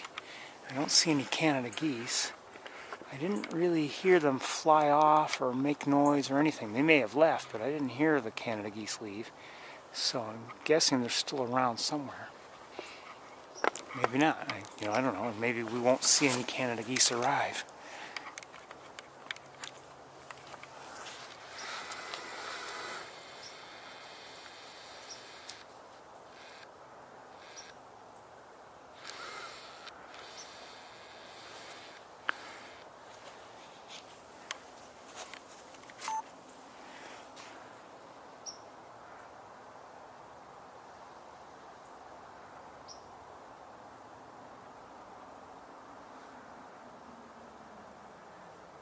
There's the American black duck.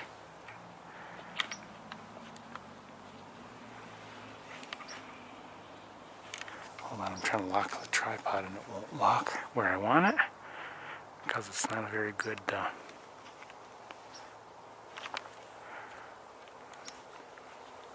map. That was a mallard, I think.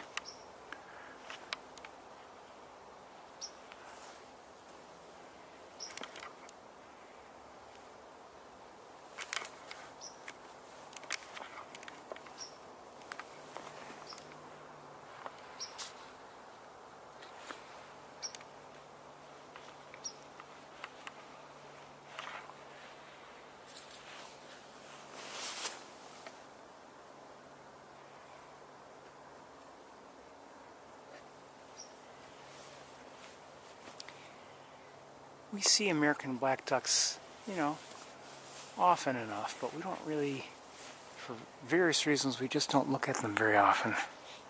There's a mallard behind it. They will, mallards and American black ducks, you can see how similar they are. They do mate sometimes, and they will hybridize. Let's lighten it up a little bit.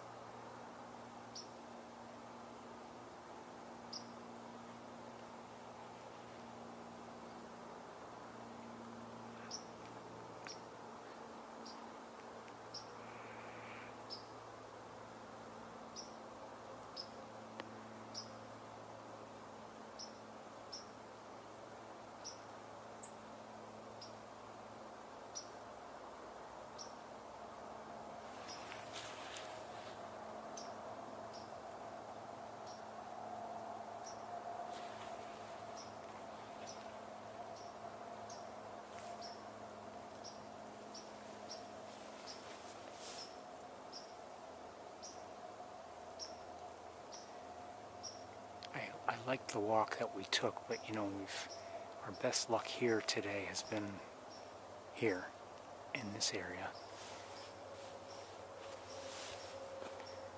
I'm going to look around with binoculars while you're looking at that.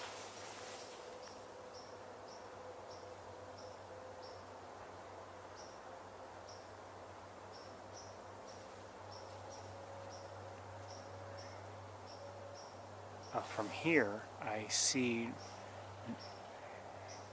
no sign of Canada geese.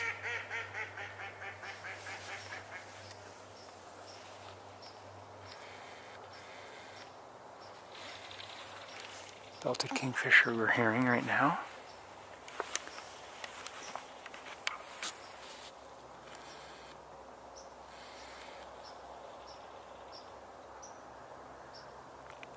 I don't know if the geese left or if they just swam to the other side of the pond where we can't see them. It's very possible.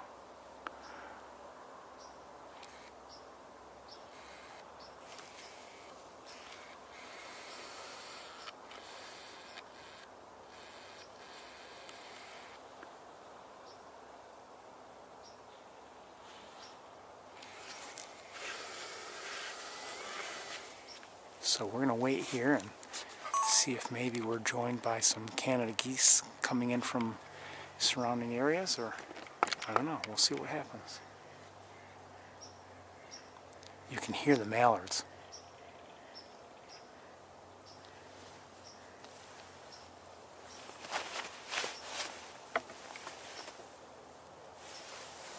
And it seems like everybody, maybe not the American black duck, has left the area. No, I think even the American black duck has decided to move on a bit. It did seem a little bit by itself, but still hanging around with the mallards.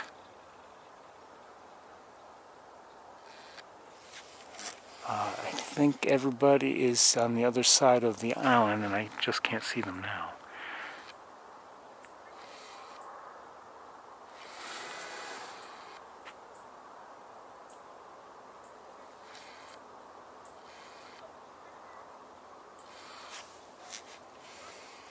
Oh, wait. Somebody's swimming along. Oh, here are the mallards.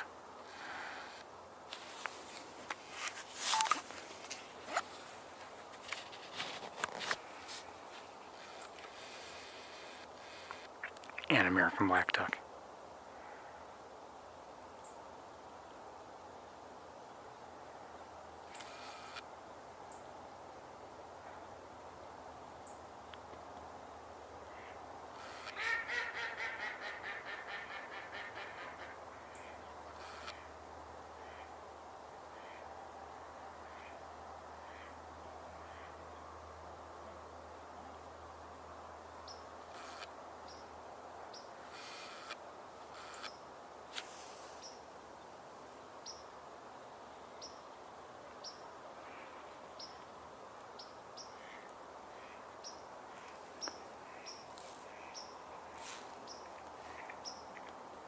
I'm not sure who that is vocalizing. Is it?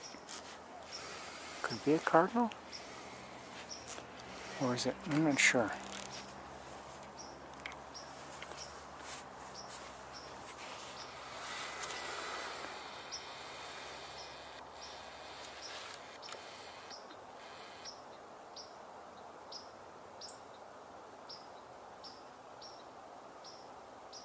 Might be hearing a song sparrow chip note, I'm not sure.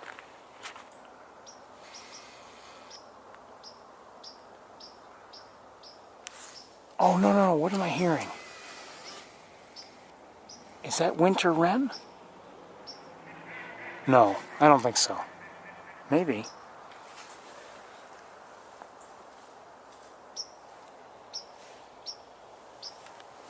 Whatever it is, it's right near here.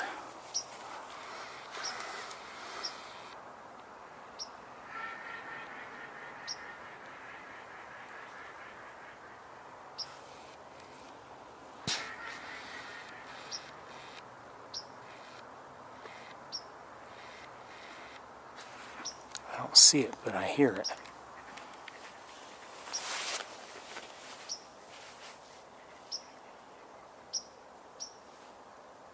And it just flew on. I didn't see it.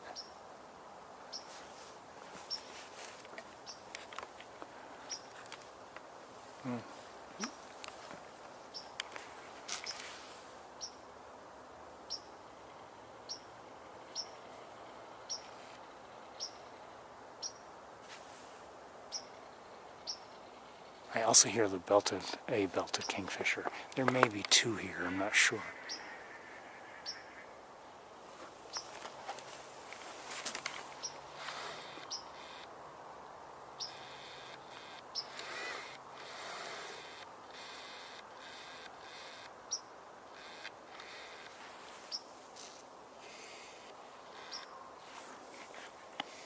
I may be wrong. I think we're hearing winter wren.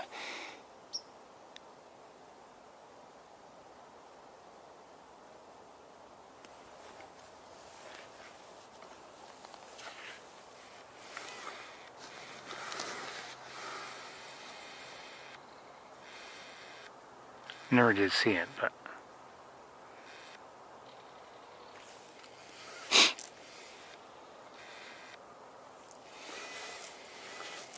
question remains, are we going to see Canada geese come in or not? I wonder.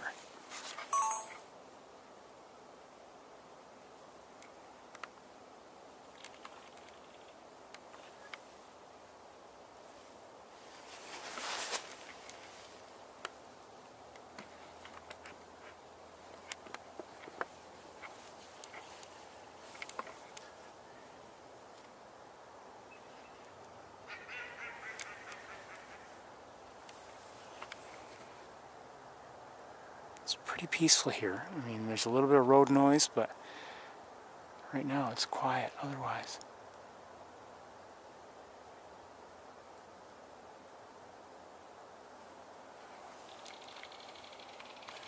Again, we'll see if Canada geese decide to come in or not. I have no idea if they've been coming in lately.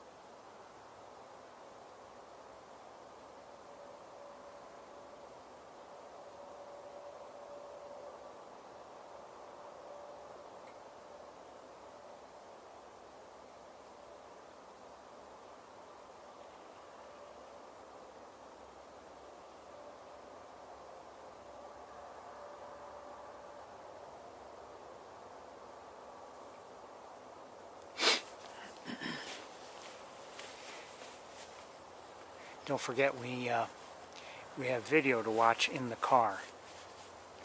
So I'd like to, when we're done here, whenever that is, I plan on going back to the car and showing you what I record, my first recording of the day, before the tour started. It's been a nice walk here overall. The walk itself, on the trails was quiet, but we didn't see too much. But here at the beginning, we saw the pied-billed grebe, mallards, Canada geese. I enjoyed watching them just peacefully swimming nearby, and a little bit of preening, a little bit of whatever, and to see the pied-billed grebe, I mean, that's not a rarity, but we don't usually see them here. I enjoyed that and the November sunlight.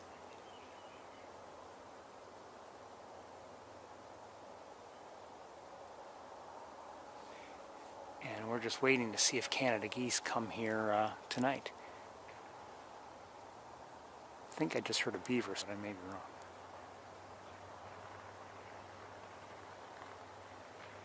What is all that noise?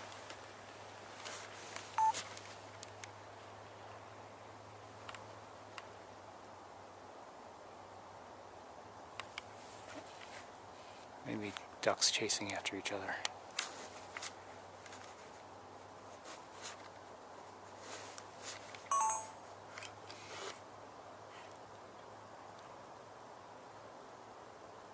I will say this.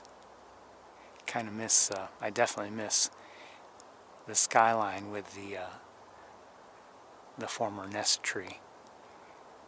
That I miss.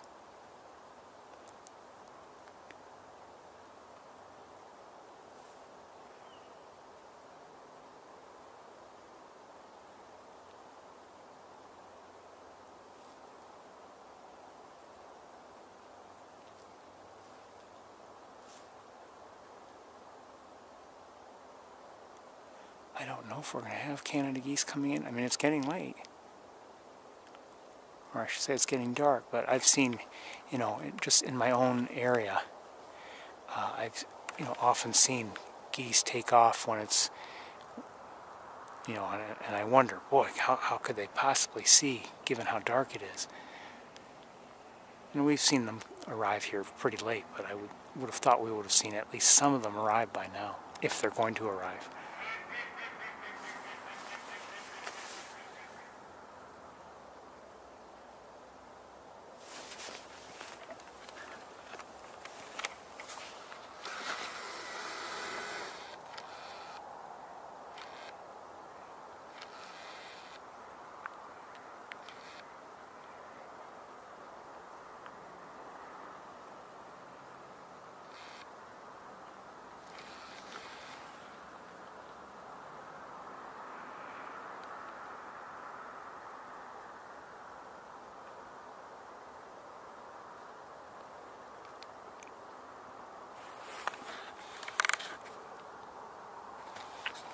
Haven't seen any Canada geese here at all in a while since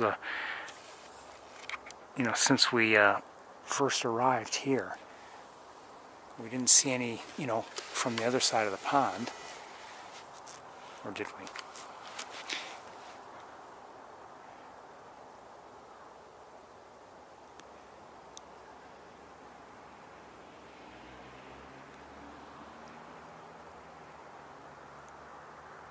I haven't heard them vocalize or anything.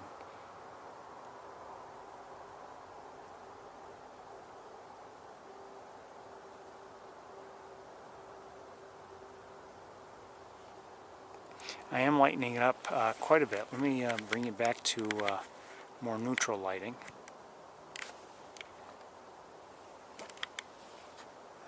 To my eyes, it looks a little bit more orange than the camera seems to be showing you.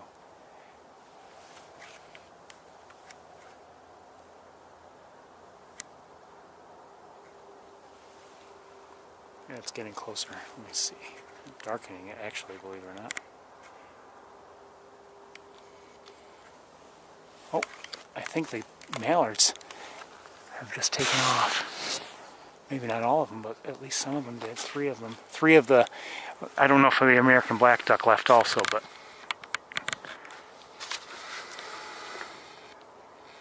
I still hear mallards, and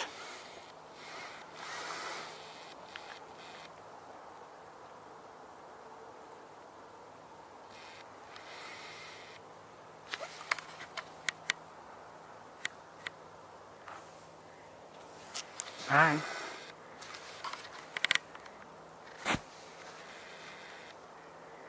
But there's still mallards here.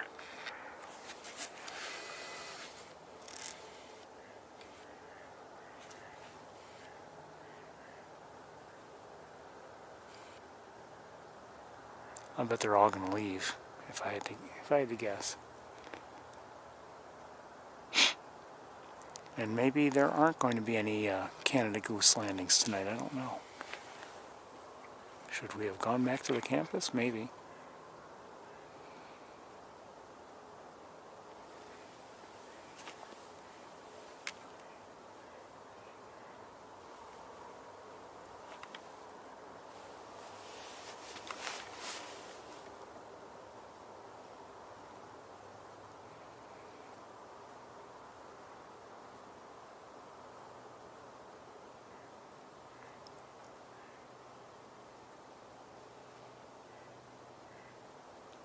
At the very least, if it were, you know, in the warmer months, even if there aren't too many birds vocalizing, you have insect vocalizations, the crickets, etc. Some smaller bird just flew by. I don't know if it was, well, it might have been a bat.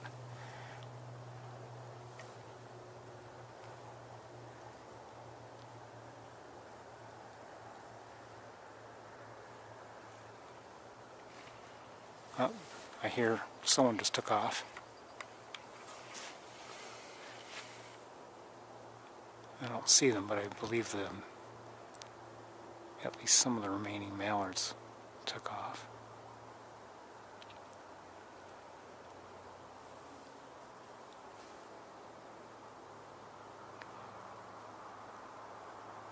A few more minutes. If no one shows up, we're going to head to the car. I suspect no one's coming. You remember last year, it seemed like, even though there was some water here, it wasn't like all completely dried out. It didn't seem like the geese were interested in coming here last year. At least some of the times we waited for them, or minimal numbers showed up.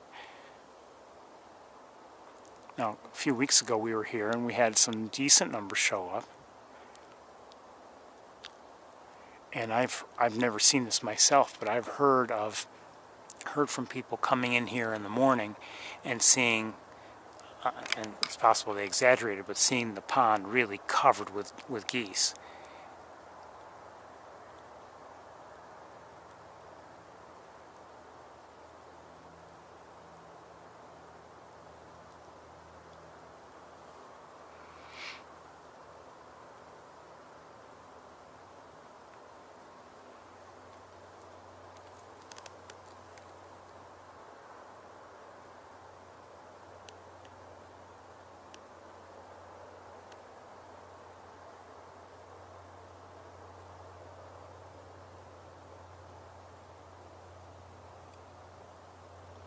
Hope they'll use the bubblers this year.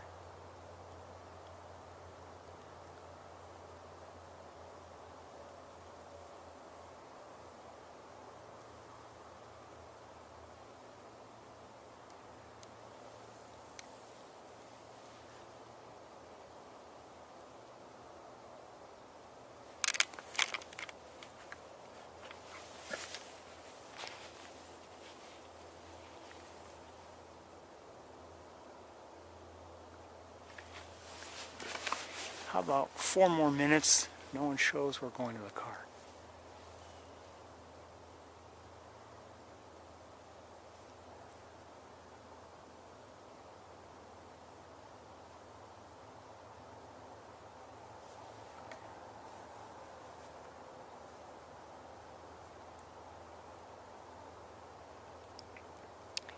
Wonder if if the pied-billed grebe, did it leave for the night?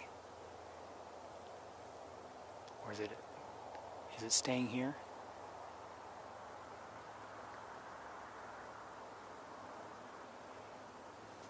You have to wonder, you know, one single pied-billed grebe, and it looked like a young one. And it's got to find its way to wherever it's got to go.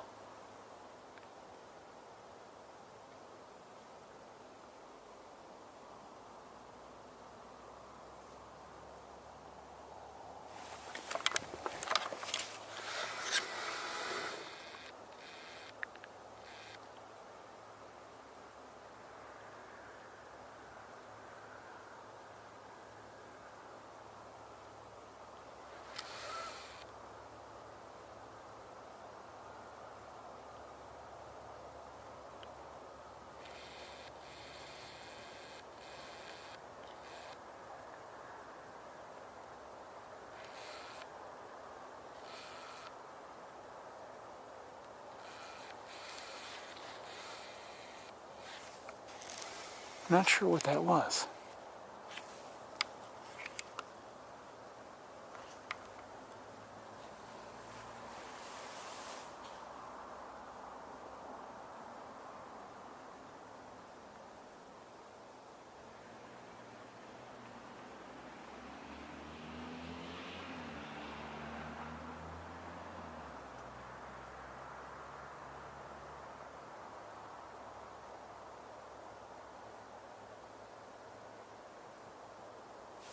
Might be the grebe, I'm not sure.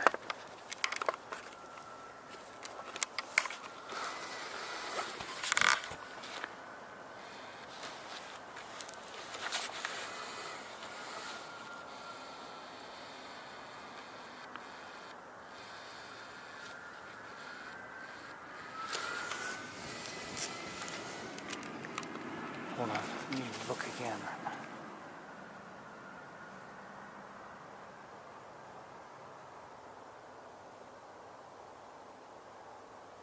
I can't see anything. It's too dark. Well,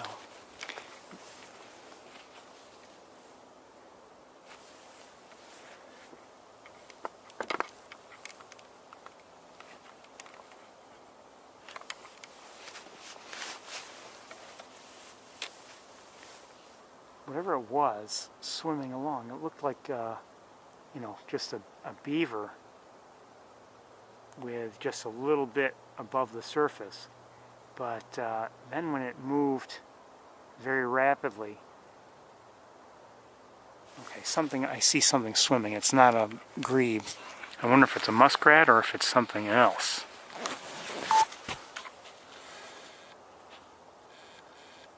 Could it be a mink?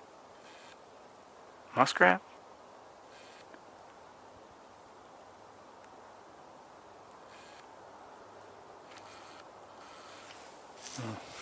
Could it be too dark to see? Yes. Okay, I think we're going to head back to the car in just a moment. Let's see if there's any way we can see whatever that is that's swimming around out there. Maybe not. I think it's time to head back to the car. And did I hear a goose? I did hear a goose. Well, 3 geese anyway.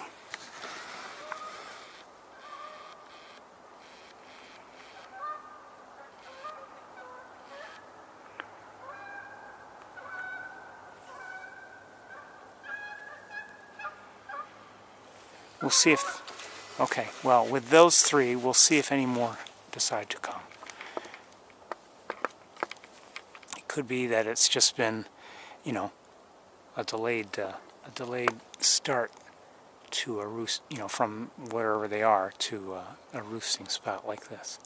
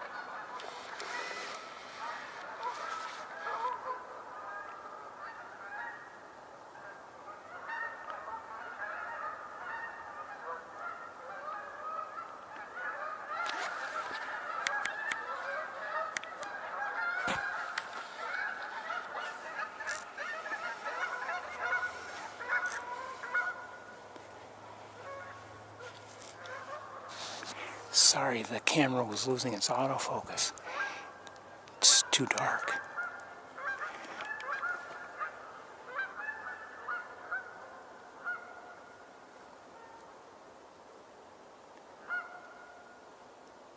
Just enough, essentially, to find their way in, and then they get quiet.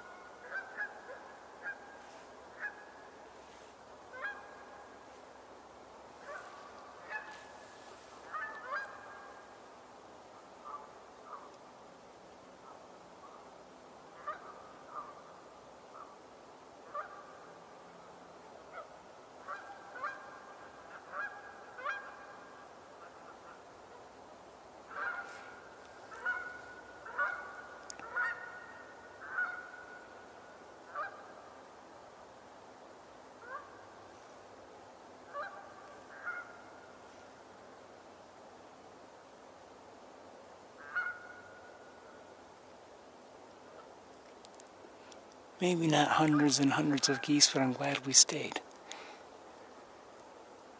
I think we'll head to the car though. It's getting cold, and I want to show you that video. So once we get there, I'll need a couple minutes to get situated. I don't have the video on this camera, so I can't show you here. Good night, Sapsucker Woods. Let's head to the car. There may be a few more geese coming in, but I don't know. I wouldn't be. What was that?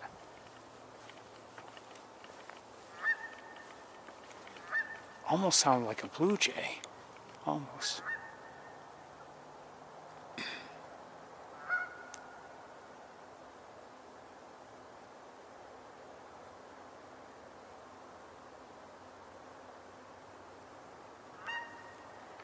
Okay, to the car.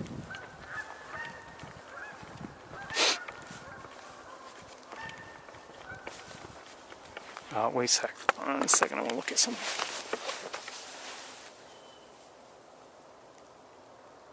Just heard that sound again.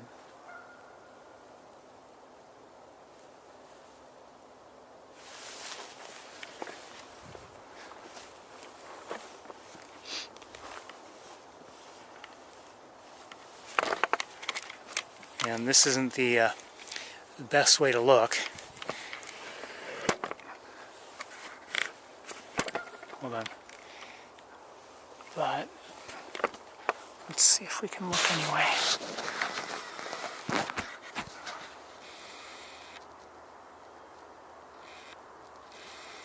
Well, something out there is making a high-pitched call every once in a while. I don't know what it could be.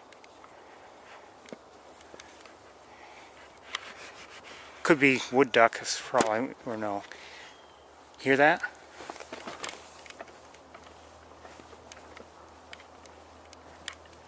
Could be that.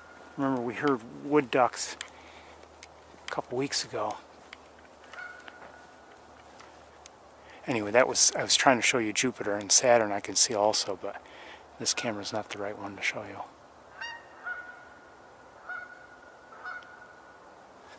Okay, to the car, to the car, to the car, to the car. Let's go. Good night, geese. Good night, geese. You know, we watched the geese come in tonight. Not many of them, and we couldn't see them very well because it's so dark. But I really enjoyed earlier today watching the geese come in near the visitor center at Montezuma. We had some, I thought, some decent looks at them as they were coming in, and they were nicely lit by that sunshine. So, again, I'm going to put you in the car. I'm going to put away some stuff, and then I'll get things set up so hopefully we'll see the video. I kind of wish we were on the campus where the signal's better, but I want to share with you something I saw earlier today before the tour started.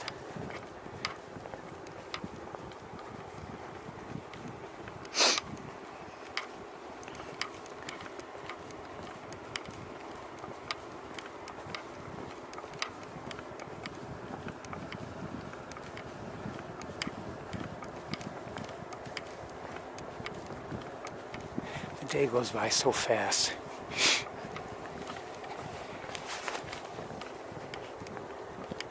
Like I said, sometimes on a Friday night I feel like the weekend's over because I know how it's going to work. Get everything ready. Saturday zips by, and then it's Sunday and just stuff to do all day. Okay, give me a couple minutes here and we'll see if we can get everything situated and watch the video together.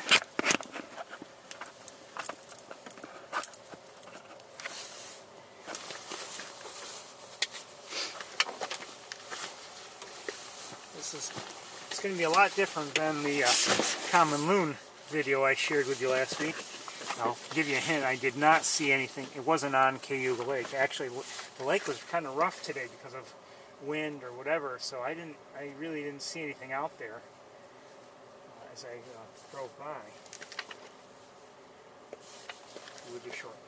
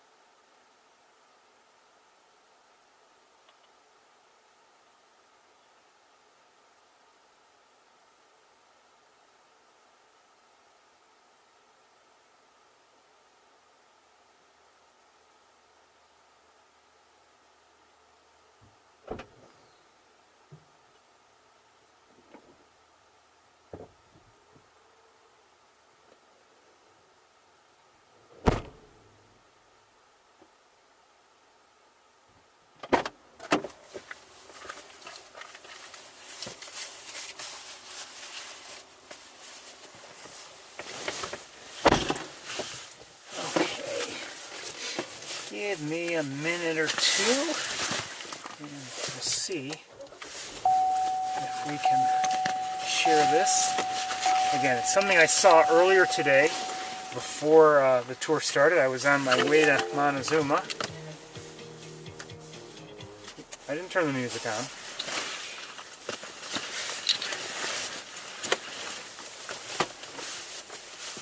And I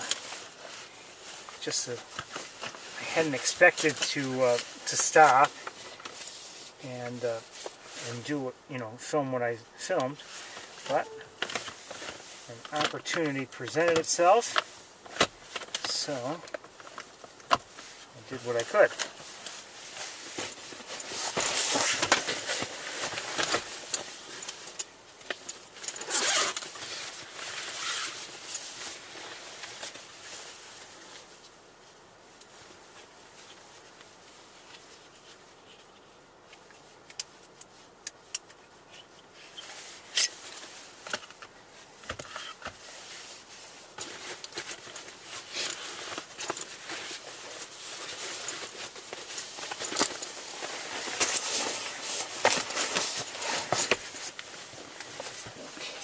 getting there, getting there.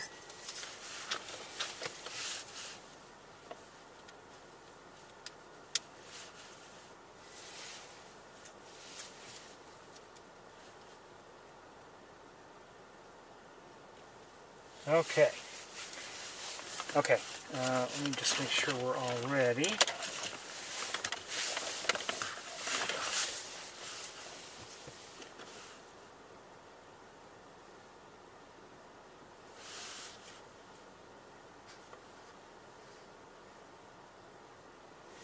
Okay, I have to, let's look over.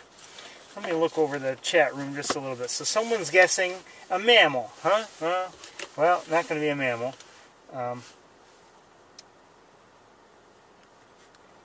Okay. Let's see. I'm not going to be able to, speak with you live while showing this as usual. So let me see if we can do this, and I've got to switch cameras. Okay, so let's hopefully do it right.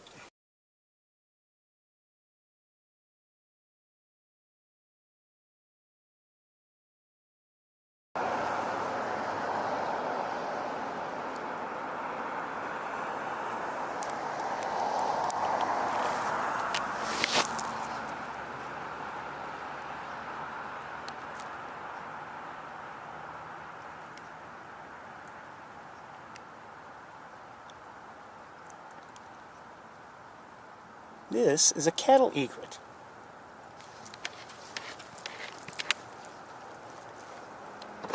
Just took off, and now it's right. Oh my, it's right near my car.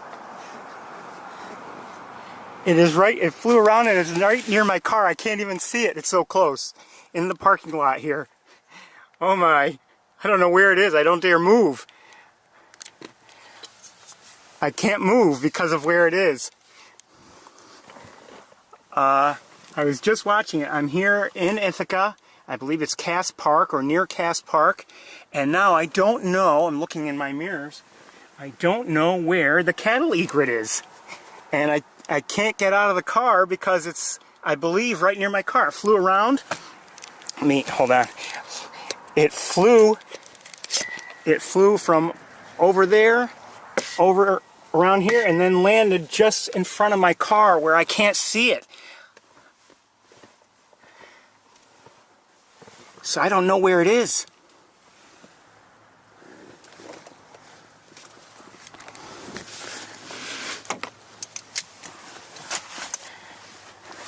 I thought for a minute maybe it got spooked because I was watching it. And now I really don't know where it is. It's I haven't seen it either fly or walk away. I really don't know where it is.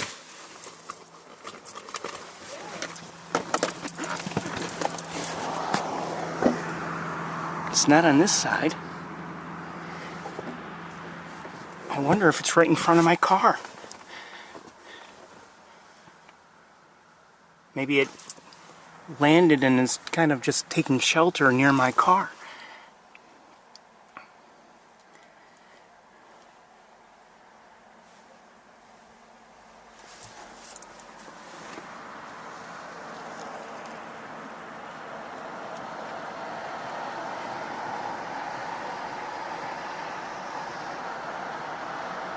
Now, some people pulled in. I wonder if they're bird watchers. They might be. Oh, it just took off. Just took off. So it was right near my car. And now it's over there. Let me see if I can... Yeah, they look like they're at least interested in it. But I've got to move my car now.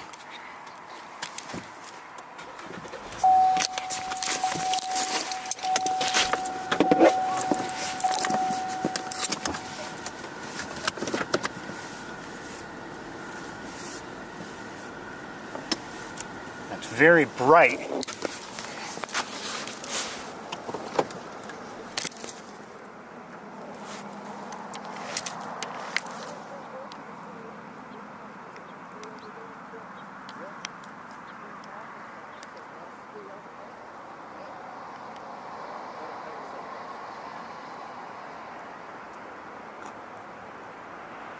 Again, this is a cattle egret, a rarity for the area.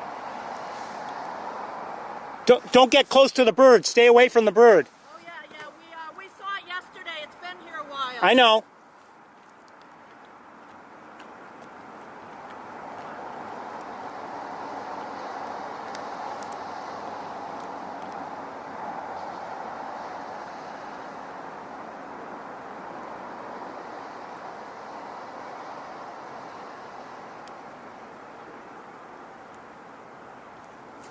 Just wanted to, I happened to see it as I was driving by. I wasn't going to stop.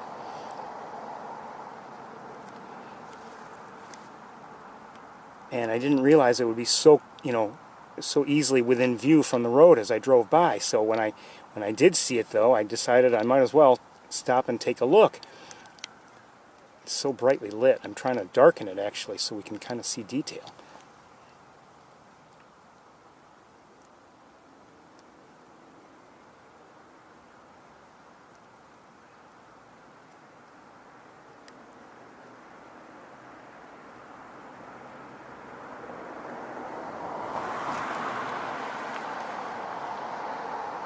That was a surprise when it flew right near my car. I don't know where it was. Again, it's a rarity for the area.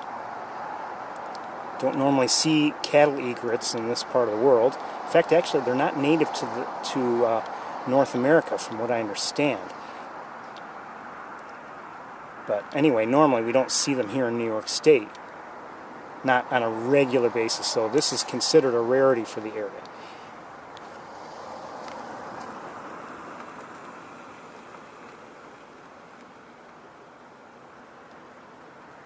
It's hard to get any kind of solid close-ups because it's moving. Beautiful bird. Relatively small, larger, I would say, than a crow, for instance. There's some people who have parked nearby. Let me just adjust things here so we can stay with it.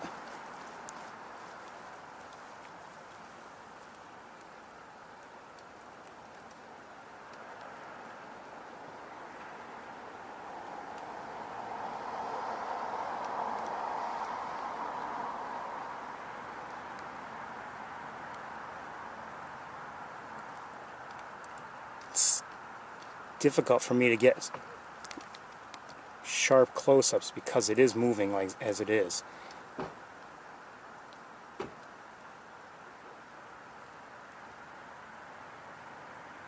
I have to move along pretty soon. Start the tour in a little while.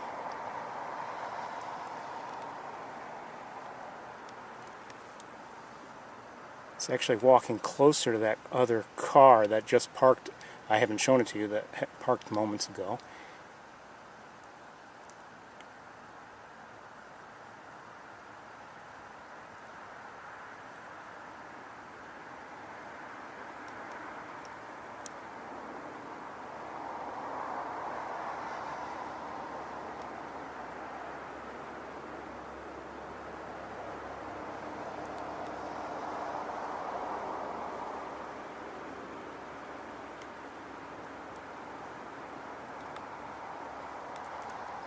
Getting a little bit of heat distortion, heat shimmer.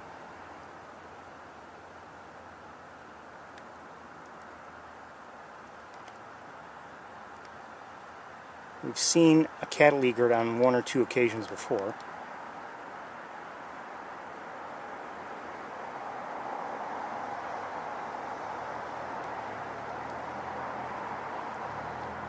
This is actually the best look at one I've ever had.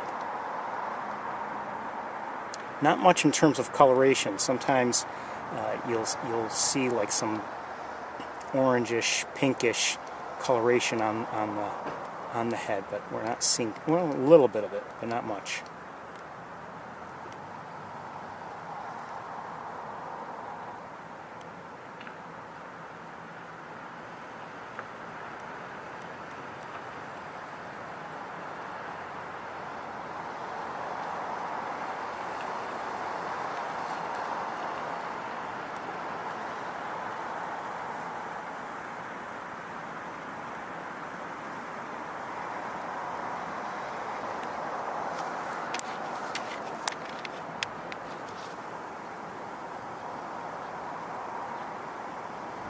It's been here for a number of days.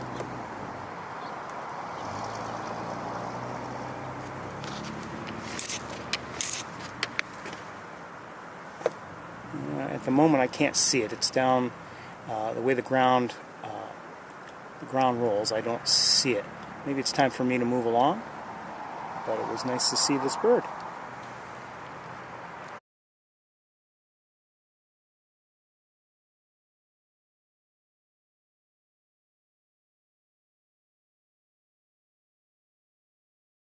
Okay, everybody, I think we're just about done for the day. We're out of light, certainly. I've enjoyed the day. I hope you have as well. Seen some nice things here and there. Would have liked to have seen more ducks, at least, on water and in large flocks for us, but that just didn't work out for us. But, even just seeing the few ducks we saw here and the ducks we did manage to see at Montezuma, along with the Canada geese up there, and seeing even the pied-billed grebe here, I enjoyed the day, and I liked seeing this cattle egret that I saw. Again, I hadn't even, I knew it had been in the area, but I was driving by, and I saw this white bird, clearly not a gull, just as I was driving by, and I stopped, turned around, and went into the parking lot, and as you saw, I was watching it, and I thought maybe I had spooked the bird just because I was watching, and I wasn't close, but all of a sudden it flew near my car, and I couldn't see it, and I didn't dare.